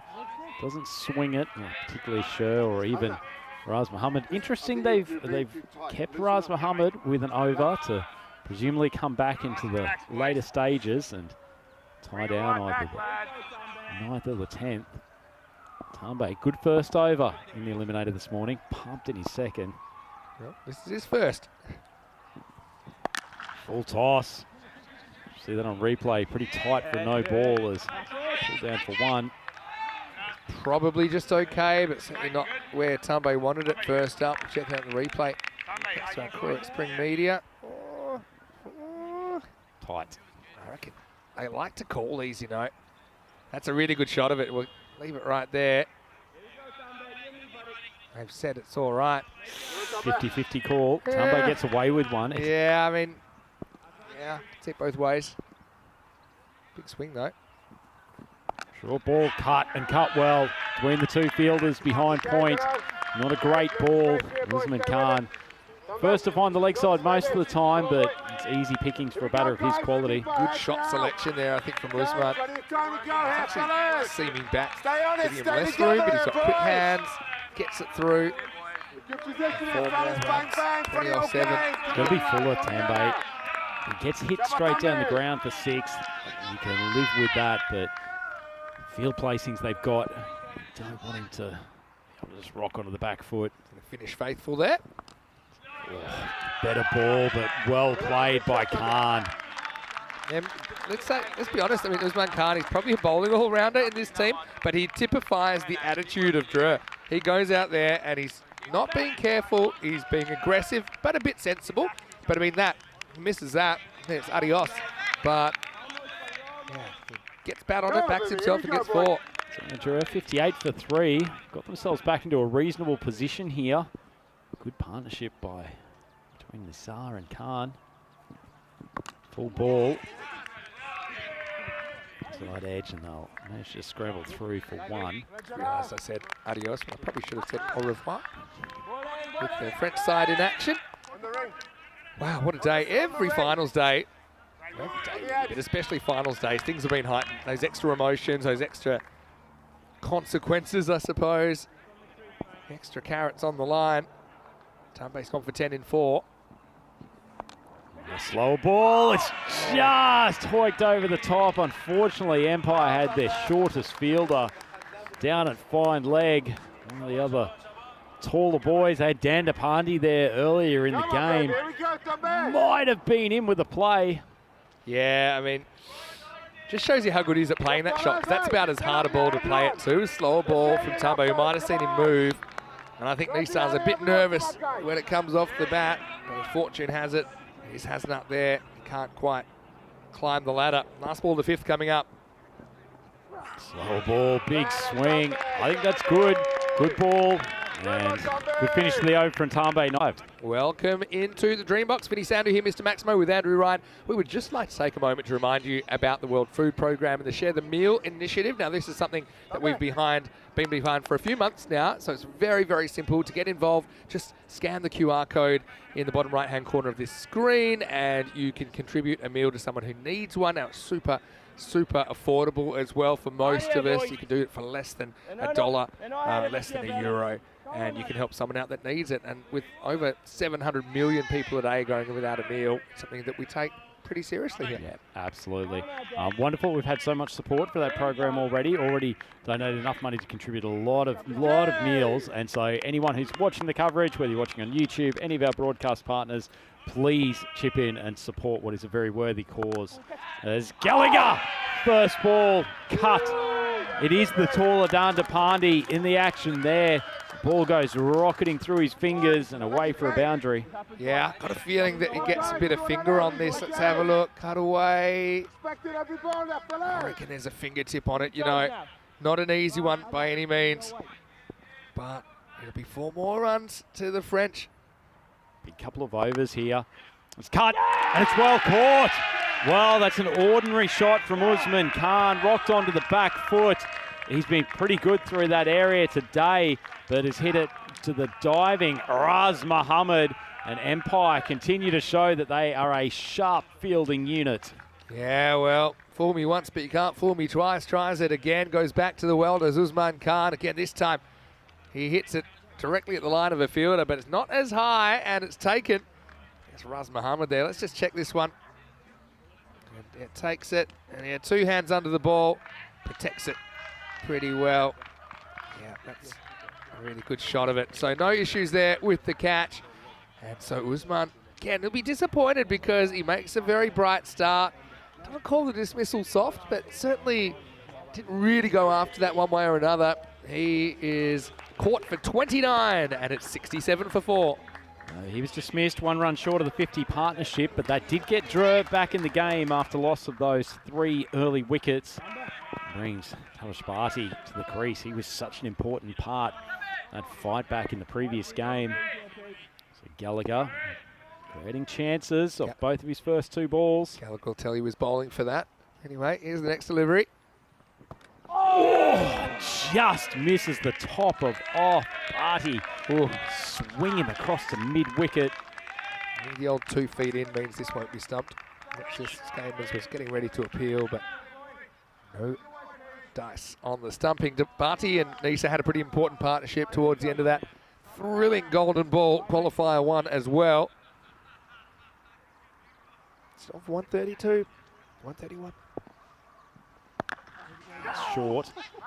Not played with the greatest of conviction from Barty, but swings it away for 1. Tell you what, Biddy, I like in these big games having characters like Peter Gallagher. You can just see he is a man. When it comes to the big moments, there's probably more illustrious teammates that he's got in this group, but he will just zone in and he will fight and scrap. Yeah, you're exactly right there. He's bowled a great over here, 1 for 5 off 4. Into the slot though for Nisar, and he has played it very nicely indeed. And this is the problem bowling to this man, Mohammad Nisar. He doesn't try to overhit the ball. If it's in his area, he can reach the boundary with a minimum of risk. Yeah, I mean, and it's not really a half volley. I mean, you could argue it's slight. We always say that after the fact, but it's a shot that you can easily get wrong and go up in the air. But Nisar, so technically good. Gallagher, well, little birdie told me he might be heading back down under after spending a fair bit of time in Finland soon. So let's enjoy him while we've got him. Last ball, the 6th over. Oh, that's onto the legs. That's not a good delivery. Free swing for Nisar, and he finishes the over with consecutive maximos. Gallagher goes for 17, and Drew's run rate now getting up into a pretty neat position, 80 for 4 after 6. The longer you go, the less that 4 wickets really looks like it matters. So he went from 5 off 4 balls to 17 in the over. That's how quick things can change. As we'll head into the 7th over. Looks like they're going back to Hasnat here, but drama at the start. We talk about drama in Cartama and all these runs last night. I thought La Malaga Espectacular was one which didn't get a mention. Not bad. I'll put it in the chat. But Nisar 40 off 13. Certainly with him at the crease, you feel they'll end up in a fairly competitive place, Drew. Big call from the skipper, turning back to the leg spinner. Not saying it's a do or die moment from Empire, but Hasnat has been a wicket taker. Went for runs in his first over though. Oh, good strike.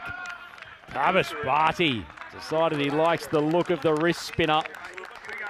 Yeah, well, the thing is, Barty, he's probably a professor at spin school, so they're not quite the same type of bowler. Hasnat gets the treatment. Wasn't a badly landed leg break. 3 sixes off 3 balls, across 2 overs and 2 different batters. It's the danger of playing the Strua team. They will not stop swinging. The zinc on the nose from Hasnat. Goes for the short one. Ordinary ball. It's one thing to be swung from a nicely pitched leg spin. It's another thing to just drop a give-me half tracker, and Barty's good enough to swing it over the fence. Yeah, this one's more than a little short. It's meant to be the quicker one. Maybe it's meant to surprise you. I wasn't too surprised when I saw it leave the hand that it ends up in the jungle. The old calisthenics style signal. He's been the X-factor bowler for them, Hasnat. I would think they would have probably looked and thought he was a good matchup to pick 2 or 3 wickets up here. As it is, leaked a big chunk of runs. Still has 4 pretty important balls to try and not get the absolute you-know-what hit out of him. Swung across, catching opportunity, and it's well taken. Aravind Mahan, very, very calm. That one was just on a slightly better length, probably shot through to Barty just a touch quicker. Didn't get the necessary elevation, and a huge wicket for the Finns. It's a bit of a bonus there, doesn't he, really? But let's have a look at this one.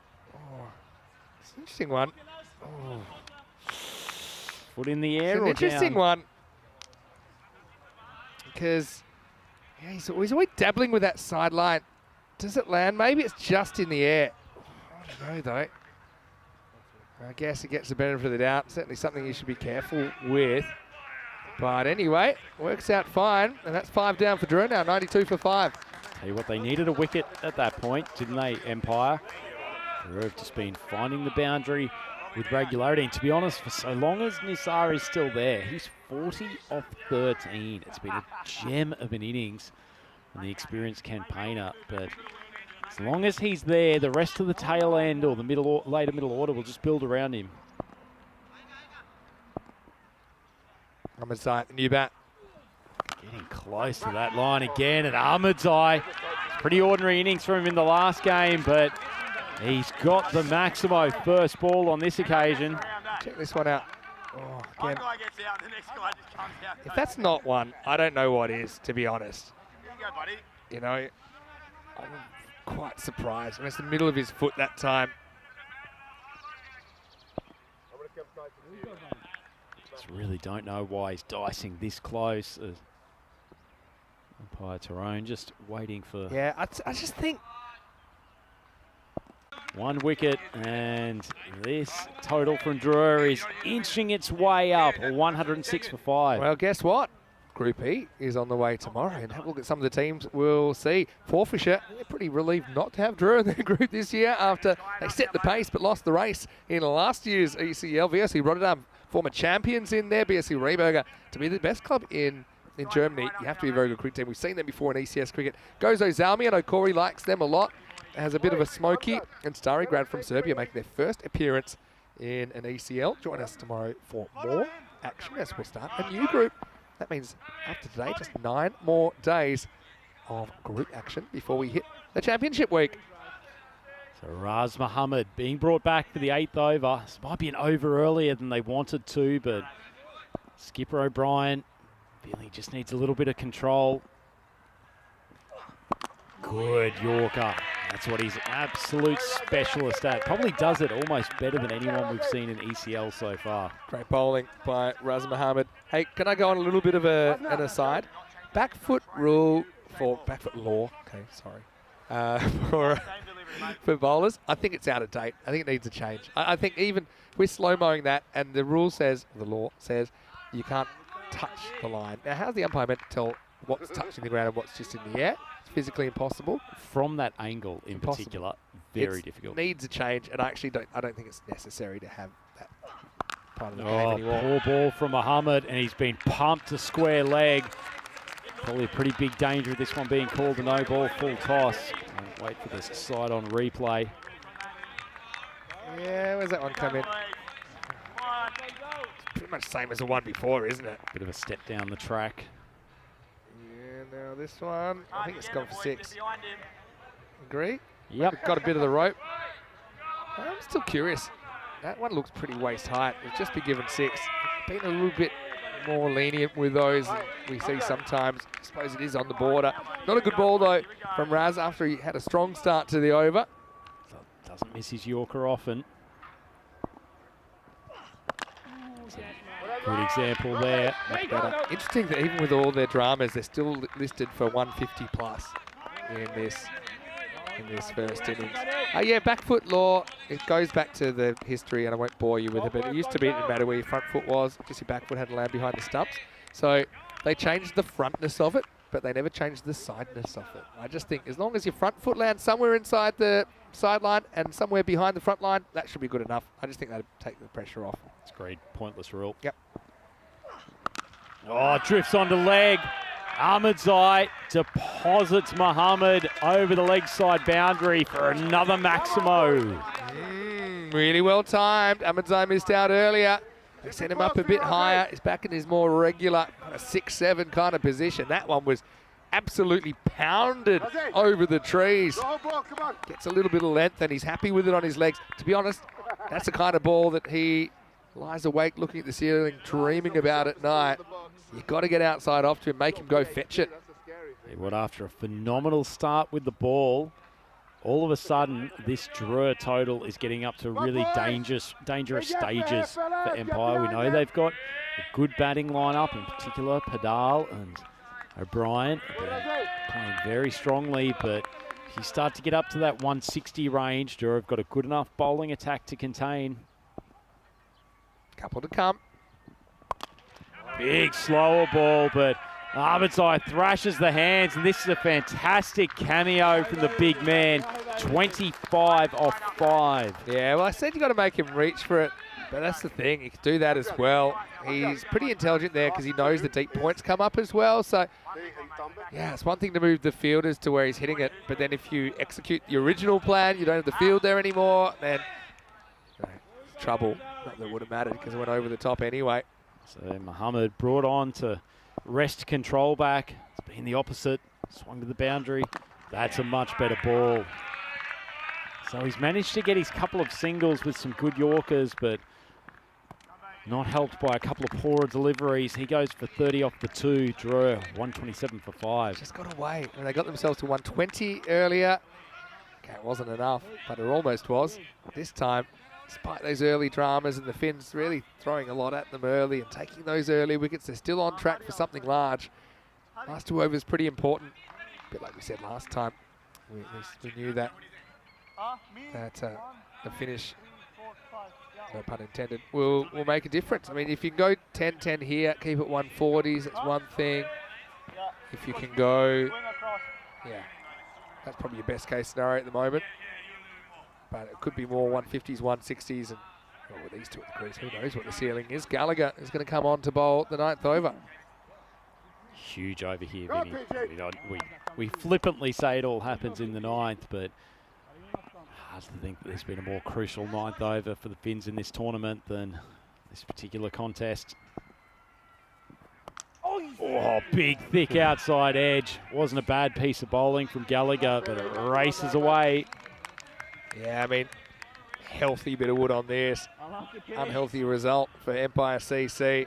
He punches his bat in frustration. Does Ahmedzai. But I'd be punching the bat in celebration if I saw that one flying away. Yeah, maybe. Great result. Gets disappointed when they're only fours though, Cameron Ahmedzai. He'll fancy this. 5 wickets in hand now, doesn't really matter anymore, does it? 1-3-1 on the board.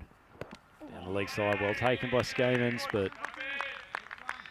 yeah, pushes it wide. It's a really, really good bit of keeping from Skamans, who's been fantastic with the gloves in this series. Took a couple last night down the leg side off a couple of big in-changers.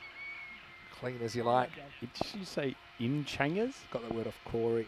Wow. Left arm changers. Oh, big swing from Ahmedzai.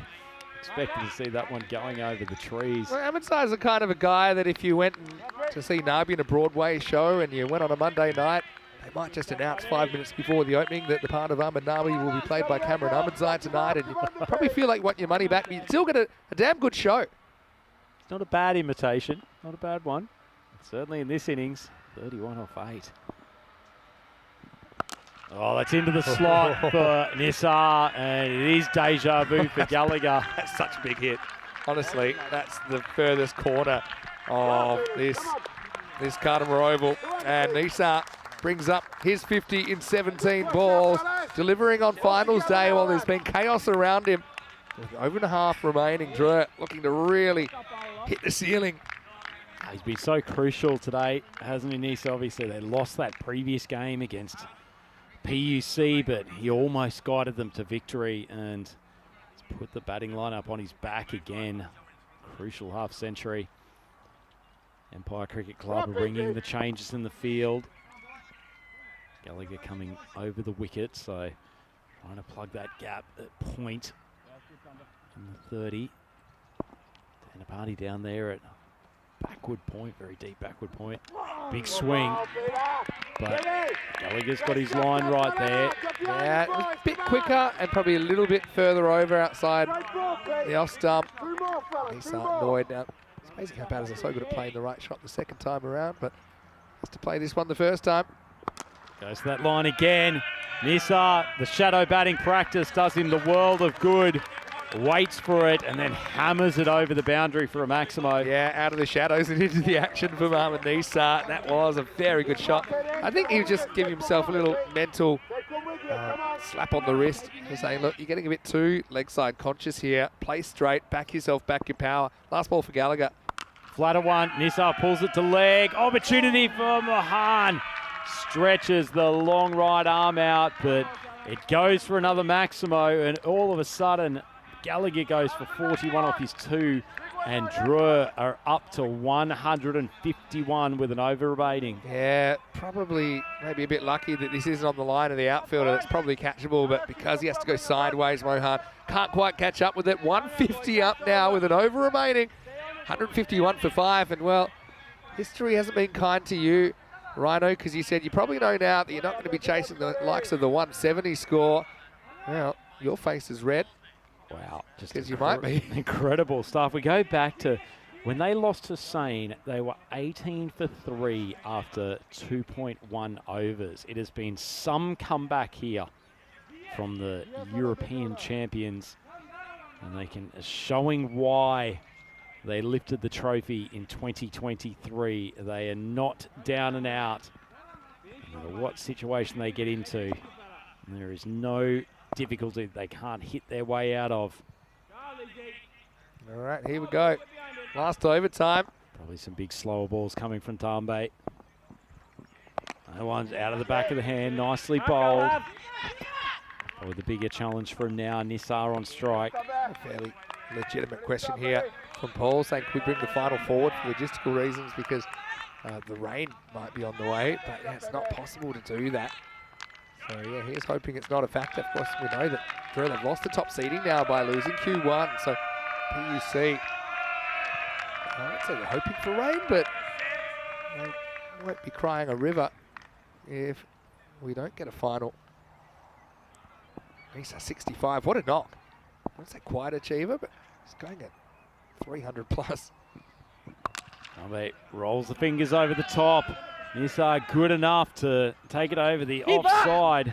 Trio of fielding there, but that is some linkage from the Empire fielders. I mean, O'Brien actually messes it up. He actually knocks it on rugby style first up. Knocks it closer to the boundary, look. But then, it's like the Harlem Globetrotters as it's, give it and take from Gallagher. Hands it back to Collins. The old 1-2-3 fielding. Three Australians all within short space of each other, combining Sure, they brilliantly. practice that. Tambe goes for the back of the hand. Out of control shot from Nisar. O'Brien's not going to drop it this time. Adds an extra flourish to it as he has a want to do in the field.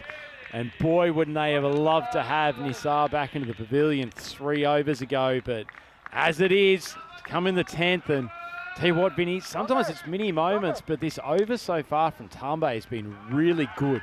This is an example of 10th over from Nisar. I don't think he's going after that if it's earlier, but he says, look, even though I'm not quite there, I'm going to go for it anyway. We're not going to run out of wickets.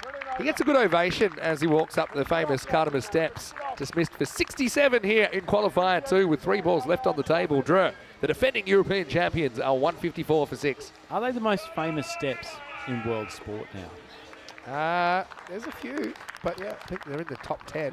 Walking What up are some to, other famous steps? You are got they the- walking up the the steps Lords. at Wimbledon to receive Tell you what, a you get, trophy, or Wembley back in the day? yeah, you get less abuse at the Cartama steps than, for example, the Lords steps if you make the way up in the long run. You run Depending into on who you are, anyway. the wrong type. Anyway, that's a bit of a Gundy ball, but it could work out. Can't quite reel it back in. There's Pedal out there, and it's Maximo Rafa still on doctor's orders for a broken heart after the last game where he could only get 1.8 off the golden ball. He puts this one out of the ground. Lovely shot. And Tambe, after such a good over up until that point, just drops one of those change-ups short, and Rafa is an explosive batter. Very unlikely looking cricketer in some ways, but he's got an immense amount of talent. Tambe. It's unlucky for the Finnish paceman. Swung square, lovely shot from Rafa, and 3 good balls to start with. The last 2 ended up at the boundary, and Drew, they have a big target to defend here. 164, 1 ball remaining. Rafa would have traded either one of those last 2 shots for the golden ball, wouldn't he? Anyway, 164 plus this. Good bowling from Tambe. Rolls the wrist over it. Big slower ball. I love it that he's not sure it's the last ball here, Ahmedzai, so he kind of trots one and then realises halfway through. But anyway, a single will finish it off. 165 for 6 off the 10 overs. It's a very Drew-type innings, wasn't it? Lost early wickets, but continued to go hard. This time, they end up with significantly more than the previous match.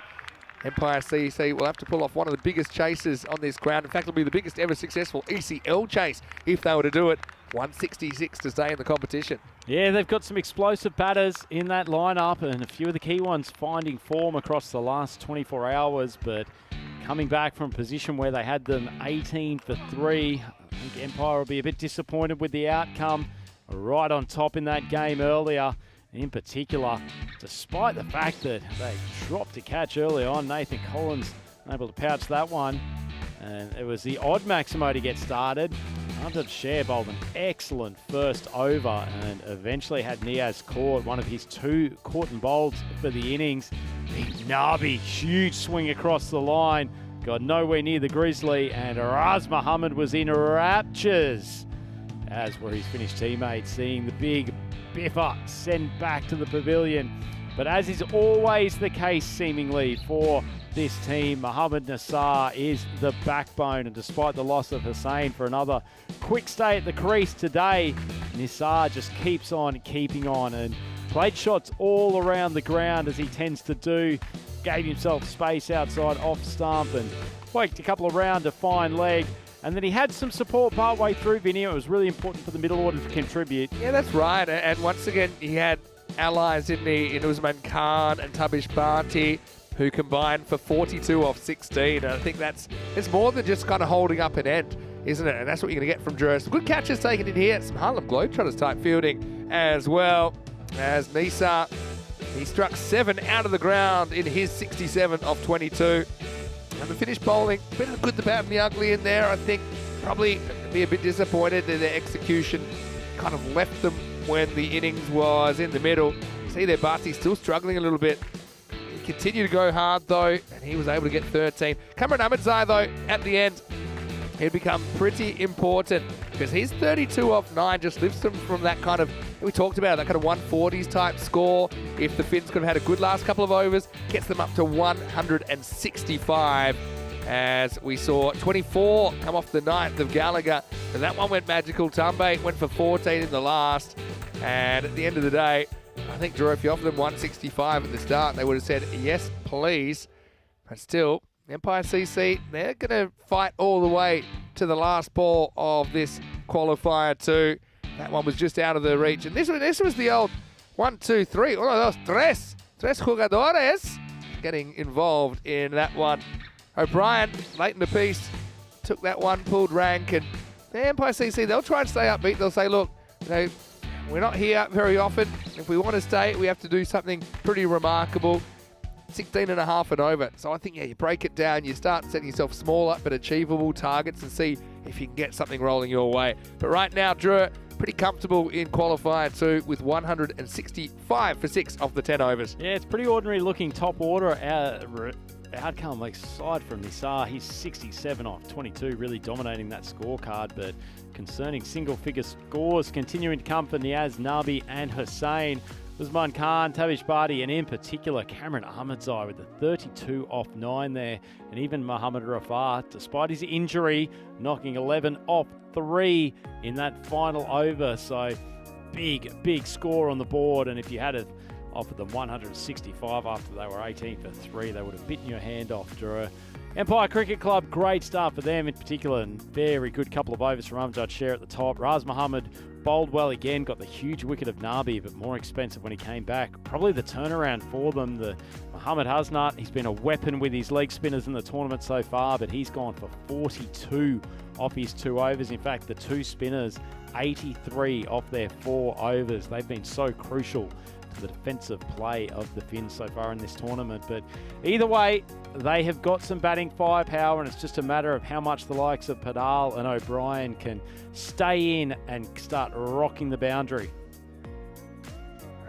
Plenty of action so far, plenty still to come, because you can bet your bottom dollar that Empire CC having a dip at this. 166 to stay alive in ECL 24, and European champions hold on and defend that score. Vinny Sandu here, Mr. Maximo, with Andrew Ryan. We'll take a quick break and we'll be back very shortly with the second innings of the second last match of Group D here at the Cartama Oval. You're watching the European Cricket League.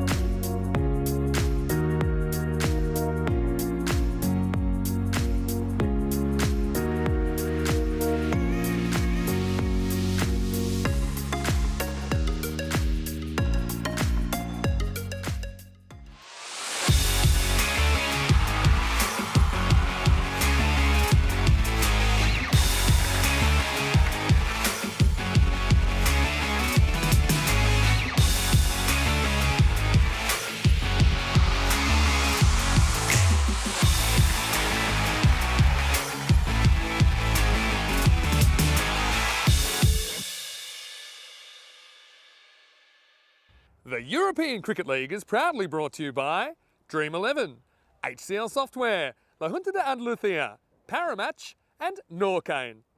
And the official charity partner, Share the Meal by the United Nations World Food Programme. European cricket fans, welcome back to the Cartama Oval, looking resplendent under slightly grey skies here today. We'll certainly have no issues with the weather for the second half of this qualifier 2 game between Empire Cricket Club. We have quite a big chase in front of them, and Dre, who are looking to keep their ECL 2024 tournament alive in order to defend the title they won back in 2023. But certainly some concerns about what might be coming for us for the future, but have the cricket go on 4th as long as we can, and we should be in for a blockbuster here. Tell you what, the Empire team throwing down the gauntlet. They've set their 2 best bats out to open. Jordan O'Brien at the striker's end. Padal, non-striker's end, just warming up, making sure he's feeling nice and limber after, it's not a long campaign, but an intense campaign for these players. And plenty of damage will need to be done by these 2 at the top.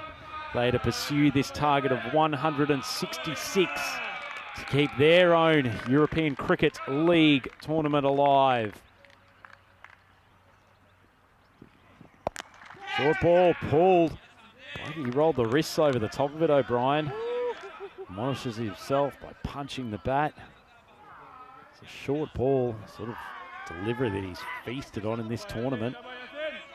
So you're seen taking up the new ball. He wasn't great in the last game for Drew.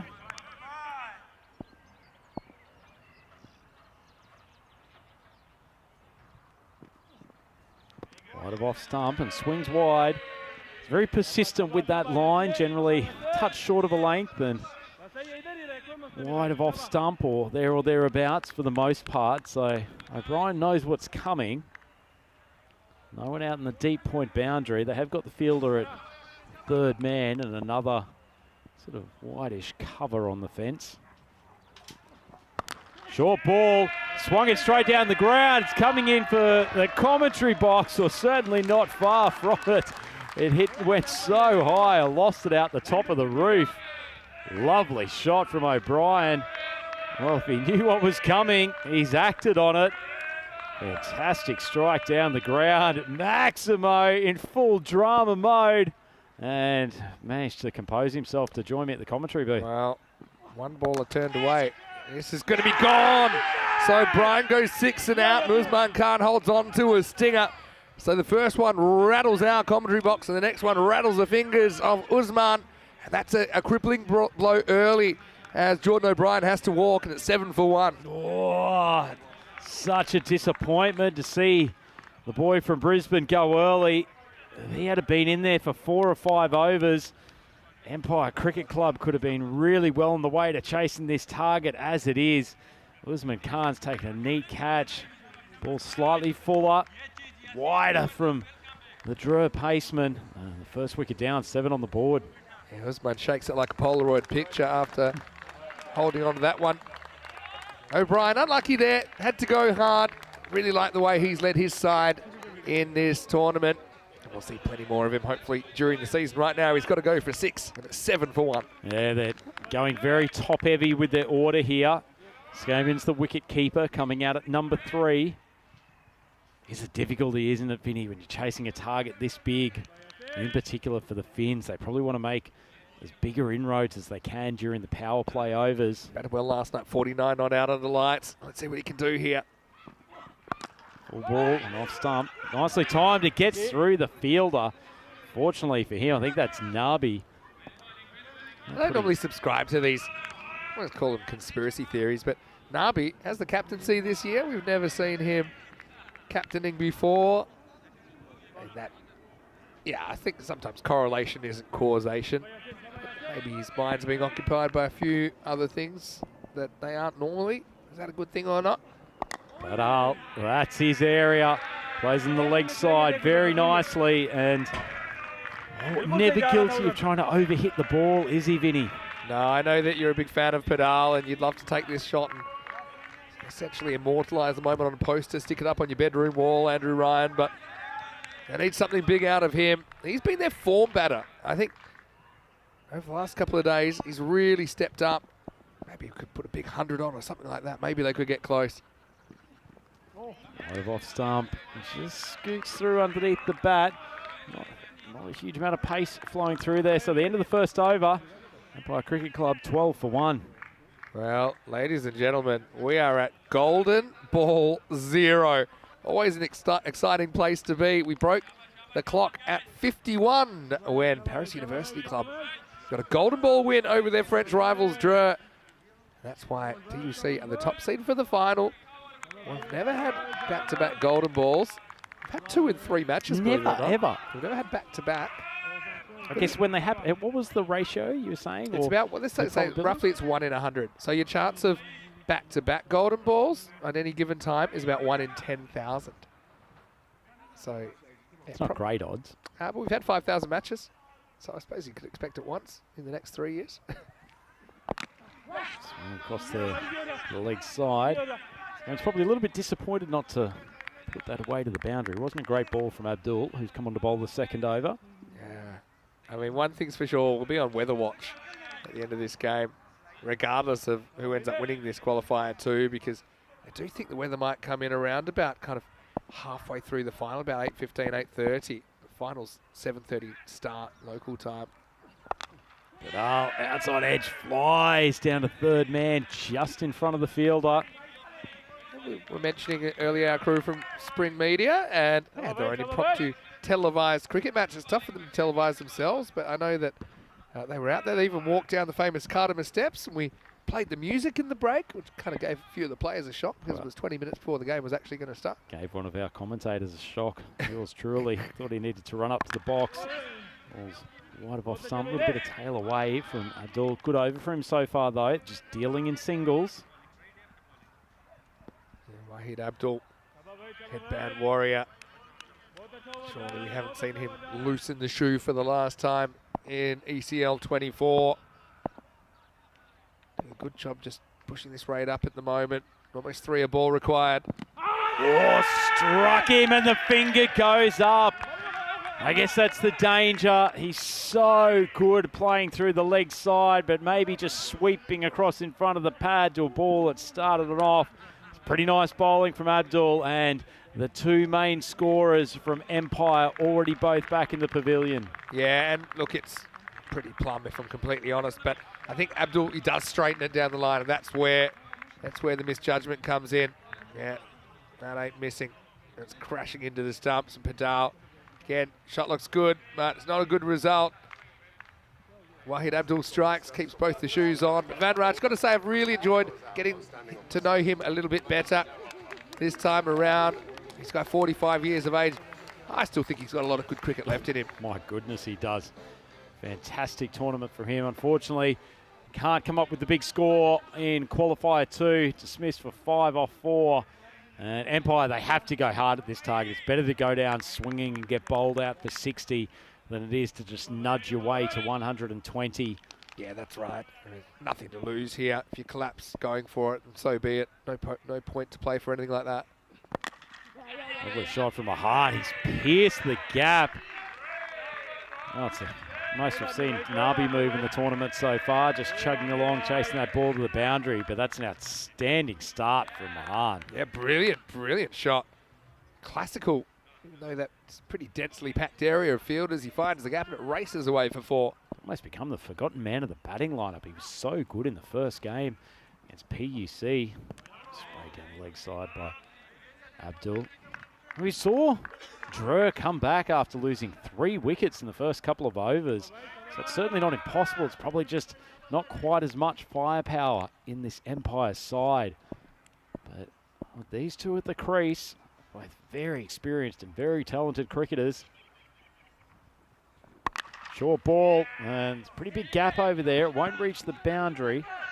It's not well fielded at all, and they will scoot through for the second. That's a truly awful piece of fielding from Shazad Hussain. And the end of the over. ECC, 22 for 2. We had the 33 for 3 off 3. We did. This innings, we got the 22 for 2 off 2 coming up tomorrow. It is the weekend, but we won't be taking a break. We'll be starting Group E, and VSC Rotterdam, the former champions, taking on BSC Rehberger of Germany in the opening game. Forfeiture the Scots against the Maltese club Gozo Zalmi. Starigrad will be the other side involved in Group E. We'll see them for the first time in match 3. Fingers crossed for the weather overnight. No, we have a bit of rain forecast, but hopefully we can get going without too much of a drama. Tomorrow, same time, 10 a.m. GMT, which is 11 o'clock in Central Europe, and 3:30 p.m. in India. Oh, swung over the top. Scammons hasn't got the best part of it, but completely open pastures out there, so sensible batting. And you've seen yanked for a boundary first ball of the third over. Yeah, they'll take it. That rates up to about that, the old point of no return, which is 3 a ball. It's been consigned to the history books, Yeah, hasn't it? that's more like 22 and over in modern cricket with these grizzly balls. Oh, it's nicely timed. Went straight through the hands of Big Abdul, though. He's got a smile on his face. Not sure he knew too much about it. Well, not many people are reaching this, but it's definitely an opportunity.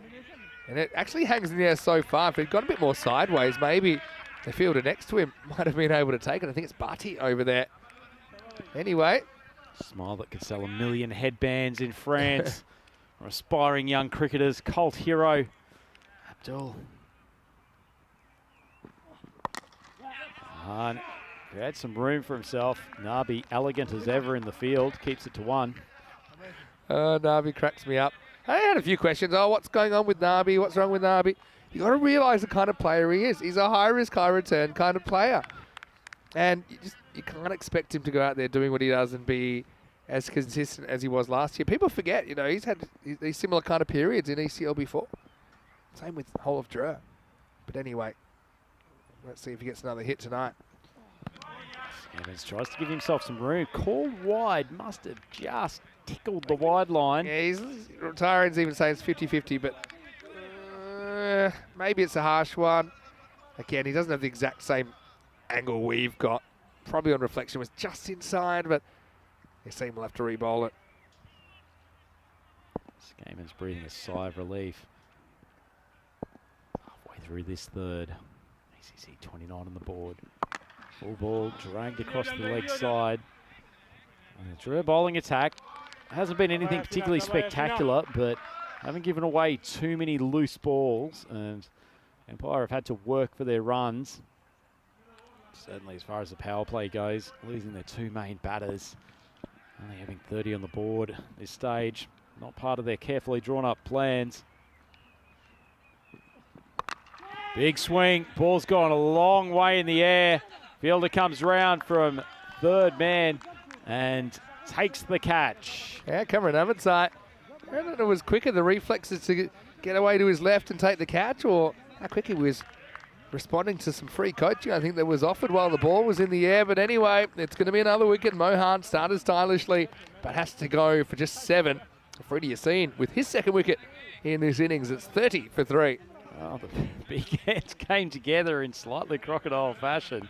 Whether or not he wants to listen to his teammates or not, probably wouldn't be a bad thing to take a bit of advice. But anyway, he completes the catch, and third wicket down, and another one of the key men back in the pavilion for Empire. This chase is not going the way they planned. I played a lot of cricket in my life, but I got to say I didn't play a lot of this type of cricket, and also just culturally, some of these teams are a bit different to when I played in Australia.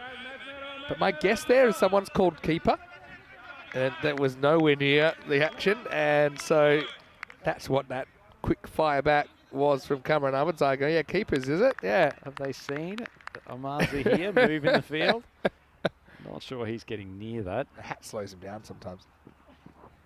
Ball in the legs, sprayed down. So first day with Amar, wasn't able to use the hat. Apparently, didn't have the Truro logo. So quick bit of running repairs. He got the sticker, got the logo on there.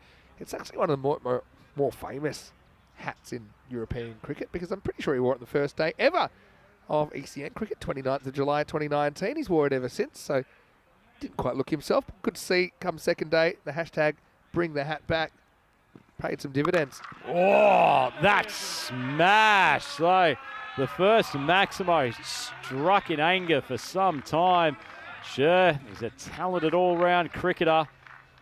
He's got a long way to climb to get them back into this game, but that's a good way to start. End of the power play, Empire, 37 for 3. I'll tell you something for nothing. There's one player I think could still pull this off for Empire CC. It's Amjad Sher, the wild thing. He's mercurial. He will swing at pretty much everything that he'll need to at this stage at the end of the power play. Empire CC, 37 for 3. So, comparison, they're actually ahead on the rate, mind you. Every single over from this point on. And the draw innings went for 14 or more. So that is some rate that they have to keep up. Isn't it a remarkable second half of the innings from Drew? 102. So they got magical pace despite losing those wickets through the first half. They just never doubted their game. So they were 63 for 3 off 5. They were 165 for 6 off 10. Stuff. So much credit to Nisar as well, Vinny. Both of these last 2 games. Lost the openers early. So much has fallen onto his shoulders. He has played exceptionally well, riding the innings forward. Difficult circumstances. So now the left-hander, Barty on, operating around the wicket. Oh, sharp bit of work from Zahir, and Skamans is gone. What a great bit of keeping. There's no doubt. And one thing that batters hate, or keepers hate, is getting stumped by their opposite number. And Skamans just kind of goes walkabout, walks past one. And Zahir, well, that's the power of the hat. As not sure, did that get a bit of the pad on the way through? I wouldn't mind seeing this one again from front on. But Skamans is going to have to go, and it's 37 for 4. Yeah, pretty disappointing stuff. It's one thing to go down swinging, trying to clear the pickets. It's another thing to get stumped to a leg side ball. So Skamans, they would have loved a bit more from him today, but feels like it's just not going to quite be Empire's day. Oh, does it go through the legs? Oh, that's what happened. It went through the legs. So that's actually a brilliant take. It's even, in a way, it's more difficult than if it go down the leg side. So it goes straight through his legs. It'll be stumped by Amo Zahir. Very tidy work, 37 for 4. A man who was pretty tidy last night for Empire. He's pushed up the batting order. Nathan Collins whacked a couple of maximos, played a couple of exceptional square cuts. Boy, could they do with something similar today. Not going to be his day today, though.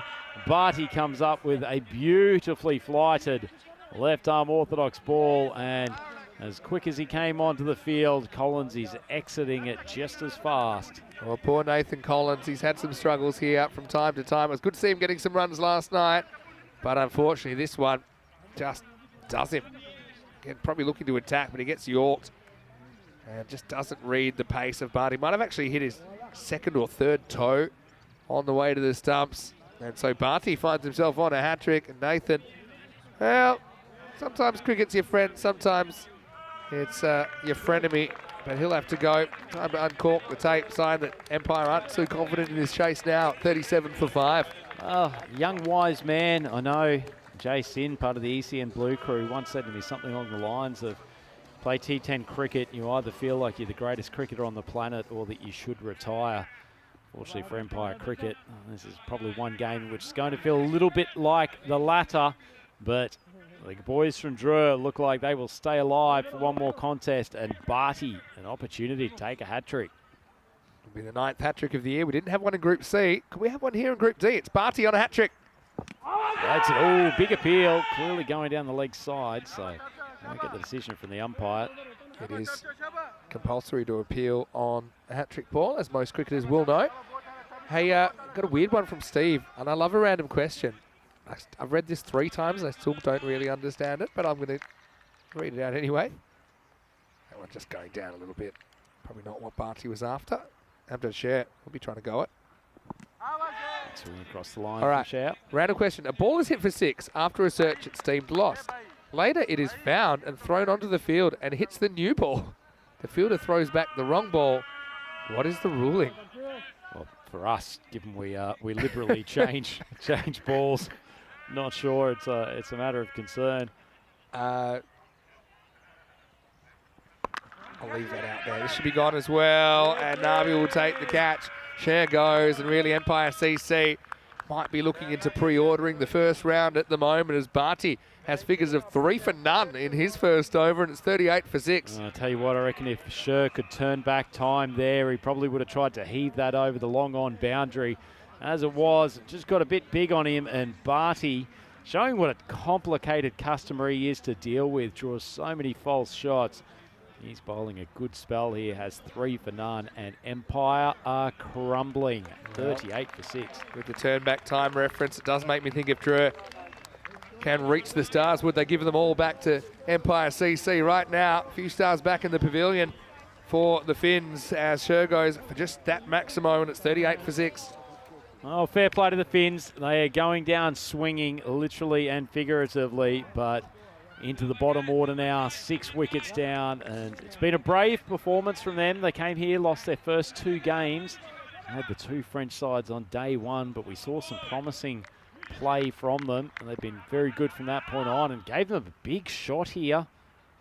Tell you what, when they had Drew 3 wickets down for 18, they were right on top, but that man Barty has combined with many of his teammates to send Drew into an almost unassailable position. 3 for none in his over, and ECC 38 for 6. Yeah, triple wicket maiden for Tabish Barty. There was a leg by, so I call those fake maidens because there was a run in the over, but still, I think it's all academic from here. And if Drew were in trouble at this stage, I don't even know what to call what Empire CC find themselves in. Head after 3, but a long way behind after 4. Yeah, loving the share references as well. Or maybe Empire CC will be asked the question, do you believe in life after qualifier 2? Qualifier 2? That was the follow-up to the immensely successful. Well, my goodness. Yeah, sun's out. I know that they like to pray several times a day. It might be good to throw the rain to stay away to be in the prayers tonight. All right, Cameron Ahmedzai coming out onto bowl now. Yeah, he's had a pretty good game so far. Sure, he'll be steaming in. A few balls at the head in this over. Oh, big appeal. That's close, and it's gone. Dan Apandi plays all around it. And pretty good piece of bowling from Ahmedzai, who is having a cracking game here in qualifier 2. Empire 38 for 7. Yeah, I had this one gone. Kind of catches him on the crease. Barty's looking at me like, I hope there's some wickets left for my second over. I think that's crashing into leg stump, Rhino. Dandapani just misses one that I think... Just straightened enough. Yeah, it's getting a piece. And Tyrone Peters, the slow death, as the finger goes skywards. And Empire CC, well, I think right now, they're wanting to get this over and done with, 38 for 7. It does bring on Peacock Derek, though, which is, you've got to pluck out the positives of these things, and great to see him getting some exercise for the afternoon. And Apani goes for none off 2, so a duck to finish his tournament. And this is all going downhill very, very quickly for Empire, as Peter Gallagher, we've heard about him returning to Australia later this year, so he'd love to finish off with a flourish. Personal highlights, something that Gallagher could certainly use for the old social media, and he's just going to launch this skywards. Well, this should be gone. Nabi is getting under it, and he's going to drop it. Well, Gallagher, as I showed, Nabi almost throws a 5. I'm glad we're not backing that one up. It'll be a high single. Put that on the wagon. We're going to need 3 dimensions. Well, Nabi continuing his outstanding tournament in every facet of the game. That is a poor drop from a quality cricketer. Seemed mildly annoyed that he had to move 2 or 3 metres given the game situation. Tambe faces up. Quite as annoyed as Ahmedzai as Tambe plays a pretty good shot. Well, the Empire strikes back with a Maximo behind point, and they're still cheering on the boys from Finland. Excellent to see. Yeah, it's really been great to see the team spirit in the Empire CC camp. And I mean, they know they're gone now. They know this is their last moments of cricket in this ECL, but it's really getting behind Tambe there. That was a good shot. Big flay over cover. No contact on that occasion. He's had a really good game, Ahmedzai, hasn't he? He's sort of joking about his choice of length in the previous game. Not always probably the right call, the right situation. He's slippery off a pretty short run, you know. Full ball. Tame drives well. Go out to cover, and then with the shoe phone, almost throws the ball into Nabi's head as he loses it in the sunshine. Yeah, sunshine sticking around. We've got about 2 hours and 10 minutes until we start the final. You hate to just keep talking about the rain, but it's certainly in the back of our minds tonight because PSC have taken the top seed. First time rain's threatened the final really in this ECL that contains 8 finals days. 8 finals days, 7 group finals days, of course. Championship week finals day on the 22nd of March. Let's welcome you into the commentary box. Vinny Sandu here, Mr. Maximo, with Andrew Ryan on Peacock Friday. Very happy Peacock Friday to you, and happy last day to you in here with us. It's happy and sad last day to be Vinny. I'll miss you guys. Had a lovely time. Have an emotional chat before the end of tonight. We will. The final. I think we need to go to the empanada shop tonight. I think that's a must. I don't think. I think we will. I know. But let's just hope there's no rain on the parade tonight. So everyone, just put your heads together. This works sometimes. Put your heads together. Let's try and make sure that we don't have that intervention. Look, we're talking about these things. These aren't huge things in the context of the whole world and some of the problems. And of course, if you'd like to donate to the Share a Meal Initiative, World Food Projects, and UN-backed organisation, all those funds go to helping those in need. We'd love for you to join the fight against world hunger. There's Barty. He's on track for some pretty spectacular figures here, Barty. 7 wickets down. He'll be eyeing off a few of the lower order. No one's ever got a 7 for an Ahmedzai's cost him the chance at that as well, by the way. Gallagher just saying he would have smashed that ball if it was bowled. Had the opportunity there. That one tailed into his stumps, but not the greatest contact. I know it's tough with the amount of games and everything that's going on, but I mean, Gallagher's one guy that he's a must mic up kind of a guy. Like, you just hear some of the stuff he comes up with right now. What's happened to player mic for this tournament, Vinny? I loved it. We're working on it. Yes, that one's just I think one of the issues in this, so many games are kind of, it's a bit different, I suppose, in a franchise environment where you're playing a lot of games and maybe you've got these downtimes in the game. But I think with the players only having the 4 games in the finals, that's where their focus probably has to be most of the time. This is well struck down the ground, and Tambe gets 4 more. Yeah, he can bat, Tambe. Saw him drive a few lusty blows earlier in the tournament, but he scored runs for the national team as well. Pretty good all-round cricketer. You'd love to see a bit of rearguard action from these two, wouldn't you? Because Empire, they've been such a good competitive team over the tournament. They don't deserve to be thrashed here as Tambe just stretches forward, tickles the one. A few nice little messages for you in the chat there, Rhino. We had a bit of a laugh last night when you got called Rico. I got to say, I was watching your bale, manos arriba, etc. was quite good. You enjoyed it, did you? Very good, actually. Couldn't pull off the duck noise.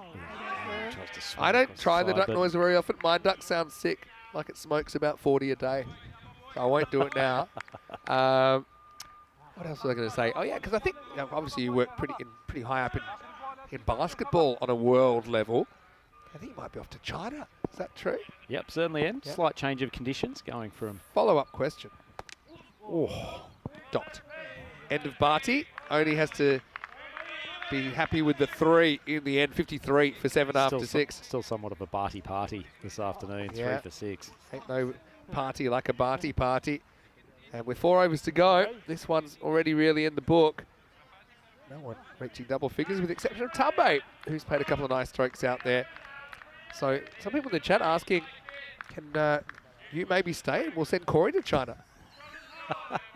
How do you think he'd go over there? Look, I'm not sure Corey would get a visa, given his recent travel history. Might be a few suspicions from the consulate, but no, very, very sad to be leaving here. Obviously, we've got the final game tonight, which should be an absolute thriller, provided Mother Nature doesn't intervene. But to the extent possible, I'll be watching on from China. The old Great Chinese Firewall might have a thing or two to say about access to YouTube, but we'll see. See what we can do. Down the ground. Yeah, obviously human trafficking, a pretty serious issue in some circumstances, such as, say, Rutgers getting moved. Maybe we could think about it. I don't think Corey's going to make the diplomatic corps at any stage during his career. I'm not sure I'd let him loose in many many jurisdictions around the world. Is Wahid. Bit of lift from the big man. Empire CC. Very, very proud to be here representing Finland. First time at an ECL. A club with over 2 decades of history now. One thing I've really been impressed with is their unity and their team spirit. They feel like a team you'd like to play for. Yeah, don't that's they? a really good way to put it. That's for sure. Big swing. Gallagher's almost thrown himself off his feet. He's not going to die wondering. Hey, he's got Big plenty of balls Australian. to play with. Don't have many batters left. Just keep swinging. Yeah, sometimes we use that team spirit in a way that kind of, you might use it on teams that aren't necessarily going to win a lot of games or aren't that competitive. But that's not the case here. We're just really noticing it for what it is, and the fact that this bunch of cricketers, they just absolutely adore playing with each other. They'll share in the success and they'll share the disappointment. I know that they will bow out in 3rd place in the group. Gallagher, I'd love for him to do his own commentary here. There was a bit of an oh my after he missed out on that leg stumpish delivery. We'd have him on player mic, wouldn't we, if we had it available? I mean, he's actually so loud, he doesn't actually need the microphone a lot of the time. We have a few chats when he fields down here at Long On. It's always interesting where our commentary box is, to just think of who's at Long On, who's hearing what we're saying in the boxes. Gallagher, 3rd strike out. Oh, this is where I'd like to see Gallagher brought out a bigger bat, just to give him a chance. Maybe 2 or 3 bats wide. And look, he's ready to pack it in now, Pete. He's still wearing his Australian wristband. Having a bit of a shocker. He looks like he's batting 3 or 4 spots too high, and I will remind you he's batting number 9, Peter Gallagher. Have another go. Better. Or big swing, and that should make its way to the boundary. Won't even go. No, he hasn't timed it well enough, but he will scoot through for the second. I mean, look, it is concerning that that's the best shot he's played since he's been out there, but it will be the end of the 7th over, and it's 56 for 7. Well, this is where we're at on finals day. Dreux are going to win this game. It will be a French derby in the final. But PUC finishing slightly behind at the group stage, but by winning qualifier 1, they are the top-ranked side going into that Group D final. And if we don't get a game, then they will go through. Now, hopefully we do get a game. Of course, minimum 3 overs. And hopefully we get the whole 20 overs. Let's really hope for that. It's coming up starting in about 2 hours' time. And it will be very easy because there's only 1 national anthem required for the first time. So what do we just play the singular anthem for both teams, I assume? Well, has this come into ECN protocol? No, I was going to say they should play the French national anthem once, and then like, I don't know the title of it, but you know the one that goes. Do you know that one? I was just going to say throw a Daft Punk song in there. Yeah, I was going to say something like that. Apologies to everyone. Here's Gallagher building innings, 5 off 10. Big swing. You take it, Vinny. Well, Nabi isn't going to be so charitable this time, as that one is hit into his orbit. And Rafa, well, interesting to see Rafa getting a bowl here, testing out his elbow. He's had some sort of a tournament, Rafa. He's got a bit of tennis elbow that he's trying to bowl through. Normally that just needs rest, but we'll have plenty of rest after the ECL. So he'll get his first wicket of the series. Nabi holds on to that catch. Mate, let's acknowledge this outstanding piece of fielding from the Dreux skipper. I'm pretty curious to see Gallagher's face as he walks up the stairs. He'll go pretty much 5 off 11. Guarantee he'll get a big round of applause from the Empire fan club. Yeah. And then he gets his gum back off. Gets a piece of gum from Ahmedzai. And then I wouldn't be surprised to see him give that bat away to someone in the crowd because it wasn't working for him. I was expecting him to kiss one of the support crew after he'd got the gum sorted out. Nice to see the sledging not just limited to on the field as he cops a bit from his own supporters there, Gallagher. Rafa gets one that's going to go around the keeper and is going to go for 5 wides. A little bit of foot fielding there. Wahid Abdul. Well, you don't want to risk the shoe phone. Well, that one might put the shoe phone out of service. Rafa not too happy with the effort down there from Big Wahid, who just heels it across the line. Just back to the Empire club, Vinny. We were talking the other day to a few of the boys that they've got such a spread of nationality That's a pretty ordinary looking shot from Raz Mohammed, but such a spread of nationality. I think it's over 10 countries that are represented within their playing base. Yeah, and absolutely. If you include the players in the squad, it's like 15. Yep, which is great to see. It's one we often talk about, how it's a great thing to bring people from different countries together for the ECL or the other European events that we have. Oh, rocket for Rafa. Sends Mohammed splayed on the Cartama turf. I'm telling you, Rafa's got pace. That must be a no ball for front foot. But you come out number 10, what's pretty friendly atmosphere, and Rafa changes the move. That hits the seam, comes back, and that was almost lights out for Raz. Save it for the final, Rafa. He's back there holding his elbow. It's a slower ball. He's got a brilliant slower ball as well. We just haven't seen the best of him. We haven't seen too much of him, actually, even bowling. And we have seen him bowl super quick in the past, haven't we, Vinny? Not quite Mohammed Cameron pace, but he is up there on the speed register. Slower ball, and it's the change-up you've talked about. Yeah. Tennis elbow is tough, if that's what it is. I mean, I had it once, and I see him holding it every ball. They generally tell you 3 to 6 months of just don't throw. And for me, when I was playing, I thought that's never going to happen. Luckily for me, I suppose. Sounds to say lucky, but shot.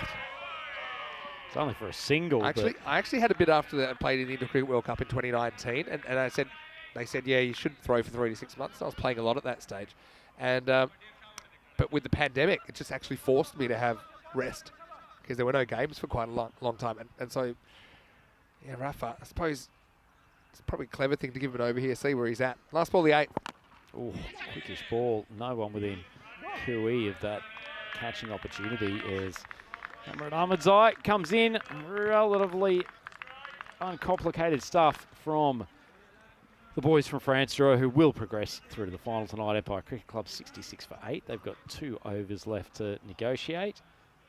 And I thought this might be Nabi walking to the bowling crease. It would be quite a treat for the fans. Well, he actually took a wicket with the last ball of ECL 23 when he got the last over and sent the crowd into overdrive. I wouldn't mind an over from Nabi here. Maybe it's just a good chance to get him into the game. Get him a chance to pick up some fantasy points. Hasn't done much with the bat so far. He is the captain. Yeah, he's broken a few fantasy players' hearts, I think, in this tournament so far. Anyway, Cameron Ahmedzai, you're looking to finish things off here. Oh, short ball, fended off. They've all of a sudden brought a vicious shoulder height attack to this game, and poor Tambe expecting to just have a few lazy swings in the last couple of overs. Shades of 1932, 1933 about this. Just get the 6 or 7 leg gullies in there. Bit worried about poor little Raz Mohammed. He's only about 5'3", given that Ahmedzai's general length is halfway down the deck. Big swing across the line. He manages to not only change the strike over, but survive that ball. Pretty quick to head off for the single, wasn't he, Raz, that time? I think he was almost ready to run it before the bowler let go. He's already got the stinging scent of leather in the nostrils after a pretty quick one that Rafa sent down at him. Just want to get back to Helsinki in one piece. As you say, Vinny, Ahmedzai does generate some pace off a short bustling run-up as Tambe drives well up. He gives a mild bit of thought to pursuing the ball, but in the end, he's got fielder down there at long off to chase it down. Good to see the full voice, or hear the full voice of the Empire Cricket Club fans. They've enjoyed their time in Cartama, I think it's fairly safe to say. They sure have, and they can hear us as well. Even though the catching's been substandard, their support has been first rate. As that one goes straight over middle stump, and you got to feel that that French cheer squad is going to get even stronger when you add the 13-player squad to it. They're going to have a big night here. They've earned the right to celebrate as well, even though they will come in third in the group. Empire CC, plenty of clubs in Finland that would love to be here right now. Whew. Well done to get inside that one. Elegantly moving to the offside to add that ball down the leg. Nod of approval from umpire Tyrone Peters. Yeah, he's gotten some imitators. Yeah, shades of Merv Hughes in the late 80s here. The old Bay 13 at Cartama. Yeah, which did you like better? think I know what most of the viewers would be going for. I could make a few cracks as to what that might be referring to as little Raz cracks one himself down to Usman Khan at long off. Yeah, 2 is better than 1, I'd say. Applies to umpiring 2. There they are. Of all of the fans we've had here, they're in the top 10 best looking group. Well, they're dressed in some good pastel colours as well as Tambe. Oh, they're going to go nuts in the fan zone. The team arises as one as Tambe reaches 23 off 13. It's actually been a pretty nice innings from the big paceman, and Empire move their way up to 77 for 8. 1 over to go. Yeah, Tambe, he's loving it. And if you want to be entertained, guess what? There's more coming your way. Well, was that I guess it wasn't a crowd group hug. catch. Yeah, group hug. Why not? Hey, you want to see more Nabi? We got Nabi. 77 for 8, walking 6 after 9. As, well, I still find it amazing he can get the arm over. But Nabi to bowl the 10th over. That's actually not too He's bad. He's a good bowler. He just doesn't really bowl much because Probably doesn't need to. His bicep and his chest muscles, I'd just assume they would not be able to get the arm over. I love his personality here, and it obviously hasn't happened for the bat with the bat for him, but he's enjoying his cricket. He'd love to grab a wicket or 2 here. Oh, tell you what, cheeky stuff from Raz, trying to razzle him down to fine leg. Yeah, This is a battle that we expected more the opposite way of Raz versus Nabi with the ball versus bat. I'd like to see Raz trying to out Nabi though, and just trying to put him over the trees. Don't worry about the sneaky stuff. Come on, smoke him, Raz. It's not a maiden here. Oh, it goes the big charge, swipes across the line. Strike 3. Raz 3 off 10, making Gallagher look positively in form at the moment. Yep. Tambe probably sitting up the other end saying, I wouldn't mind to face another couple of balls. Feeling a good nick here with 23 off 13. No, I don't think he's going anywhere. Nabi, ... Oh, cracked. Beautiful cut shot. And it reaches the boundary. And the Empire Cricket Club rise as though they've won the ECL 2024. Fantastic stuff from their support crew. And little Raz, he's taken Nabi to the fence. It's a great shot, really. Maybe it should have been stopped out there. No, they're loving it. And they're celebrating like a team that knows every ball is one closer to happy hour with 2 to come. Empire CC 81 for 8. Oh, another big swing from Raz. It's a good bowler, though, isn't he? I mean, tell you what, gets it through. Nabi's biggest decision in the next hour is whether he's got to have a new shirt painted on him for the final. Some of the people in the viewer section were saying that maybe the shirt's a bit too tight and it's restricting his movement. Anyway, he's got to go at the 3 sticks in the ground because we've already established that only one's been hit out of 5. Oh, Raz, I thought he was going to launch that over mid-wicket. Sprints for the first, gets for the second, but somehow ends up on his backside. And despite this not being quite as close contest as we had hoped, it has provided no shortage of entertainment. I like the urgency, turning around for no particular reason, but hey, Drew, they have made it, and now we know we're having an all-French final. Yeah, outstanding stuff from Drew. They recovered in reality from what was a really tough spot. Keep in mind, it wasn't that long ago that they were looking down the barrel of having 3 top-order wickets gone within the first 2 and a bit overs, only 18 runs on the board, and a rampaging Empire Cricket Club bowling lineup just breathing fire. From that point on, though, it was the exquisite skills of Mohammad Nisar and backed up very well by some of the middle order. Usman Khan, Cameron Ahmadzai, both really putting in a good shift, and Barty with both bat and ball just showing what a valuable competitor he is. But take nothing away from this Empire Cricket Club from Helsinki. They have added so much colour, so much fight to this Group D. It's been an absolute pleasure to have them, and they can have their heads held high, Vinny. Yeah, definitely. I couldn't agree more. They've been a great bunch, and hopefully we see plenty more of them after sunset here at the Cartama Oval. So it's PUC versus Drew at the Group D final. The toss will happen pretty shortly. think both teams pretty keen to bat in that one. I got the feeling. We're starting in about an hour and 50 minutes. Maybe we'll play the anthem twice, one slow, one fast. Anyway, let's go back and have a look. And it was a promising start for O'Brien, but he would go 6 and out. And really, Empire CC, after a few top order wickets, knew that their goose was cooked in this one. Yeah, it certainly did. It was probably O'Brien and Padal who needed to bat the majority of the innings if they were going to chase down for some monster target. Unfortunately, both of them went early, but they provided no shortage of highlights with the bat during this tournament. Man, he's a walking highlight, Abdul. Slipped through his fingers, but Drew didn't let too much slip through theirs as Big Amadsai got the mitts around that one down at third man. Amjad Sher, he was very impressive throughout the tournament with the ball, even getting some practice in the background as the girls from Spring Productions showing they know how to swing a stump. And unfortunately, though, Skamans, he was neatly stumped by the wicketkeeper who did a really, really tidy job behind the stumps. Collins, after his heroics from last night, went first ball. And from that point on, it was basically all downhill. Yeah, you're right. That was a pretty good decision as well. Looked like that was knocking leg stump out of the ground.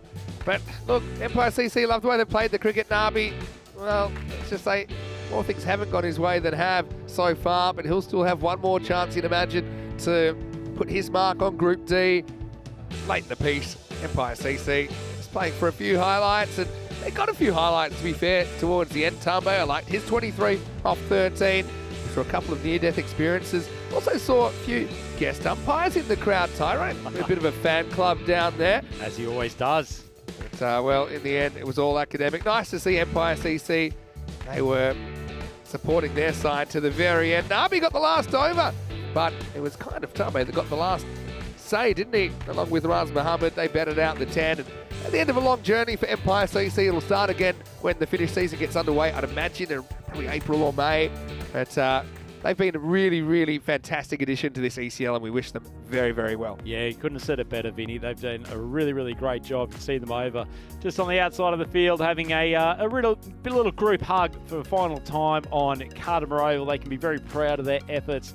Unfortunately, the batting card looks more like a phone book in that top order. Single-figure scores all the way down until Tumbe came at the end and played some nice shots, given some support by Gallagher and Muhammad, so they managed to bat out the 10, but they really needed big innings from Padal and O'Brien if they were to chase this down. Pretty good bowling performance from Drew. Their bowling in some ways is showing a little bit more consistency than the batters, and Tabish Bhatti, the pick of them, 3 for 6, including a triple wicket maiden for his first over. Back on it, wasn't he? Although we have seen him taken down occasionally. PDC did get his measure in that previous game. 2 for 27, you've seen, I think was pretty good early. Abdul with the 1. Wickets also for Cameron Amatai. And Rafa got through his over in some discomfort. Nabi covered him to bowl the 10th, only conceding 5. Okay, so coin toss happening pretty shortly. Keep your eye on the comments section and also our website, europeancricket.com, to see what happens there. Keep an eye on the weather as well at the Cartama Oval. Hopefully it doesn't play a part, because 2 French teams will contest a derby final for the first time at the European Cricket League. When the lights come on, we'll be back in around about an hour and 45 minutes with that one. Vinny Sandu here, Mr. Maximo, and it'll be a big farewell, I'm sure, to Andrew Ryan when we return for the decider in Group D in this European Cricket League.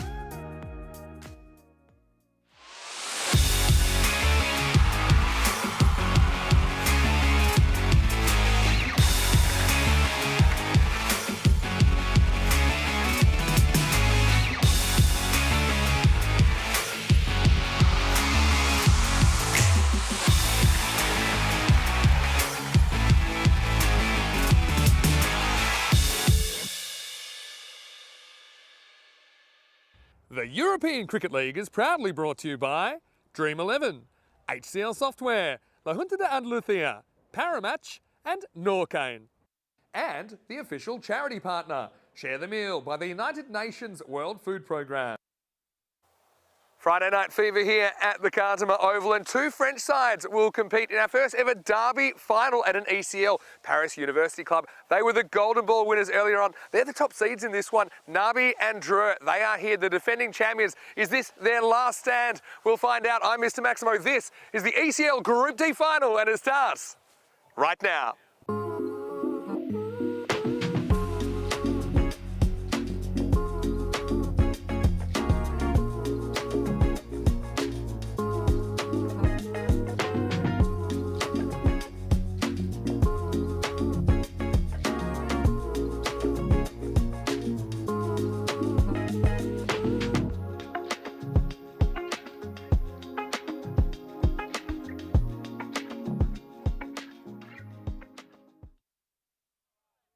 Good evening to you wherever you're watching from around the world. Welcome to a huge night in European cricket. It's Group D finals night, and history has been made on the network because we have our first ever derby in a final. Two French teams will contest for just one position in the championship week. So it has been a crazy journey so far. 5 teams started this journey. Unfortunately, Byron of Greece, they fell out of the competition last night. Today, we had to say goodbye to the Slovenians, Luiana, who fought very, very bravely so far in the competition. Then we just had to say goodbye to Empire CC of Finland. And I know they're still very, very well represented here.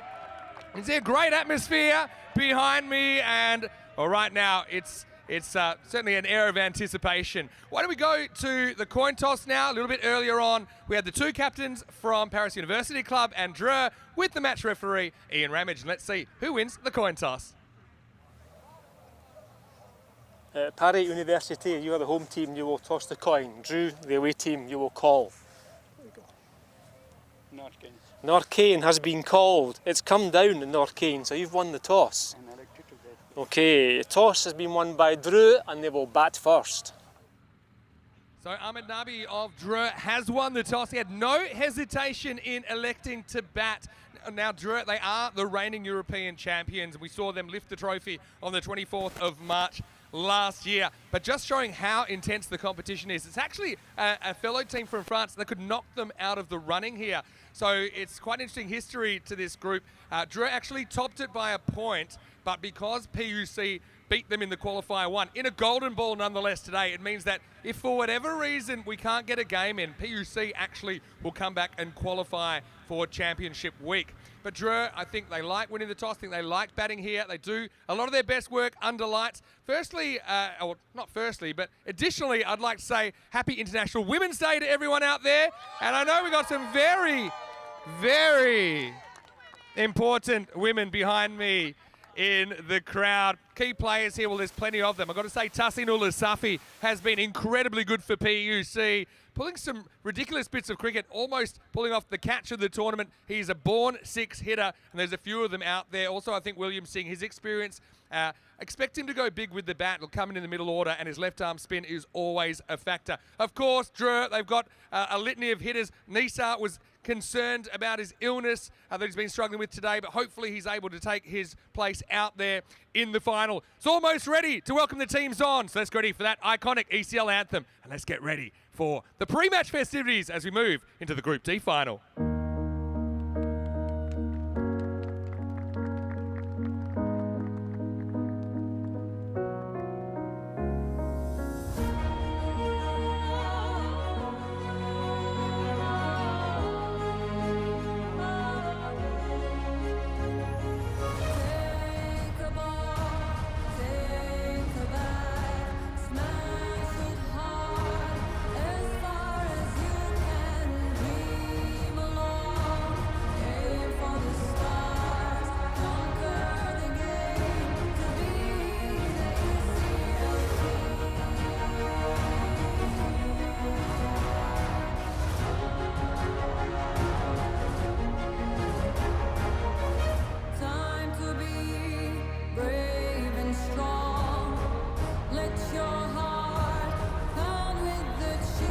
Ladies and gentlemen, welcome to the European Cricket League, the Champions League of European Cricket.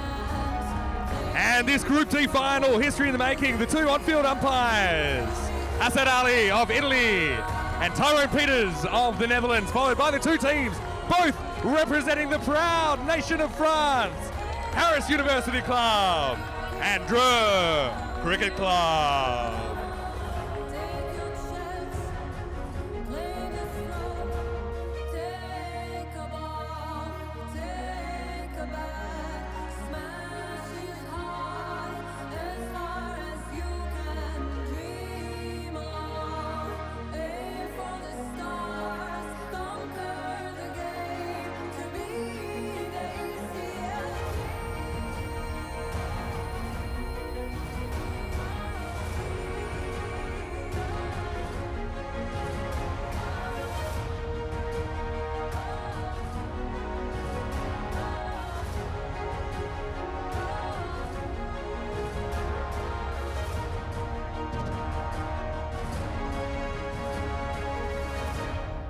History being made in this Group D final. The first time a group final is contested between two teams from the same country. Paris University Club versus Dreux Cricket Club. Please be standing now as we hear the rendition of the national anthem of France.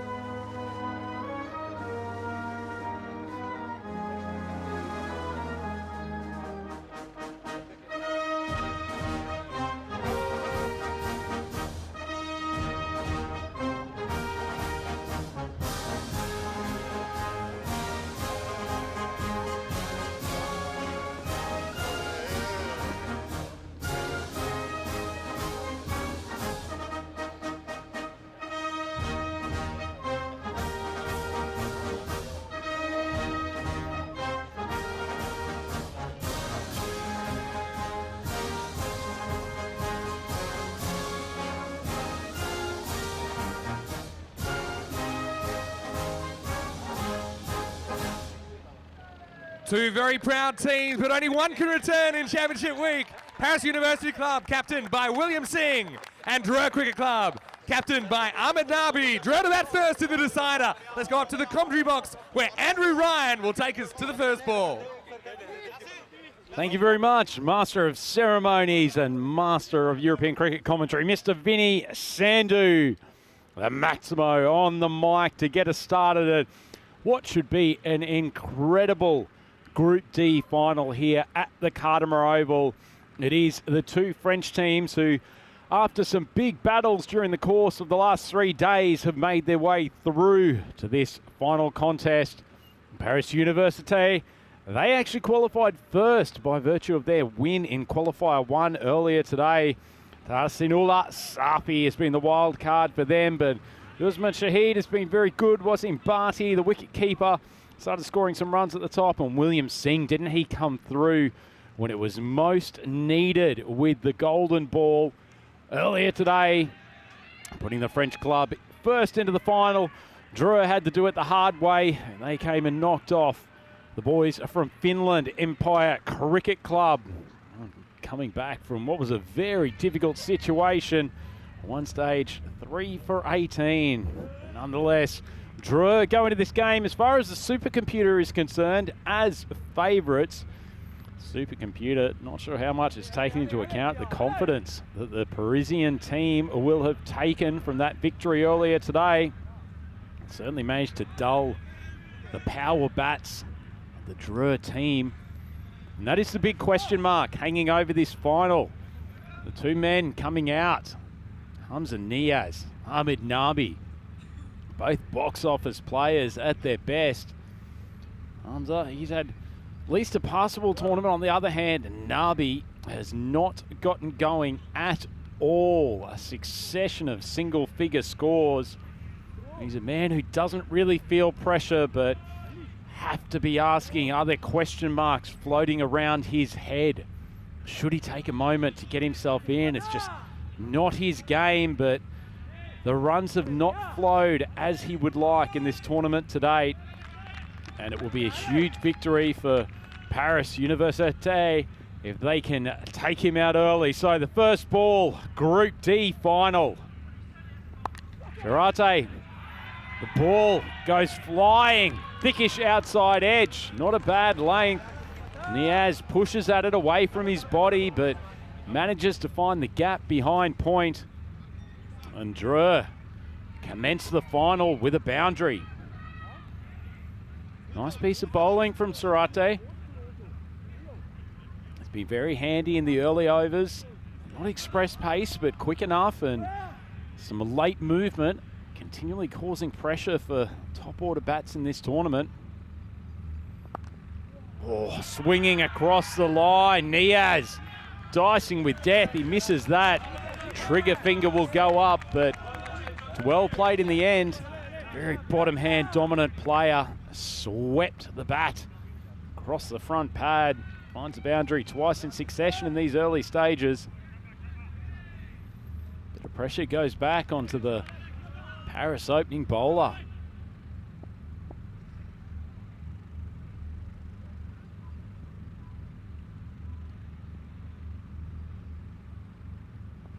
Short of a length. Yes. Cut shot's not his best. Played a few tricks that part of the pitch across today. The odd one's really shot through relatively low, at least for this Cartama pitch anyway. Obviously copped quite a bit of rain last night. Speaking of which, there's none around at the moment. Just relatively still conditions, so you can only hope this lighter cloud cover will stay around for a while. Ball wide of off stump, catch coming around! Tiptoes around the boundary line. If he stayed in, that is an extraordinary grab from one of the men of the tournament, Tarsanullah Safi. We'll have to check the replay, ensure that his feet stayed within the boundary rope, but that ball flew high, flew to his right, and he moved around swiftly and took such a clean grab. Niaz not in control of the shot, and it looks like he's managed to keep himself in bounds. Well, tiptoeing wouldn't have been out of place in an audition for Dirty Dancing back in the 80s, but Safi has made an impact already, and Niaz, after that pair of opening boundaries, is on his way back to the pavilion. Big start to this game. Well, we knew there'd be some drama. We knew that the top order boys would keep on going hard. Niaz did exactly that, but he perishes for 8. So this run of single-figure scores for the double ends, Niaz and Nabi continues. And Paris Université, after a tough start, get the first wicket. Sarate drags that ball wide. Nassar's come out to bat at number 3. A few concerns for him during the intermission between games. He's had a lot of work to do today. Been the backbone of both innings. Seems to be in a reasonable state now to take up his normal position, but must be feeling some level of exhaustion. Those first 2 games. Flashes wide. Little bit of extra juice from Sarate. It's amazing what a wicket will do to an opening bowler. Be very consistent for Paris Université across the tournament. Such a big wicket of Niaz. No team's managed to do it, to walk through all 3 of this top order. So, could be the key. Dead ballers. Sarate doesn't quite have his run up rhythm, so just bails out. Nabi still to face a ball.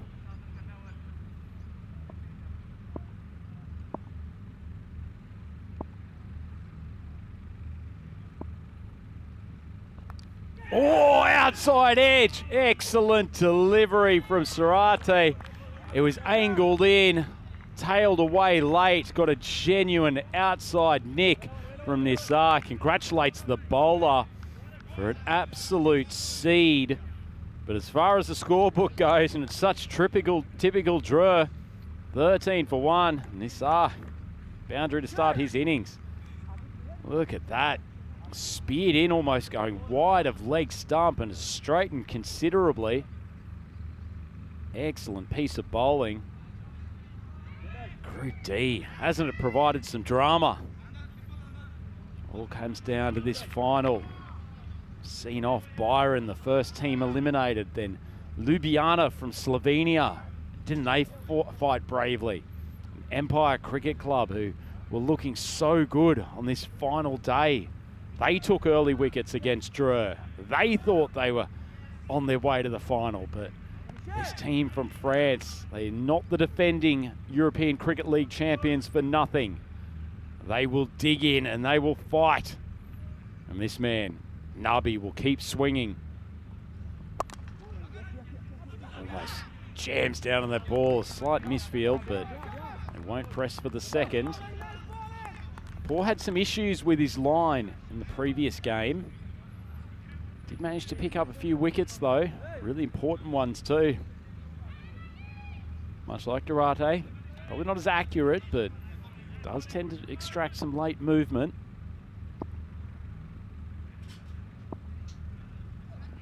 Short of a length, Nisar doesn't make great contact, but there's no defensive fielder out there at deep square, and manages to place it between the two fielders on the leg side. Gets his second boundary. Not a great ball from Kapoor. Jammed into the surface. Directed towards the leg stump. A little bit too easy for Nisar. So he's only got 3 fielders to deal with on the leg. All of them inside the circle. 2 fielders out, both on the off at deep cover and long off. Poor on the number of wides in that previous game. He just gets to the crease sometimes and loses his momentum. Collapses a touch to the side. You can see why there's some variation in the line of the deliveries. It's just pushed onto Nisar's hip and he drops it down. They'll just amble through for the 1. There's a man throwing that ball in, Mohammed Benares. He'll be pretty important for bowling attack. Comes on later in the innings. Left arm sling. Ball goes wide of off stump again. Called wide. Nabi just having to keep himself in check here. Chased a wide one in the last game. Managed to hit it straight to cover.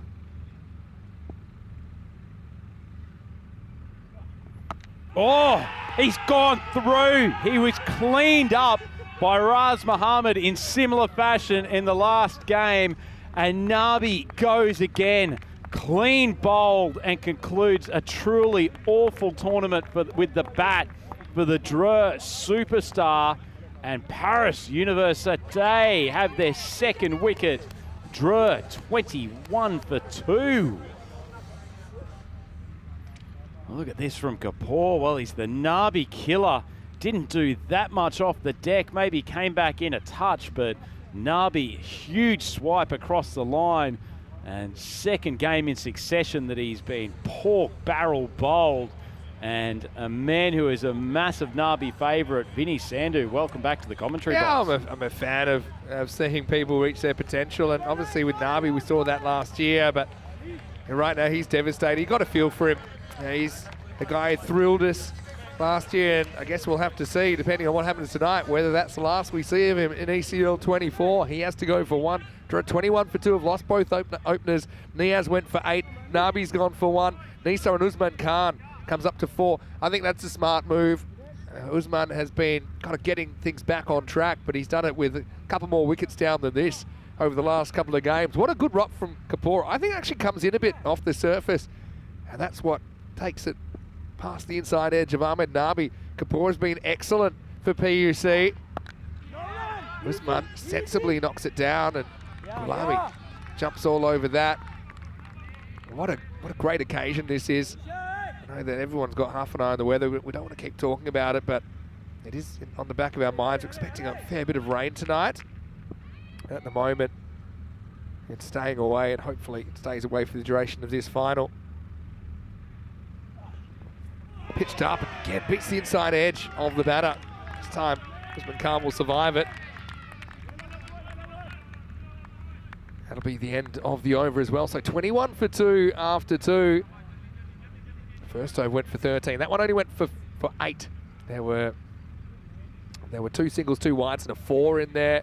Finishes with 2 dot balls. Dre have a way of getting themselves out of a tight spot and at least getting to competitive totals, of course, tonight. We'll fill in that Group D qualifier.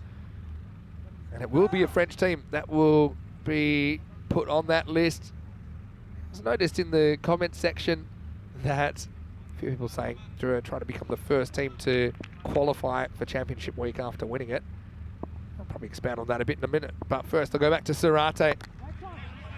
Nisar knows the value of his wicket. Now Nisar, by the way, he was gone to hospital and checked out. And look at Nabi, got a feel for him. Waited a year to get back on the big stage. And, you know, he's a guy,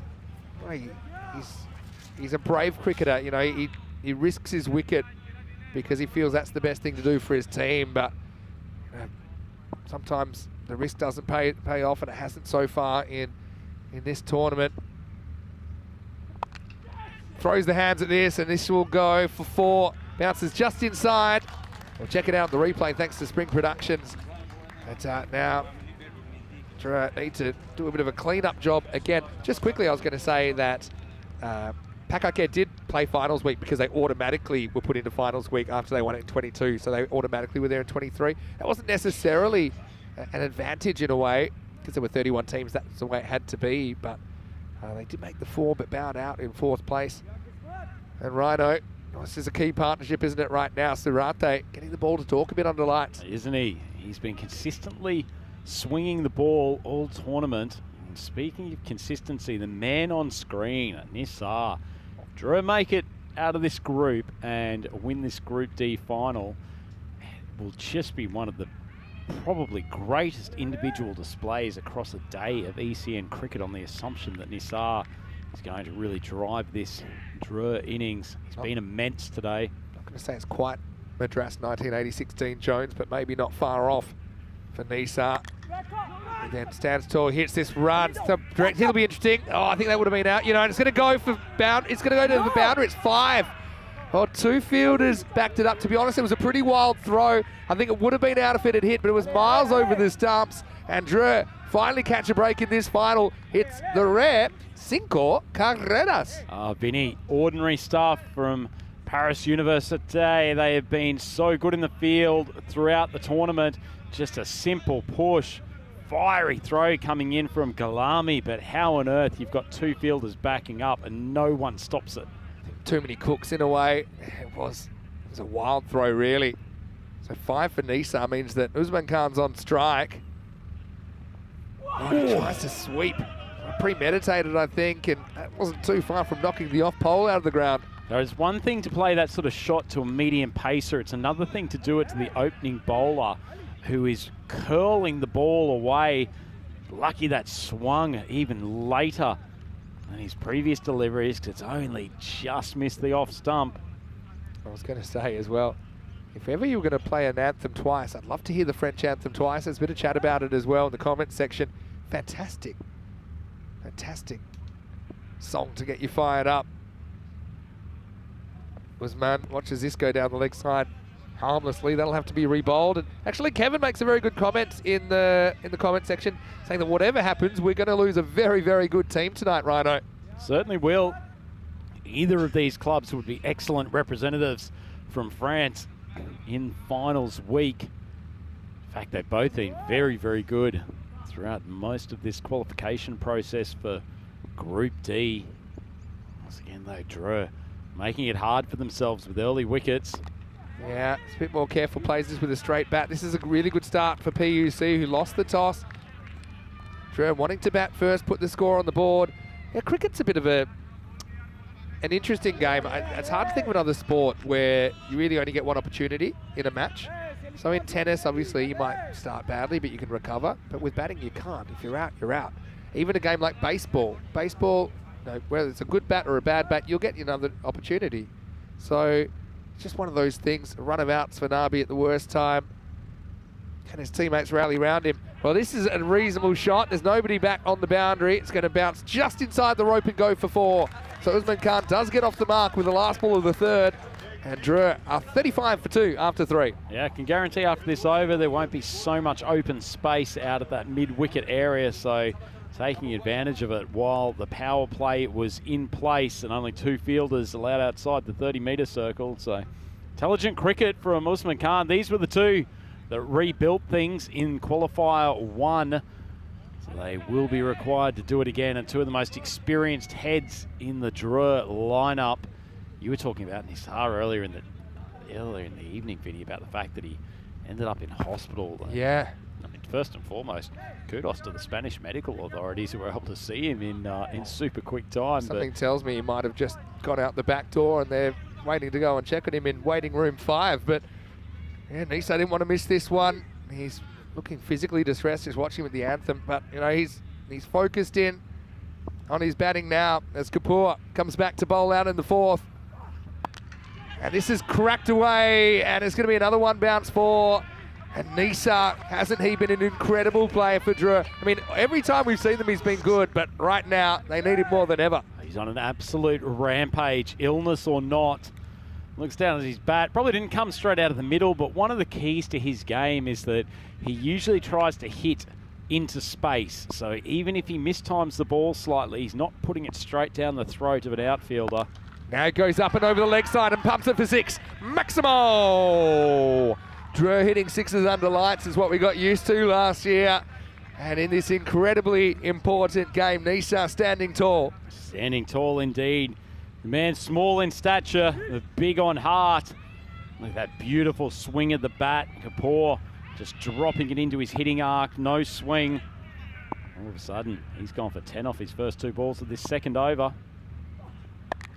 Drops the length back in the air. Is it going to carry? Not quite. And Surate actually couldn't get off his feet and maybe turn that into a chance. He lurches forward. Nisa lucky to miss-hit that as well as he did, because otherwise it could have been straight down the throat of the fielder.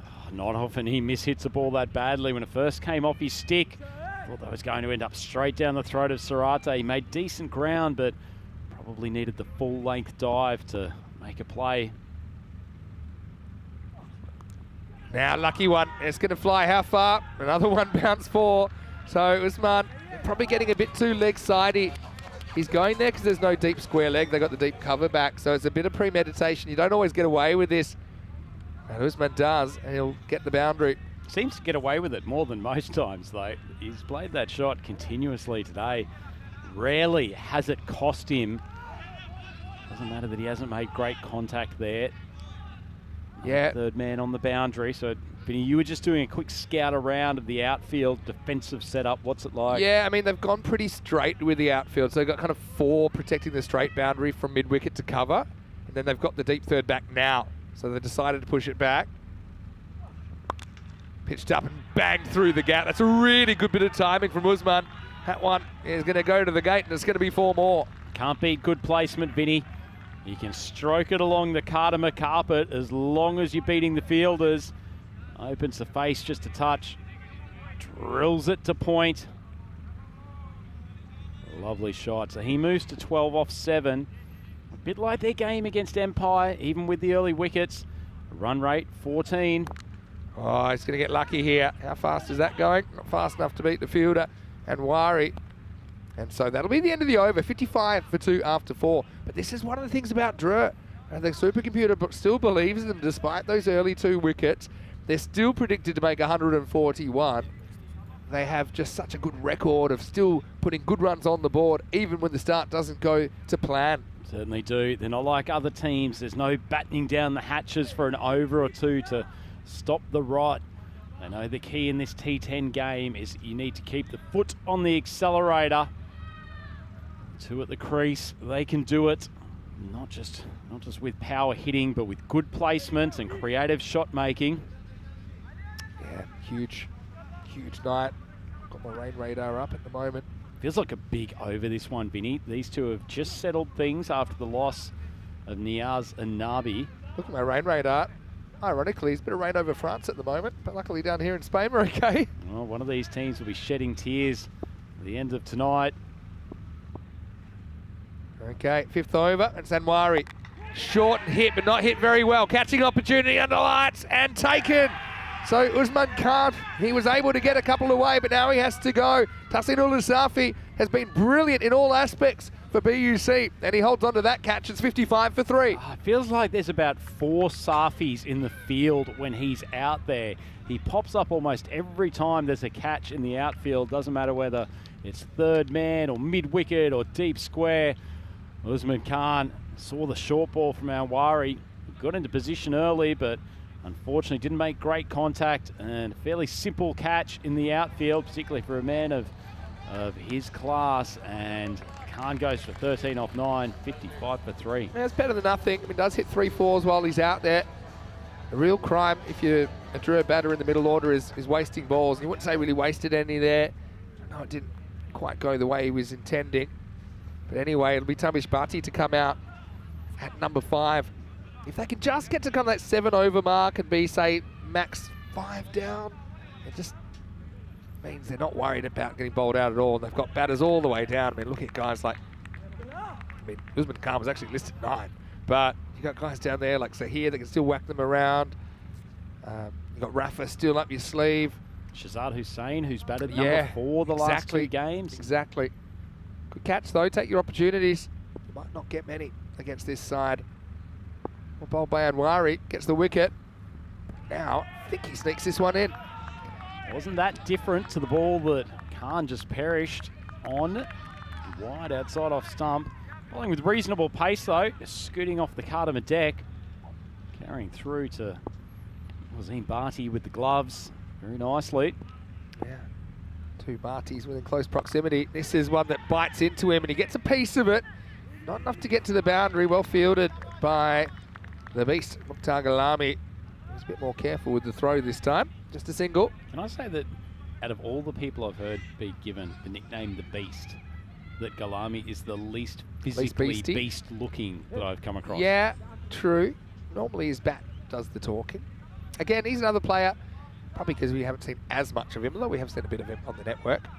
Yeah, he's underperformed with the bat compared to what most would have expected, but anyway, gets another opportunity tonight, you'd imagine. They see the best of the Beast in the final game.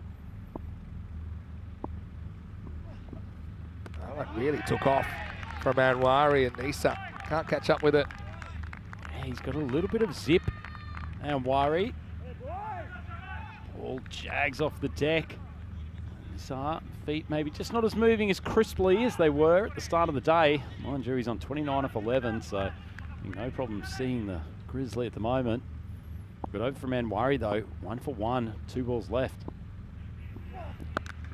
Gets some of this, just gets it around the field, and that's going to be 4. But it wasn't too far from the square leg, but Issa just keeps on battling. I mean, it's really gutsy stuff, isn't it? He moves to 33. It's gutsy stuff. His placement's just on another planet. Either way, Vinny, you say this is not too far away. It's 10 metres to the left-hand side of the fielder at backward square. Way away from the fielder coming around from mid-wicket. So very rare that he hits one straight to the infield. It's this. Oh, a finger on it. Gets a finger on it, maybe a healthy finger. Oh, I don't know if that finger's healthy after the impact, but it's got to be a chance in the book as we get to the end of the over.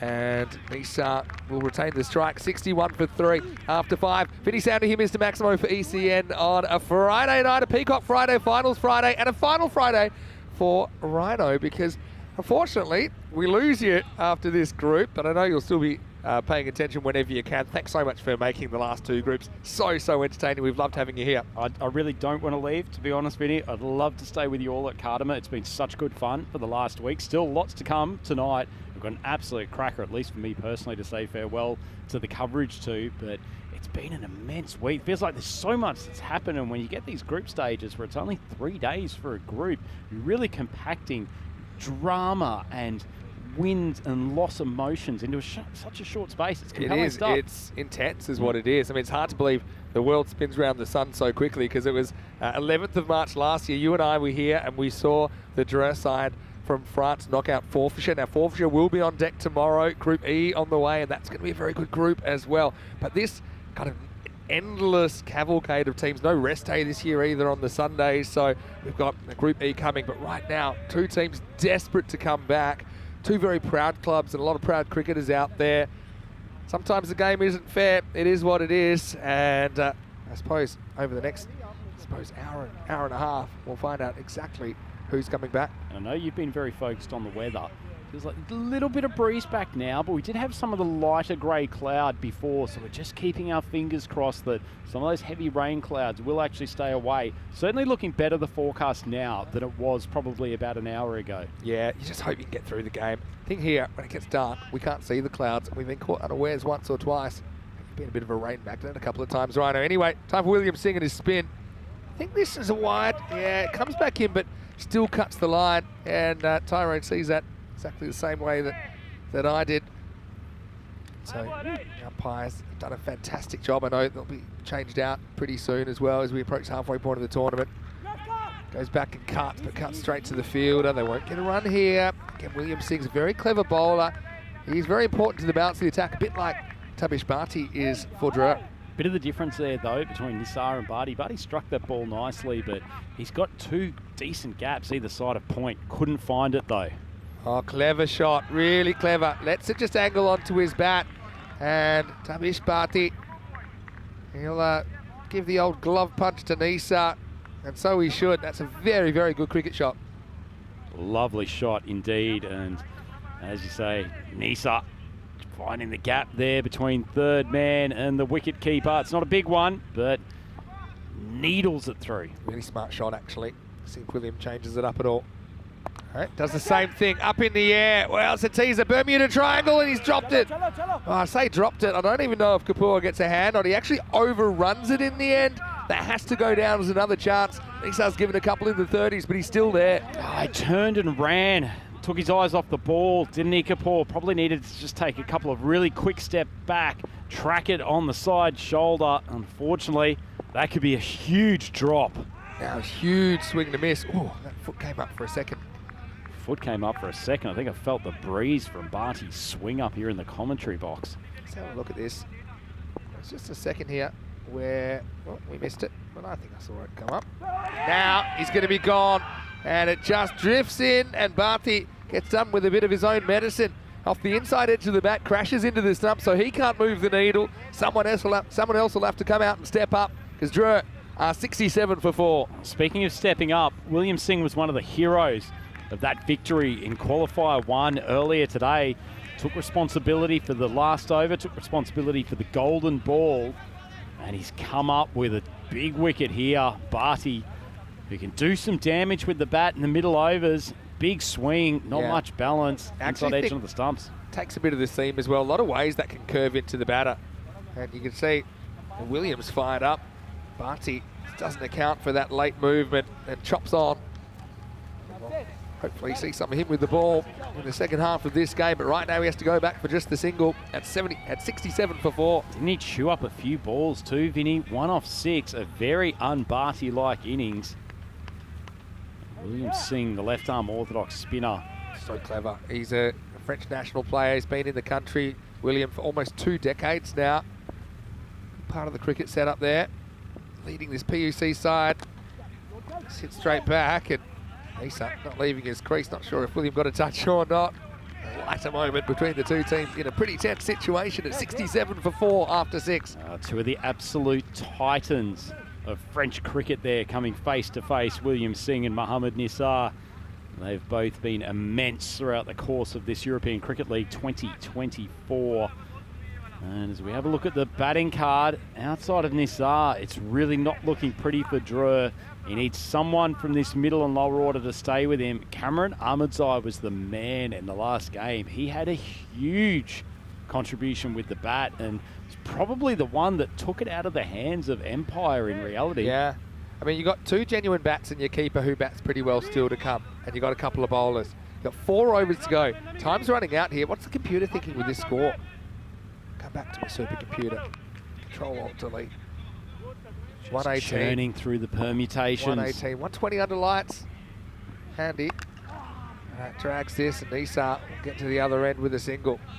Probably an example there that he's just a touch frustrated, Nisar. Not often that he goes for a big unbalanced heave. Yeah, they're bringing back Abdullah Anwari here in over number 7. We'll say if PUC can do this tonight, I mean, they absolutely 100% deserve it. They'd have to do it with back-to-back wins, you'd imagine, over Trua. This one is curved away from the fielder, and it'll get there. He almost gave up on that for a second, Zafar Iqbal. So Cameron Ahmadzai, well, he's a pretty handy guy to come out in this situation. This is made for him. He's able to get a boundary. The percentages right now hovering around the 50-50. It's actually a pretty good ball from Anwari. Really cramped Ahmadzai up.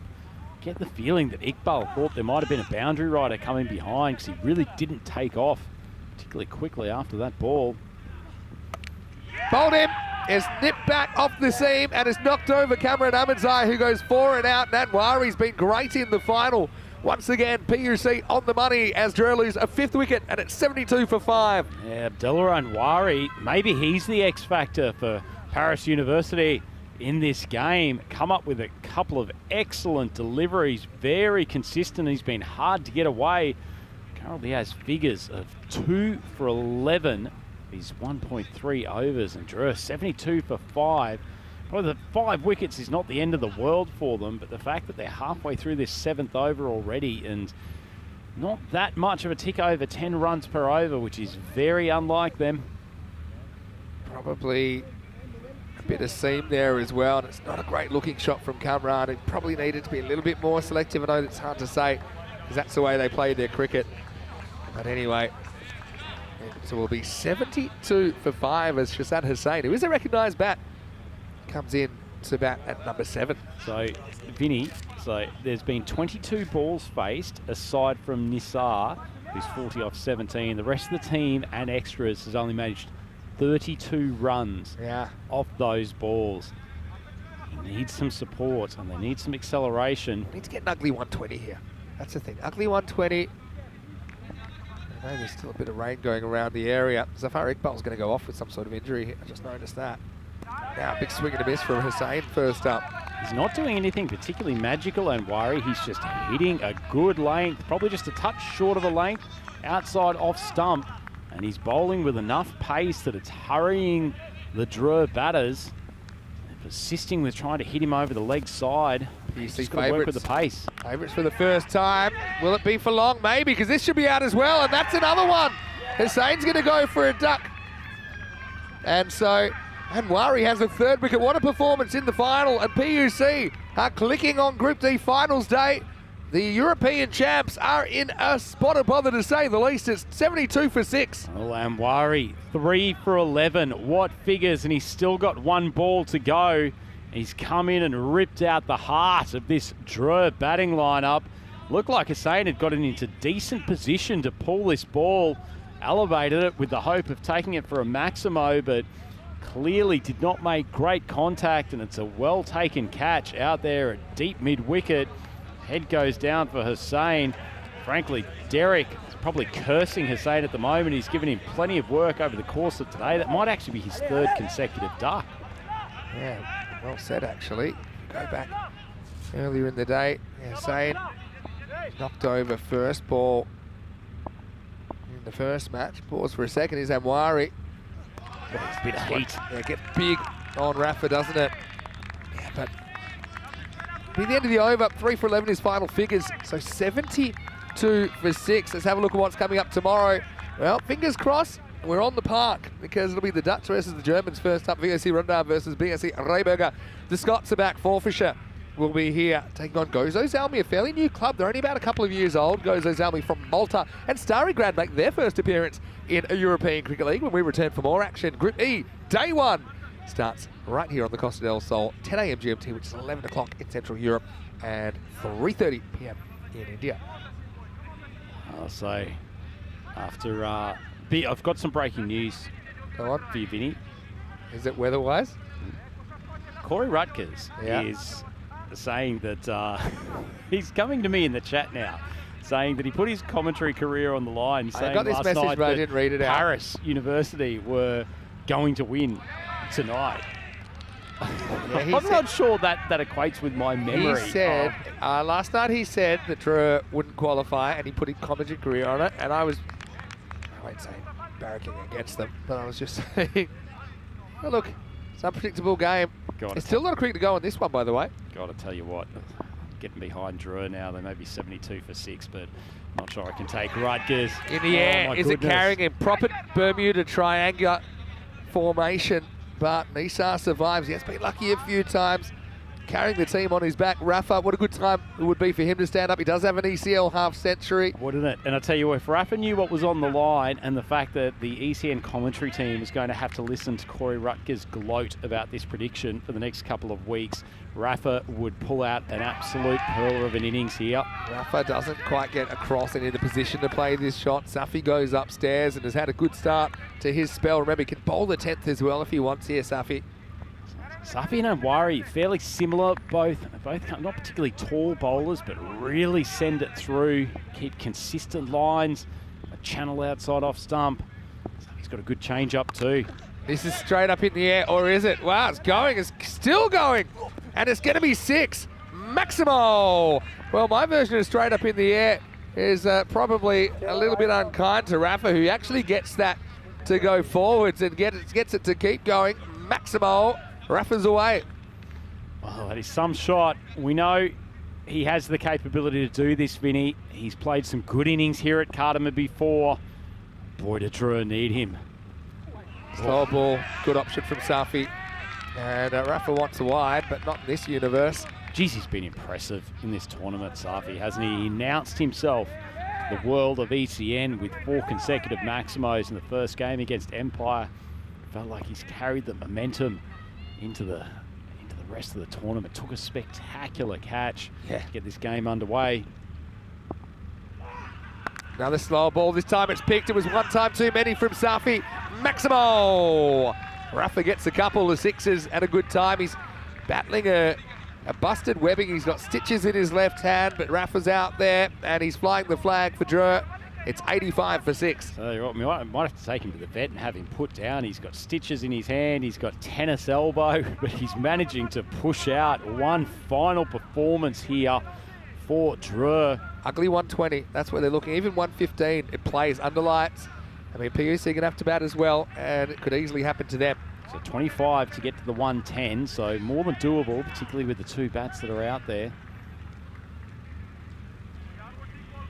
Magical over in there. Nisar has had a couple of wobbles in the 30s and early 40s. A bit like my life, actually. But anyway, it's going to be classic Maximo commentary for Group D. Anyway, Drew. Look at the bowlers they got. They got Williamson to come back. They got Safi to come back. So it's just not going to be easy. Nisar will be hoping he can take this one for, I mean, if you take 15-15 off this, then that's 115. Yep. That'd be... Looks like they're going to the big man, Benares, who hasn't been bowled tonight because Anwari came into the attack. Isn't that interesting? Yeah, you're right. I mean, look, Benares has been good, but also he was the one that let it get away a little bit earlier. But he is a different kind of a bowler. A hunch-based captaincy from William Singh. And then who did he bowl the last? Here we go. It all happens in the 9th. It's going to start with a 6, and that was the risk. Bringing on Benares. This one is out of the ground. Maximo Nisar to 47. Gentle message for Corey Rutgers. Don't go patting yourself on the back too early. Nisar is still there. Rafa's got his eye in. Drew not going to lay down without a fight. And for so long as this man is at the crease, guarantee they will put some target on the board. Goes up and goes again. Maximo! 50 for Nisar. This is a superhuman effort from Mohamed Nisa.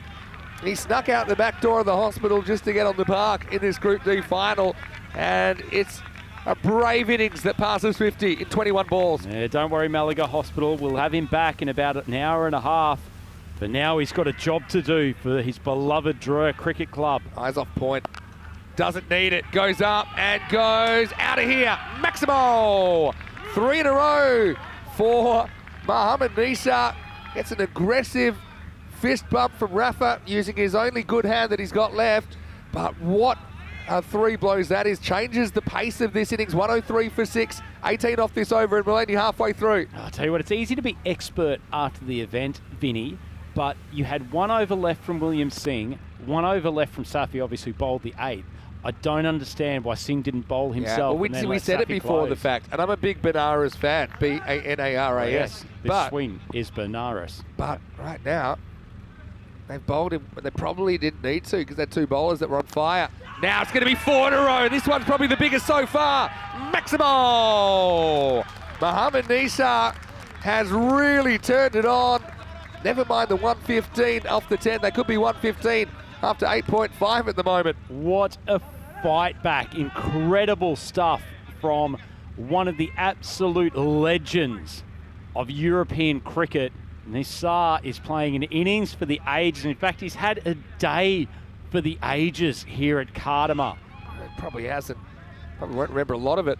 I think you've got to go slow ball here. Got to go the cutter. Last 5 balls have all been 6s, including Rafa's 6 at the end of the 8th. Goes again, and it's going to go supersonic. Maximo! Well, history repeats as 5 6s in the 9th over. Shades of Nabi off Bryce Allchin.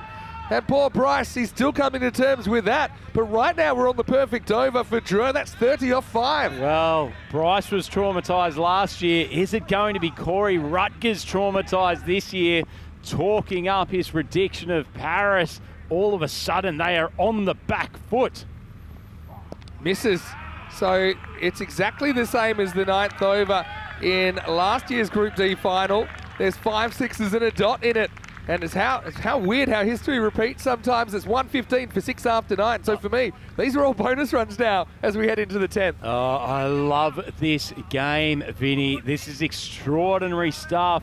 Just when people were starting to count Drua out, all of a sudden, between Nisa and Rafa playing a supporting role, they've launched a succession of Maximos, 30 coming off Benaras over there in the 9th. And now Safi has to take on a rampaging Drua partnership. All right, Rafa. Oh, Clonks on the pad, wants to run. Nisa, not in the mood.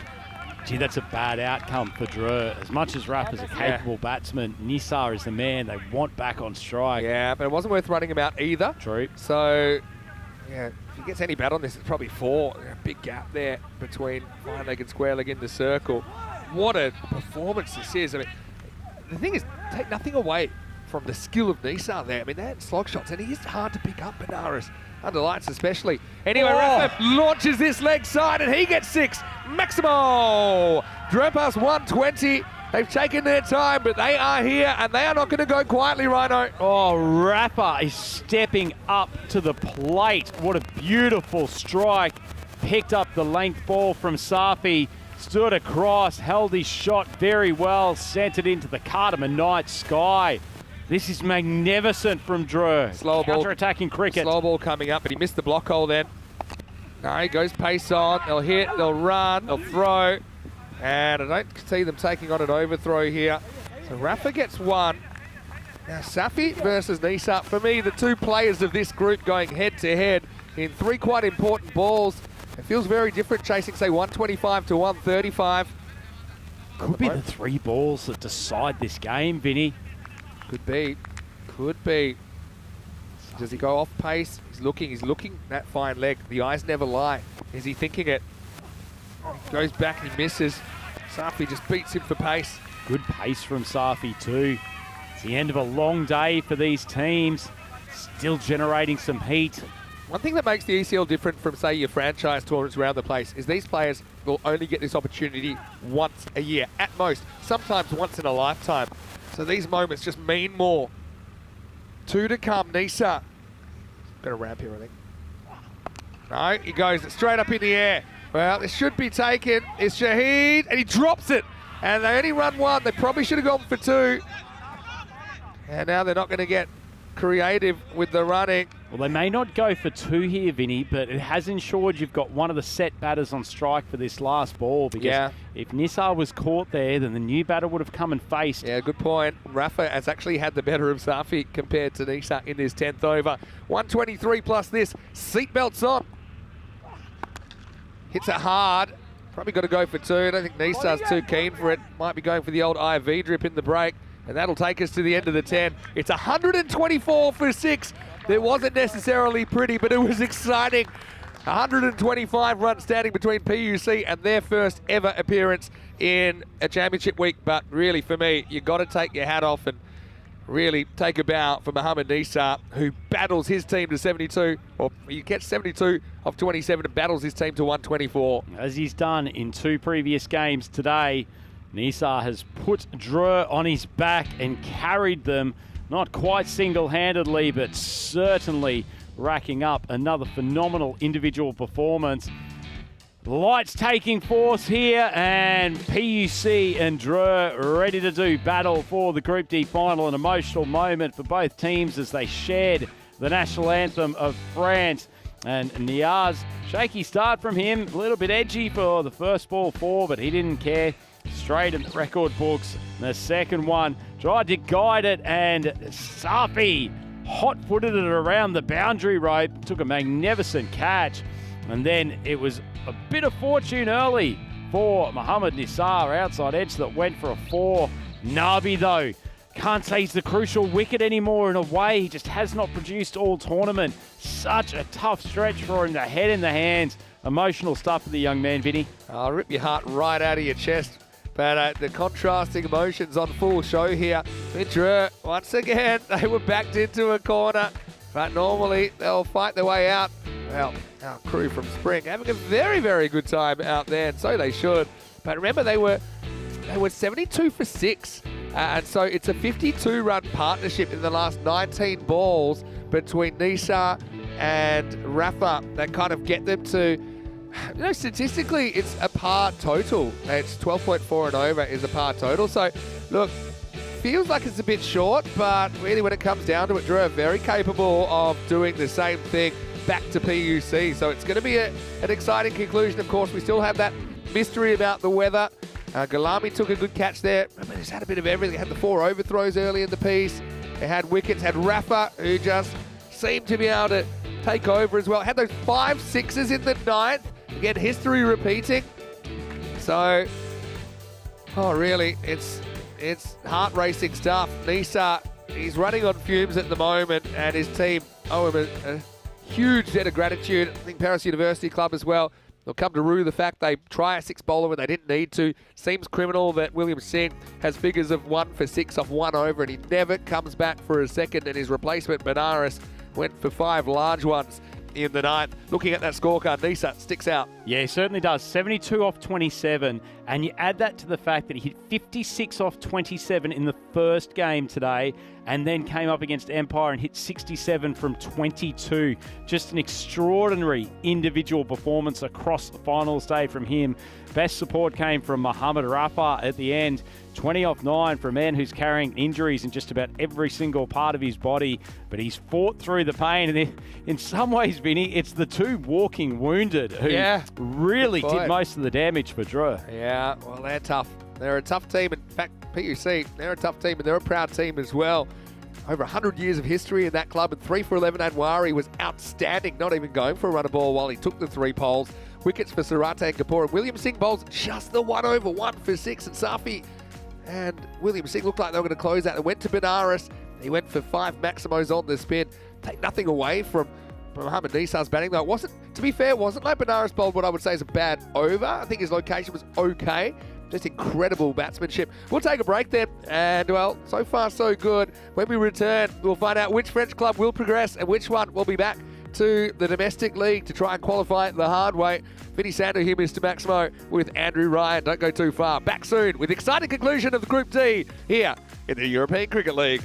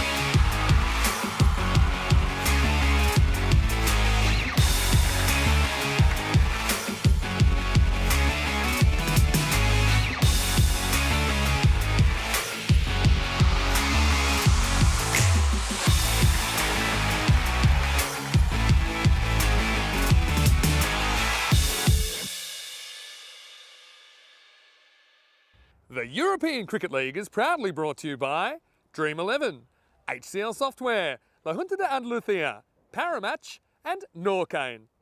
And the official charity partner, Share the Meal by the United Nations World Food Programme.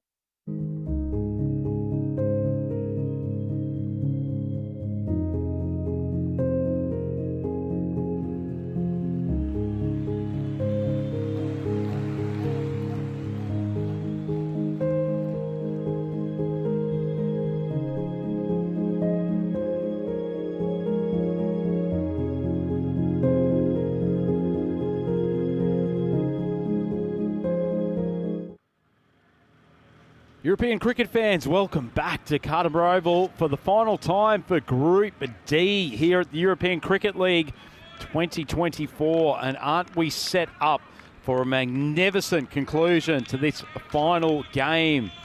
Dreux, the defending champions, the winners of ECL 2023, having to face their countrymen from Paris University. And Paris University, they have kept the Dreux team to a pretty serviceable target, I would say, here. They've done very well in defence and kept Dreux to 124 for 6. Not shockingly dissimilar to the sort of scores we saw earlier this afternoon, which created a golden ball game with both teams tied on 120. So PUC will only have to chase 5 more runs than they did in that previous game. Sorry, 4 more runs than they did in that previous game. And they will feel some level of confidence about being able to reel in this target and push through to finals week. A slight anti-climax to get started with the scene coming on to take the first over. Paris University, they've started reasonably well. Top of the order in the last few games. Love to get a flyer here during the power play overs. Big swing across, good contact. Fielder coming around from wide of cover. It was Hamza Niaz, but couldn't reel it in. It's the dark side of the ground for us, so touch hard to pick up where it went over the boundary. Just looks like it's come inside, and it'll probably be a boundary for, and it is signalled as such. Good start though. Shahid really reading the outswing well. Yassine hasn't got a huge amount of variety to his bowling. Well played shot. Just waiting for the ball to be tracked down. A few moments of waiting here, and probably good opportunity to bring Mr. Maximo back to the commentary box. I think he's probably got an update on the weather situation. So far, nothing, which is good. Obviously, 3 overs is the minimum. Then we know we're going to the result of the game. It won't be a no result. No result favours PUC. Yassine banked first ball. Now, this is hit over mid-off and hit pretty well. This will be back-to-back boundaries. Shahid with a confident start. Certainly has been. I'll tell you what, if there is still rain coming, Vinny, there's an upside to PUC really going hard at this target. Not like they won't anyway. Not much other choice in T10 cricket. But I start looking, sorry Rhino, but I'll start looking at the 3 over as a starting point where the Duckworth Lewis would take over. Again, we might get through the whole 10, but if there weren't any wickets out, 33 is the pass score after 3. That's the kind of power play you're looking for. This is good by Zahir behind the stumps to block that on the second bounce. Certainly was. There's a bit of strategies with a bit of rain around. You're bowling who you think are your best bowlers first. Now, they probably would bowl Yassine out 1 of the 3 like normal. It's hard to say who their best bowlers are because they all have kind of different roles within the 10 overs, don't they? If I was trying to restrict the runs, I'd probably bring on Usman Khan earlier than I might otherwise. Wickets will help Dreux as well, don't forget. This has gone down and it's been dropped. Ah, Samadzai down there. Got to it on the full, kind of rushed it. Lost his composure slightly. Does stop the boundary, but he can't hold on to the catch. Did fly down there at some pace, but he got there comfortably. Just wasn't particularly well balanced. He's getting a bit of advice from his teammates on catching in the previous game against Paris. Probably didn't take too much notice. So 33 pass score. Say they lost 3 wickets, it goes up to 38 pass score. I'll work off the gun at the moment. Ooh, I'm nervous, Vinny. I can't imagine what it's like out in the middle. Barty's been sent up to the top of the order. He's done a pretty good job. He's a very solid keeper bat. You've seen steaming in. Those pushes, they'll turn the run down. Barty does the fielding, Barty does the hitting. You've seen if you can get out of this over. Look, 12 and less is a win. That's the way you've got to look at it. The asking rate starts at 12.5 and over for PUC. So you've seen, especially after getting hit for 2 boundaries first up, if you can get out of this ball without getting hit for 4 or 6, he'll feel like he's done his job.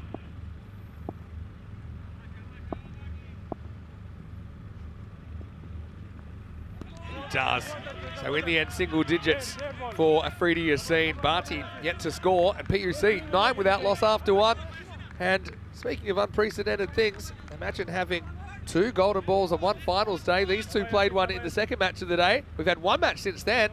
Who's to say it couldn't happen again? I tell you what, it's that sort of score, isn't it, Vinny? 125 as a target in the pressure of finals T10 cricket. You would not put it past them. 2 such evenly matched teams. I'll throw it at you. Yep. We've only ever had this happen once in over 5,000 games. We had a tie, an actual tie that couldn't be split with a golden ball, because on Duckworth-Lewis, when they looked at it, it was the pass scores bang on. And because of the weather conditions, they couldn't play a golden ball. So we had 1 tie ever. That was in Romania back in, I'm going to say, 2023. Anyway, here's the headband warrior. And that's a dot ball to start. Gets that ball to bite away from Shahid. Yeah, he's got the ball talking today, Abdul. Such an imposing presence at the bowling crease. Look at that. Relative probability. Drew just considered to have their noses in front by the supercomputer. Remember, supercomputer's not looking at Duckworth-Lewis. No, but I think that they're kind of have a divergent evolutionary relationship. That's a good shot, throws the hands, needs to be stopped, it is. They will concede the single. Yeah, so I would imagine, and so I'm tracking the Duckworth-Lewis, and it is pretty accurate. So if the win predictor is having them ahead, it's more than likely that that's the team that's winning on Duckworth-Lewis, because they're both basically predictors of who's ahead in a cricket match. Now, I'm not saying they're exactly right, but I imagine there's a pretty strong correlation. They're not bad. I'll tell you what, PUC need to get their skates on. Only 2 runs in the last 6 balls. Another good ball from Abdul. So this is where I think at this stage you're bowling them out if they're working. Now, I know there's some risks to bringing the same guy back, but they've got the new ball, that's their job. Abdul's saying, hey, do you want to put another boundary rider out there or another fielder on the offside? They've already got 6 on the offside out of an available 9, but his captain Nabi says, no, stick with what you're doing, it's working. Nabi patrolling that cover area. Hit hard, and well, they'll have a pop at the non-strikers end. It'll be backed up. So this is pretty good over, isn't it, from Abdul? Do you think we could become the first ever cricket in the world, instead of Duckworth-Lewis, just to say won by supercomputer, and whoever's more than 50%? Probably just about as fair. It is an approach. I think you might have to reel a bit more about the algorithm, although no one knows how Duckworth-Lewis works. Exactly. Hits this late, again finds the fielder, they want one, they're not going to get one. Probably smart cricket there to hold on to it. So 1 run off 5 balls. Abdul, the headband warrior, really delivering here. Keep in mind, Vinny, they took 8 runs off the first 2 balls of this innings. So there's only been 2 runs scored in the last 9 balls. What a game. Such pressure building on Paris University now. Barty, none off 5. On the ropes. None off 6. He's got his own personal mate, and Wahid Abdul steps up. He's a champion of the club, and he only concedes a single in the second over. PUC 10 without loss after 2. Oh, fantastic over from the big speedster. Sometimes in these pressure games, you just need to turn to experience and those that have got the self-belief, and he has that in spades. Quick look at the upcoming events. A couple of weeks away until the team is in Portugal for the ECS and the Western Shield. Nabi will get a chance to bat in that Western Shield, and let's see if he can turn it around. Hey, he might even have a championship week between now and then. We'll have to see after the next, hopefully, 8 overs. Go back to your scene. Yep, you do it. This is the strategy. This one bites in. Oh, it's just away from the field. I thought for a second it might entertain the mid-wicket, but it does find its way to the fence. Shahid has all 14 runs in this inning so far. Single-handedly carrying them. Wasn't the most convincing strike, but so long as you've only got a couple of fielders on that leg side, so all three of them inside the 30-metre circle. So Yassine hasn't got a great deal of protection, but he's been pretty consistent with that wide of off-stump line.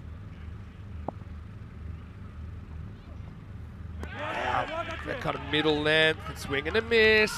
To give you an idea, I know the Duckworth Lewis doesn't take over until over 3, but they're 11 runs behind at the moment. Whoa. Which is a bit to make up. I mean, you just hope rain's not a factor. You'd love to see this match play out. Ultimately, the way they've started here, Paris, they really actually probably need to play out the game for the full 10. So they've got a long way to catch up against the Duckworth Lewis requirement. Oh, he goes after that, throws the hands at it, and he's going to get the result. I think that's gone all the way. I'm going to call 4. It's hard to see sometimes this time of night, far away from us. So we're going to have a look at it on the replay. Where does this one end up? Yeah, I think it is 4, you know. 4 runs. Pretty good call. Pretty good call. Good call from the umps. Get it spot on. Off the bat, looked like he got enough elevation, Shahid. Take it across for a Maximo. Certainly helps their total a bit. A bit. So I think from this point, if you play the game out, Drew win 2 out of 3. But it's been that kind of day. All right, smashes it. That's gone so far. Maximo! Shahid. Oh, he put that on the roof, I think. That has gone miles. The real hang time from the PUC opener. Gee, that sprung off Shahid's bat. Coming directly for our commentary box at one stage, but it's carried it, and it's carried it by a long way. What a stunning strike. Barty gives him a big pat on the back, and mighty should. He's currently none off 6. Shahid playing a lone hand, 24 off 10. Asking rate, 13.8 in the game.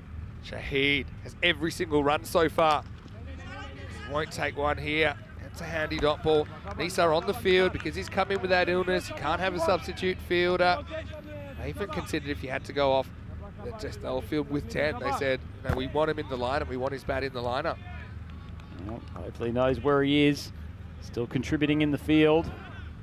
He's got that bang on the ankle yesterday after choosing to go with the foot. A couple of days ago now anyway. Last ball of the power play. It's hit miles. That's a great shot. Really good shot from Shahid. He's some player. Maximo! Well, it's 30 love and 30 off the stick of Shahid. 30 without loss after 3. Yeah, nice round numbers. Great power play from Shahid. Amazing striking and using the pace of Yassine. Goes Probably magical. just a bit fuller than he tends to be. Normally he's got that short of a length approach, and it gets a bit of natural variation off the pitch. A couple of those just in the slot, and Shahid appreciated the pace. So 9, 1 and 20 in the power play. So that one goes magical. You've got to bring, yeah, I mean, I understand you go to Bhatti now, but I'm a little bit surprised that because Abdul was so good that they don't go back to him. Indeed, indeed. I mean, he's on fire right now. Maybe they just think the change of approach against Shahid. Yeah, but the way forward. He's not on strike. I've got to say, I think I've seen some interesting captaincy tonight. Bhatti's by no means a bad option. He's a class act. Well, it does give us Barty versus Barty. It sounds like a bad divorce drama from the 1970s. Well, ain't no party like a Barty party as we get ready for over number 4.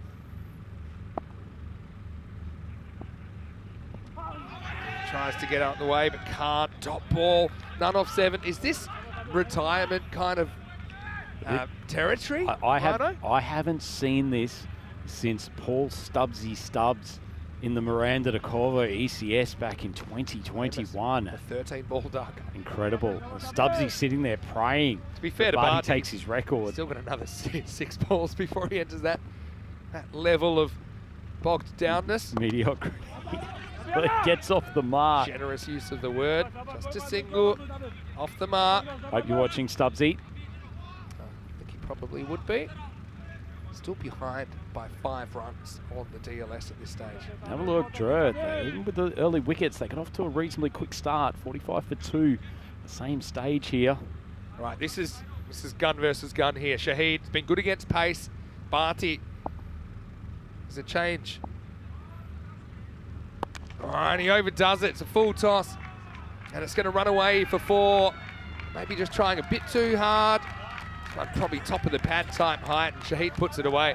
Yeah, it wasn't a great ball. It wasn't the prettiest looking shot from Shahid, but full toss, wide, able to throw the hands at it. I think because he's crouched down so high there. Get the benefit of the doubt to the I bowler. don't think that's a no ball. Agreed. Shahid does get the 4 though. Won't mind having a few full tosses wide of off stump. Got 1-4 on the over so far. Barty to Shahid. Almost chops on. They go through for a run that's not there. I think he's in, but to be honest, I would have been attacking the bowler's end. Interesting run from Barty, who's desperate to get back on strike. So he makes it fairly comfortably. Well, he's soaked up 8 balls here, Barty. I mean, are you happy to kind of give him the intentional walk, Barry Bond style, to see Shahid at the other end at this stage, Rhino? Well, absolutely. I mean, they'd be ecstatic just getting a single off that ball. So the last 2 of this, if they can keep Barty turned down. Barty might as well go for it. He can't do much with it. Good bowling from Tabish. Barty has to knock it out for 1. 2 off 9 now. Not to labour the point, but when you're chasing a target of 125. Talked about this with Malia Staniksai in the final the other night for Alton, the Swiss champions. They had match winners on the bench that never got enough of a go, I think, to change the narrative. Oh, really good sweep shot, but there's a fine leg there. Rafa in the cowboy hat does the business. End of 4 overs, no wickets, but PUC still behind where they need to be. It's 37 without loss. Yeah, so they're a little bit behind the rate. Question for you, Vinny, in terms of team tactics and whether or not this comes from a retirement of Barty or not. Do you throw Safi up the order and just say, we need to get control of this run rate? You go out there and do your typical 3 or 4 Maximo start and get us back on track. 100%. I think not in wicket trouble. Barty's clearly struggling. You might say, okay, just go for everything, but he is, and it's not really working. I talked about in a final, you'd hate to have had choices that you didn't use, or kind of, what's the word? Resources you didn't use, and just sit back and go, oh, well, it never happened. We never lost a wicket, so we never batted. I mean, I hate to go home and think that you could have done something more. It's one thing to try things and lose. It's another thing not to try things at all. What I will say, though, I don't think this is a bad matchup here for Barty. Cameron Ahmadzai will come in, dig the ball into the pitch. We know Barty's pretty good player, square of the wicket, and he does use the pace well. Again, and he has got space. I would have gone back to Abdul. I mean, if it rains, you don't even need to go to Cameron Ahmadzai. I'm not saying he's a bad option, but I think you'd go with a guy that's already worked him over. He gets clonked on the foot, put the fine leg back. Probably a smart fielding position at this stage. It'll be a leg by to get us going. Fullest ball that Ahmadzai's bowled all day, so clearly the skipper's been in his ear, just telling him, get it up to Barty, force him to play on the front foot. Continues what's been a torturous innings, 2 off 10. I'm taking the precaution after a few times we've been flooded in here to put all my computers away, so sorry I can't see the comment section right now, but I am doing a fairly good job of Rico full type scoring. We've got a retired out here. Well, there you go. We called it. He's 2 off 10. And yeah, I got to say, you got to feel for Barty. He's had some good moments, but he's going to have to go. Probably caught that one on the foot as well. So it'll be the first wicket down. I'm sure this is retired out. They do go for Safi to try and change this narrative. Good move. Good move. But you know what that is? It's a wicket for the Duckworth Lewis as well. Just saying. Ooh. It's a wicket. So what does it cost him? I'll tell you, it costs him only about 1 run. Okay. 1 run. Which is not far off what Barty contributed to the team total. Yeah. This has been a reasonable start from Ahmadzai, so he got just the leg by on the first ball and then 1 off the second. Brings Safi on to strike, and we know he will go hard from ball 1. They're 10 behind on the Duckworth Lewis at the moment.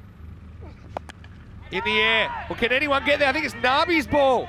Nabi under lights and he catches it. Ice cream cone style. And they go Cameron Ahmadzai to come on in the 5th over, and they get the big wicket first up. It's going to be a golden duck in the final for Tassinullah Safi. They wanted him out there, but he didn't stay out there for long. And just like that, it's 39 for 2. Such a shame for Safi. He's been an absolute champion of this Group D so far. Unfortunately, his last moment is not a good one. Goes for the big heave, and it's just that extra bounce that Cameron Ahmadzai extracts from this Cartama pitch.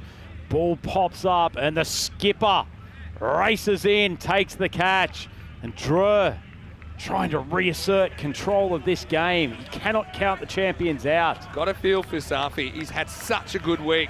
He's going to have to go for a golden in the final, playing his way. And he's going to have a nervous watch from the sidelines. But I did agree with the theory to get him out there, the way things were going.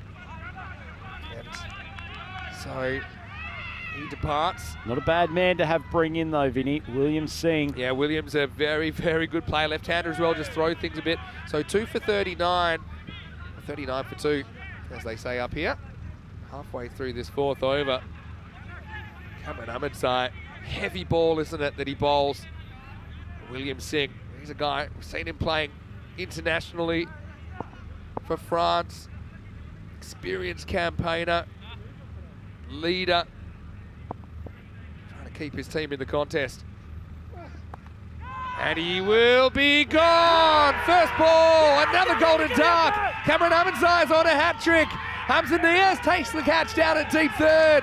And that's another come-and-go job for PUC, who lose their skipper. Heartbreak in the purple camp. It's 39 on the board, 3 wickets down. Such a reactionary shot, Vinny. The opportunity was to hit that shot with the angled bat. Went straight to the fielder at third man. Took a very good catch. And tell you what, how huge has Ahmadzai been today? He helped them get up to a strong total against Empire Cricket Club in the previous game. He's now bowling like an absolute machine here in the final.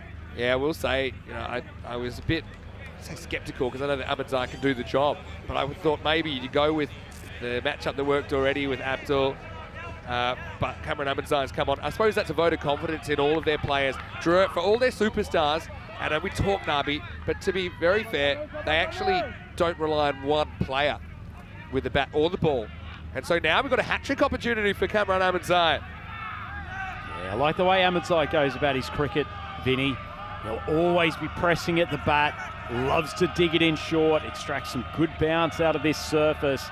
And look at the crowd rising over there in the supporters area. They sense a big, big moment. Mukhtar Gulami, the batter, hat-trick ball. Oh, it's very close. Just go down the leg side. Gulami's taken off. Oh, well, I think that's a good decision. Great decision, but an absolute seed from Ahmadzai. Interesting that Shahid not interested to take the run here, maybe thinking, look, just wants Gulami to eat these two, but Gulami's often his opening partner. Just have a look at it. He goes a long way, kind of in front of the stumps, but I think no doubt it's going down the leg side. But yeah, big stop sign goes up. Full-throated appeal, correctly turned down. Probably hard to do auditory communication when you've got Ahmadzai screaming at the top of his lungs to try to get the LBW. Oh, wow. What drama. Last ball of the fifth coming up. In the air. Well, this could be another one. It's Usman, and he takes the catch. A 3-wicket over for Cameron Ahmadzai. It's another duck. Mukhtar can't score in the final, and PUC falling apart in the fifth. It's 39 for 4. Incredible stuff, Vinny Sandhu. What an over from Ahmadzai. 3 wickets for 1 run, and stands up when Drew needs it most. Batsman's just waiting there. Have a quick check at what the umpires are looking at. Might be for the ball. Might have bowled his one above the shoulder already, and they're checking for it for this ball. Let's have a look. I mean, it's nowhere near the shoulder, so I don't think there's any debate about it, but I suppose they want to be careful. But yeah, I mean, 3 wickets to Ahmadzai, but don't forget there are actually 4 wickets in the over because there was the retired out as well. So unfortunately for Mukhtar, he has to go, and he holds his helmet up proudly. You know, he's very proud to be a PUC player, and he's saying, look, whatever happens here tonight, you know, we've made our presence felt. I'm not going to count them out just yet, especially with someone like a Shahid still there, and we saw Nisa stand up tall in the first innings. They need someone to do the same. So it's 39 for 4 after 5. Well, gives us a chance to welcome you into the commentary box. Vinny Sandu here, Mr. Maximo, with Andrew Ryan. Well, I've got the full Rico full, and I've got the old pen and paper out with the Duckworth Lewis, just in case, but hopefully it doesn't come down to it. But what a team, Drew, I think, when you look at the fact they had Abdul on hand, but they go to Barty, delivers. They go to Cameron Abzai, delivers. As much as we got kind of Nabi excited last year, and we still are, really they're built around a nucleus of very good players. Certainly are. I'll even go way back. I know it wasn't that long in time, but 8 overs into this game in their batting lineup, they were absolutely nowhere. And then that 9th over from Benares, combination of Nisar and Arafa from that point on, just went absolutely ballistic, put a good total on the board, and now the pressure's been heaped on PUC. And just this battery of pacemen, the combination of Barty, it's just providing such irrepressible force of will. Tell you what, you wouldn't get a better advertisement for the ECS France as well, which is coming up in April, where I'm sure we'll see these two locking horns again. Right now, almost time to get back to the action. But another group, another dramatic finals day. We're worried about the weather. Still clear here. We got a game on. I think we'll be okay with the weather, to be honest, Vinny. What I just words. cannot believe is how much confidence sits within this Dreux side. And you can see they came into the tournament last year and, you know, just had some up and down performances at club level up until that point. But all of what they achieved last year just seems to have instilled in them this incredible self-belief as a group. Go back to Tabish Barty in over number 6. Temper sweep, pretty good sweep. This is running away for 4. So trying to turn things around. Still hope here, although 39 in the first half means that they need a lot of runs in the second half. They're 86 in the second half, but we've seen it done. Good shot from Shahid there. Seen it done. It only takes a couple of big overs. Certainly, as long as Shahid is out there, he's playing an absolute heater of an innings. 40 off 17. Sarati's joined him at the crease. Goes to reverse, can't find the gap. Oh, they go keeper's end, but I'm a bit surprised they take that on. I would have gone bowler, try and get Shahid out of there. He has 41 out of the 44 runs scored so far. Question, I mean, you go to the bowler, but if you're Shahid, do you really want to turn the strike over at that point? I think he didn't get a choice, to be honest. I think Sarate fancies himself and decides to take the strike off him. 21 behind on the DLS now. Oh, it's knocked up and over the bar by Barty, but it'll only be a single. Sarate's got to hang with Shahid for a period of time, try to find the boundary where he can, but certainly not soak up any dot balls. 80 off 27. 17 runs and over, 18 runs and over. Certainly not impossible by any stretch. It's not, but literally only Shahid's fired so far, and he's on strike right now. And he's bowled him! It's a big moment in the final, and Barty does it again. Shahid gave him a look at the pegs, and Barty knocked middle back. It's 45 for 5, and surely PUC can't dig their way out of this one now. He took a triple wicket maiden in qualifier 2 and continues to deliver the goods. The variation that he brings to this Dreux bowling attack, so valuable. In the middle overs, Barty is just so difficult to get away. And Shahid, who had played a phenomenal individual hand up to that point, gets yorked with an absolute peach of a delivery. Yeah, it was a good ball no matter how he played it, but certainly made it difficult for himself the way that he backed away. I mean, Shahid, he's a very talented player. I can't wait to see him when we go to France. Right now, there's a lot still to do for us to see him again. He goes for 41 out of 45. 45 on the board. Just an extraordinary fight back in this game from Dreux. I hark back to the point that partway through their batting innings and even into the latter stages of that innings, you felt like they were scratching around for a total ball that would be barely defensible at best, and they have put the foot down and asserted their dominance in this final. Good teams just find a way to win ugly sometimes. Down the leg side. Dot ball. This is Zafar Iqbal who's out there now. Yeah, sliding down. Tabish running straight down the wicket, probably gets a little bit of an earful from Tyrone. And one more ball in his spell, 1 for 13. It's been economical stuff. Nice shot. Is it going to be stopped? It isn't. So 4 runs for Iqbal. He gets off the mark. And when there's life, there's hope for PUC as we get to the end of the 6th over. They're only 10 runs off that. And the score 49 for 5. It's been a wonderful display of defensive cricket and attacking bowling by Drua Cricket Club.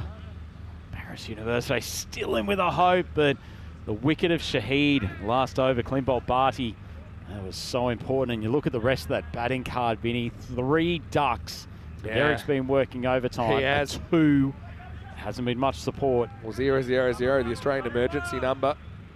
And it's a full-blown emergency for PUC. Just couldn't get going if your name wasn't Shahid. And wow, hard to see a way back, isn't it? Especially with someone like Usman Khan. Has still got his 2 overs to bowl. He's going to come on and bowl the next one. Starts with a slow ball, big swing and a miss. Yeah, huge swipe across the line. So much resting on the lower order now. This would be a difficult enough task if you had your top tier batters at the crease facing one of the best exponents of slower ball and variety in the European continent. It's what would have been a wide, so even this is a bit of a win for Drua. Hey, well, Corey Ruckers has been pretty quiet. The SMSs were flying thick and fast, weren't they, in the first 8 overs of the game? Yeah, Corey, jump on the chat. Tell us what you think. Did you say you put your commentary career on the line? on it? So, yeah, well, they'll be looking for a new job. Anyone wants to put their CV in for the next couple of weeks? Reference from me won't be that glowing, I'll tell you that much. Anyway, the dot ball, and really not happening at all. Clever from Usman. Goes to that slow ball that is so reliable for him. It's an underrated part of their makeup, isn't it, Drew? We talk so much about the powerful batters. Can't strides in. 50 would come up during this over, but another one sneaks past, really. But the bowling lineup was a really big part of their victory in ECL 2023. They brought a lot of the same players back for this event. They've got variety with Barty. They've got Khan to bowl in the middle and later overs with his change-ups. Opening bowlers like Abdul and Yassine, bowl with pace and movement. It's a pretty decent collection of bowling talent. Yeah. Well, I feel like I should get 2 paychecks because I'm actually doing a reasonable job scoring at the moment, I think, as well, Rhino. Usman Khan is holding on for 2 in 5. Last ball the over. Big swing and a miss. So really, writing's on the wall and a font size you can't ignore at the moment. PUC 51 for 5 after 7. Yep, this is looking almost mission impossible for the boys from Paris. They'll keep fighting, but gives us an opportunity to have a look at what's happening tomorrow. So the Cricketing Roadshow on ECN never stops. We have the start of Group E and VOC Rotterdam. Surely one of the favourites for that Corey's group. old club. Yep. Corey's old club here in the morning.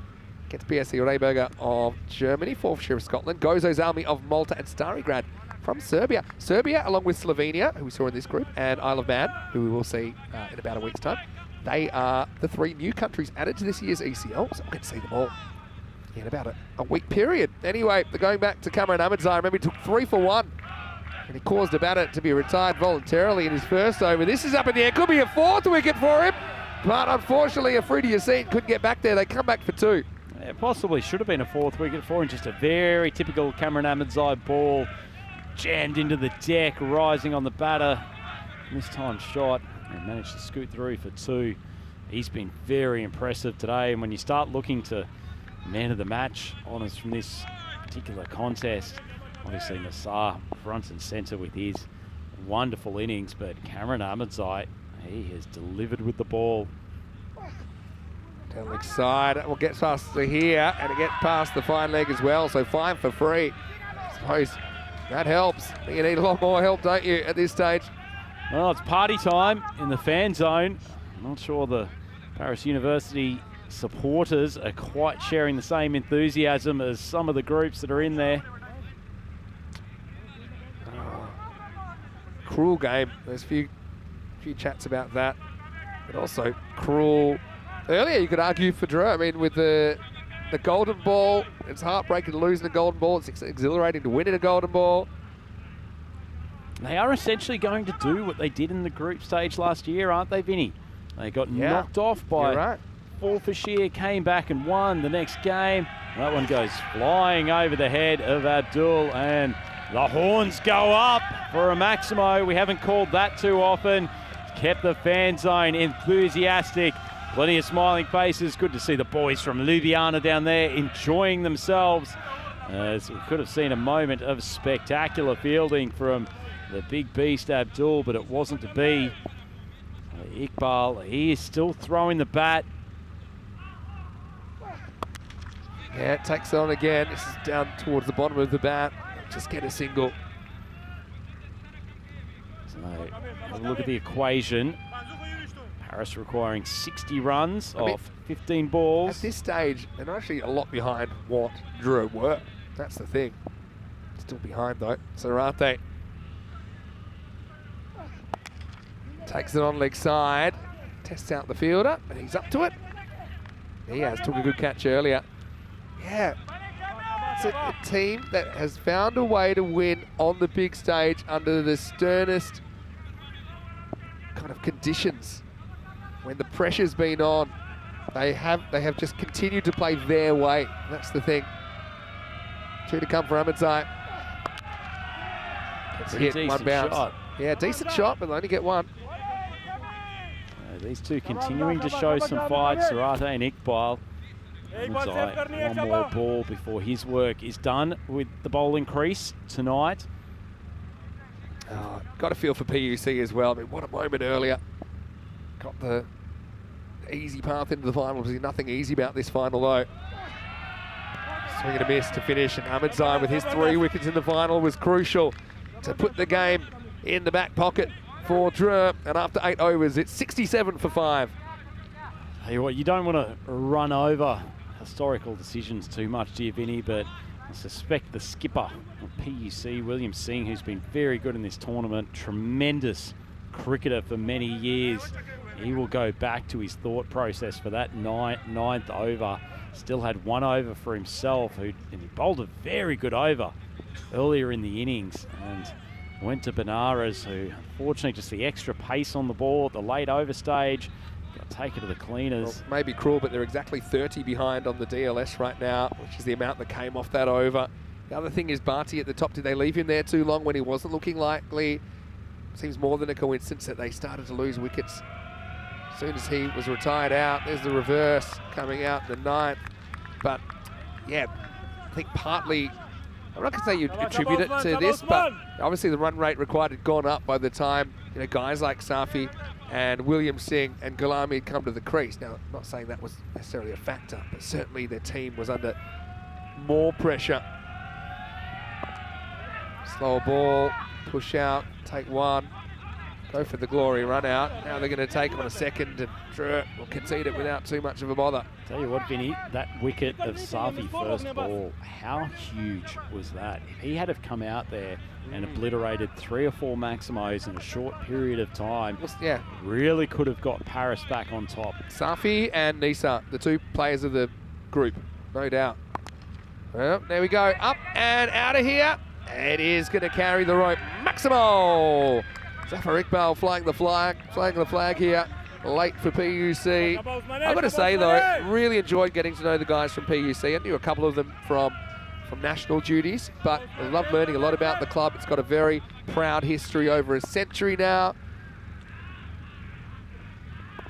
Great to see their supporters here as well, and really a credit to themselves and a credit to the game of cricket over there. They carried themselves so well here this week too. I've heard so many complimentary remarks from everyone around the tournament about how good they have been and how positive they have been in interactions. It's been great to see. Not a bad shot. Doesn't quite carry Nabi. He'll knock it down, he'll roll around, and he'll just concede the single. Yeah, so I mean, obviously the irony is PUC now become huge Drew fans because they would love Drew to win the whole thing again. If that was the case, then there's another spot up for grabs for a French club. That's a really good shot from Surate. He pops it up and into the jungle. Maximo to finish the over. It's 82 for 5 after 9. Nice little partnership from these two. Not an easy man to take down Usman Khan. They've done it a few times in that over. It's unfortunately going to be a little bit too late for Paris University, and the big man, will he get the opportunity to pull out the shoe phone? Oh, I tell you what, final over. Give me Wahid right now. He's fighting for it. Maybe Nabi wants the over. Wouldn't surprise me. Give either. it to Wahid, Nabi. Yeah. Come on. Wahid, and I hope he hasn't tied a double knot. Put it that way. Hey, let's talk about this Drur side, though. I mean, think about how far they've come in 12 months. It's less than a year ago, 3 days less than a year. And they went from, I won't say unknowns because we know them, but they went to a real force. The way they knocked out Forfarshire, who we actually thought could win the whole of Europe. Then Drur not only beat them, but took on all comers in Championship Week to win the whole of Europe. Well, you might see the phone now if there's a wicket here. Here's Abdul. In the air, could be gone. Well, here it comes. It's out, and well, it's time. He dials it up and dials it in. And so, Wahid Abdul with the big wicket. And there's the shoe phone. I'm receiving the call, and it will be a wicket. And yeah, I'm receiving it right here. 1-800 dial a wicket. And Wahid Abdul is going to put the finishing touches on 82 for 6. Yeah, good bowling from him. He's hit the deck nice and hard all night. Wasn't a bad strike, but didn't get the full piece of it. Tidy catch out there from Niaz, who's shown a good pair of hands all day. And look at that, ringing home, saying, yeah. Put me through to Vinny Sandhu. Hello? Hello? Yeah, I'm receiving loud and clear. And I think he's got a loud message that Drur are coming back to Championship Week. Next ball comes back at him, but it'll just be a single. Good strike down the ground, and Paris are going to fall well short of this target despite their brave efforts from the lower order. Might notice they're not my Peacock Friday shoes, but I do have a spare line here in the box, and that's the number that I gave Wahid earlier. Surate can't hit consolation runs here.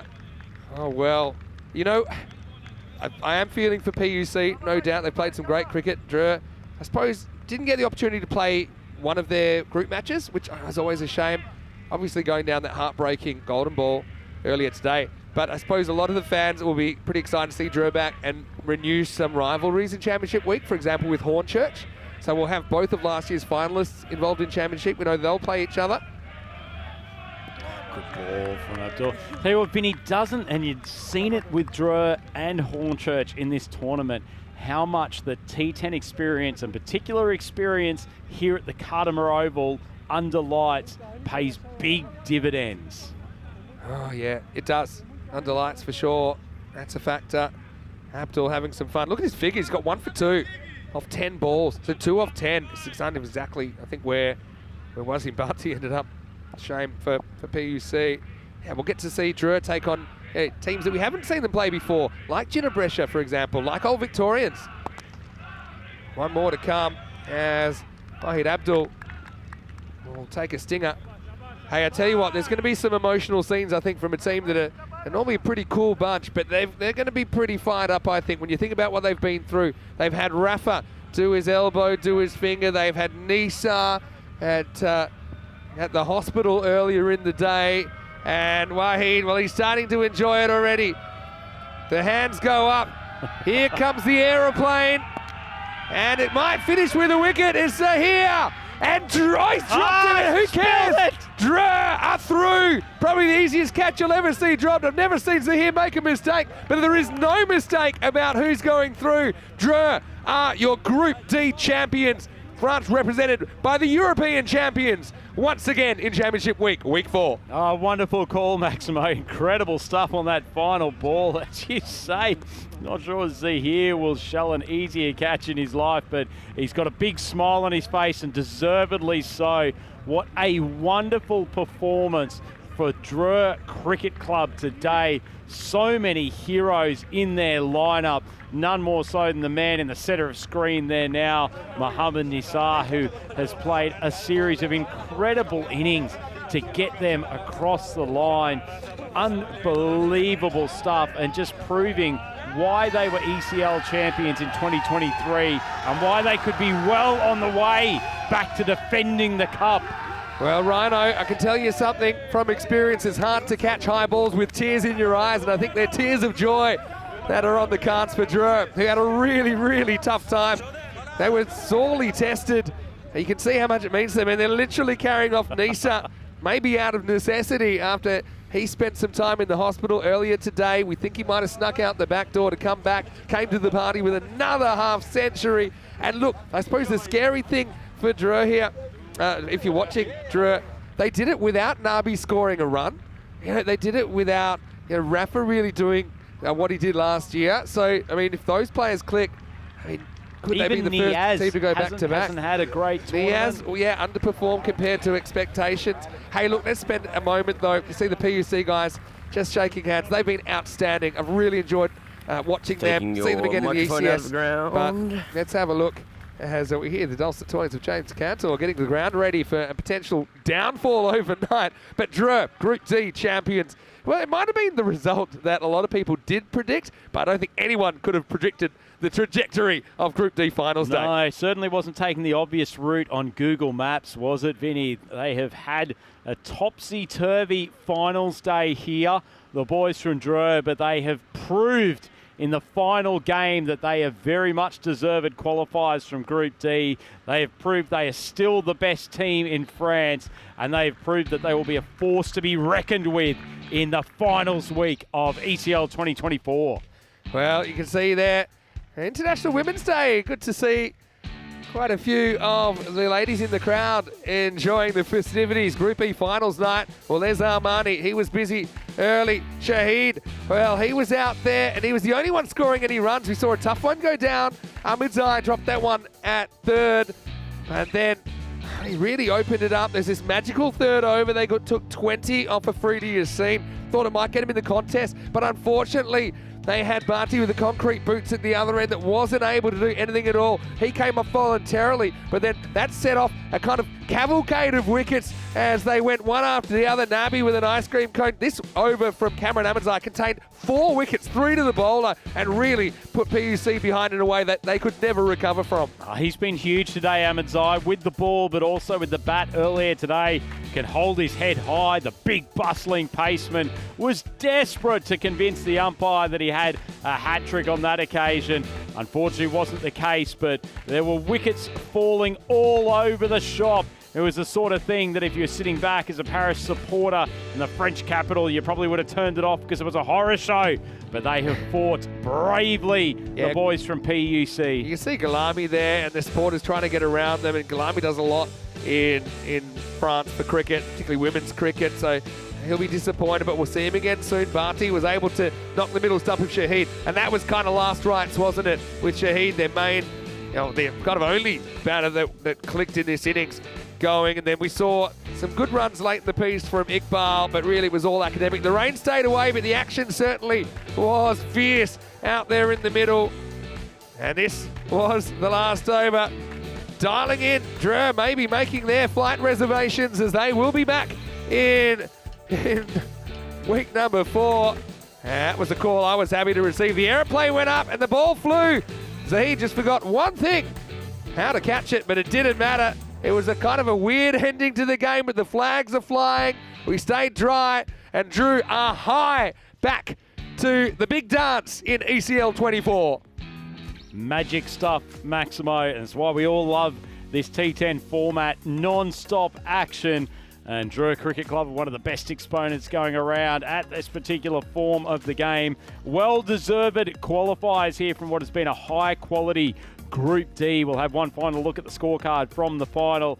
And Paris University, tough evening for them with the bat. Usman Shahid played a lone hand at the top, 41 off 19. And for so long as he was there, you felt there was some hope, but he needed a bit more support from the top. The first ball wicket of Safi, that was probably the turning point. And then William Singh going immediately afterwards, and they just never recovered from that point.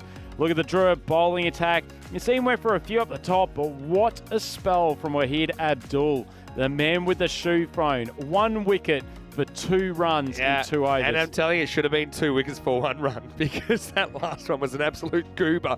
Yassine was a bit expensive in his second over. That went for 20. But look at the team effort across the board.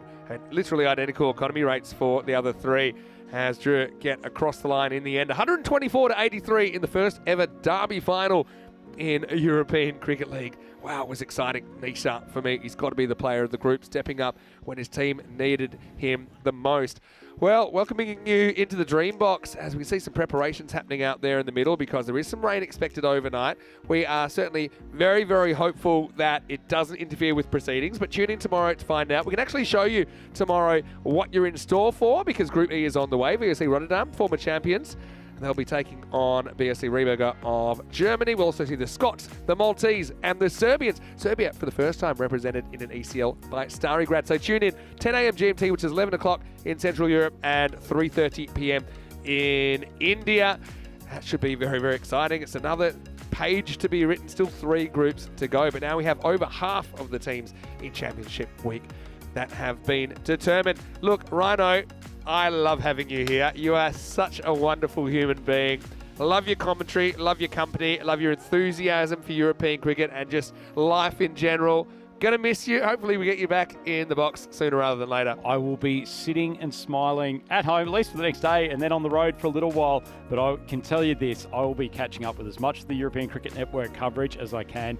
It is always, and I say this very genuinely, such a pleasure to spend time in the box with you, Rico, and even cannot believe I'm saying it, Corey Rutgers. Corey, your prediction didn't come quite true, but I tell you what, he knows his stuff, little Rutgers. But it's been an absolute pleasure, and we work with such incredible professionals, both across the production team and the entire European Cricket Blue crew and all the supporters we've got here at Cartama Oval. I cannot tell you how fun it is to come out here and even for a short little period of time just to be a part of this magical event. Yeah, well, Corey staked his career on it. That shows you what he thinks of his career. Drew did have the wobbles, but they got through in the end. Just before we go, don't forget, if you are watching on YouTube, to like the video, subscribe. We're getting closer and closer to 400,000 subscribers. Don't forget our social media at European Cricket and our website, europeancricket.com. On behalf of Andrew, Ryan, and myself, I want to say a big, big thank you to all of you out there for making ECN what it is. And there's plenty more drama ahead. The Rhino is going, but the action's still coming. We'll see you tomorrow for Group E. And pray for sun. We'll be back here at the Cartama Oval for more European Cricket League. For now, it's Hasta mañana. Here's the best bits of Group D. Final stage. Drew, I'm coming back.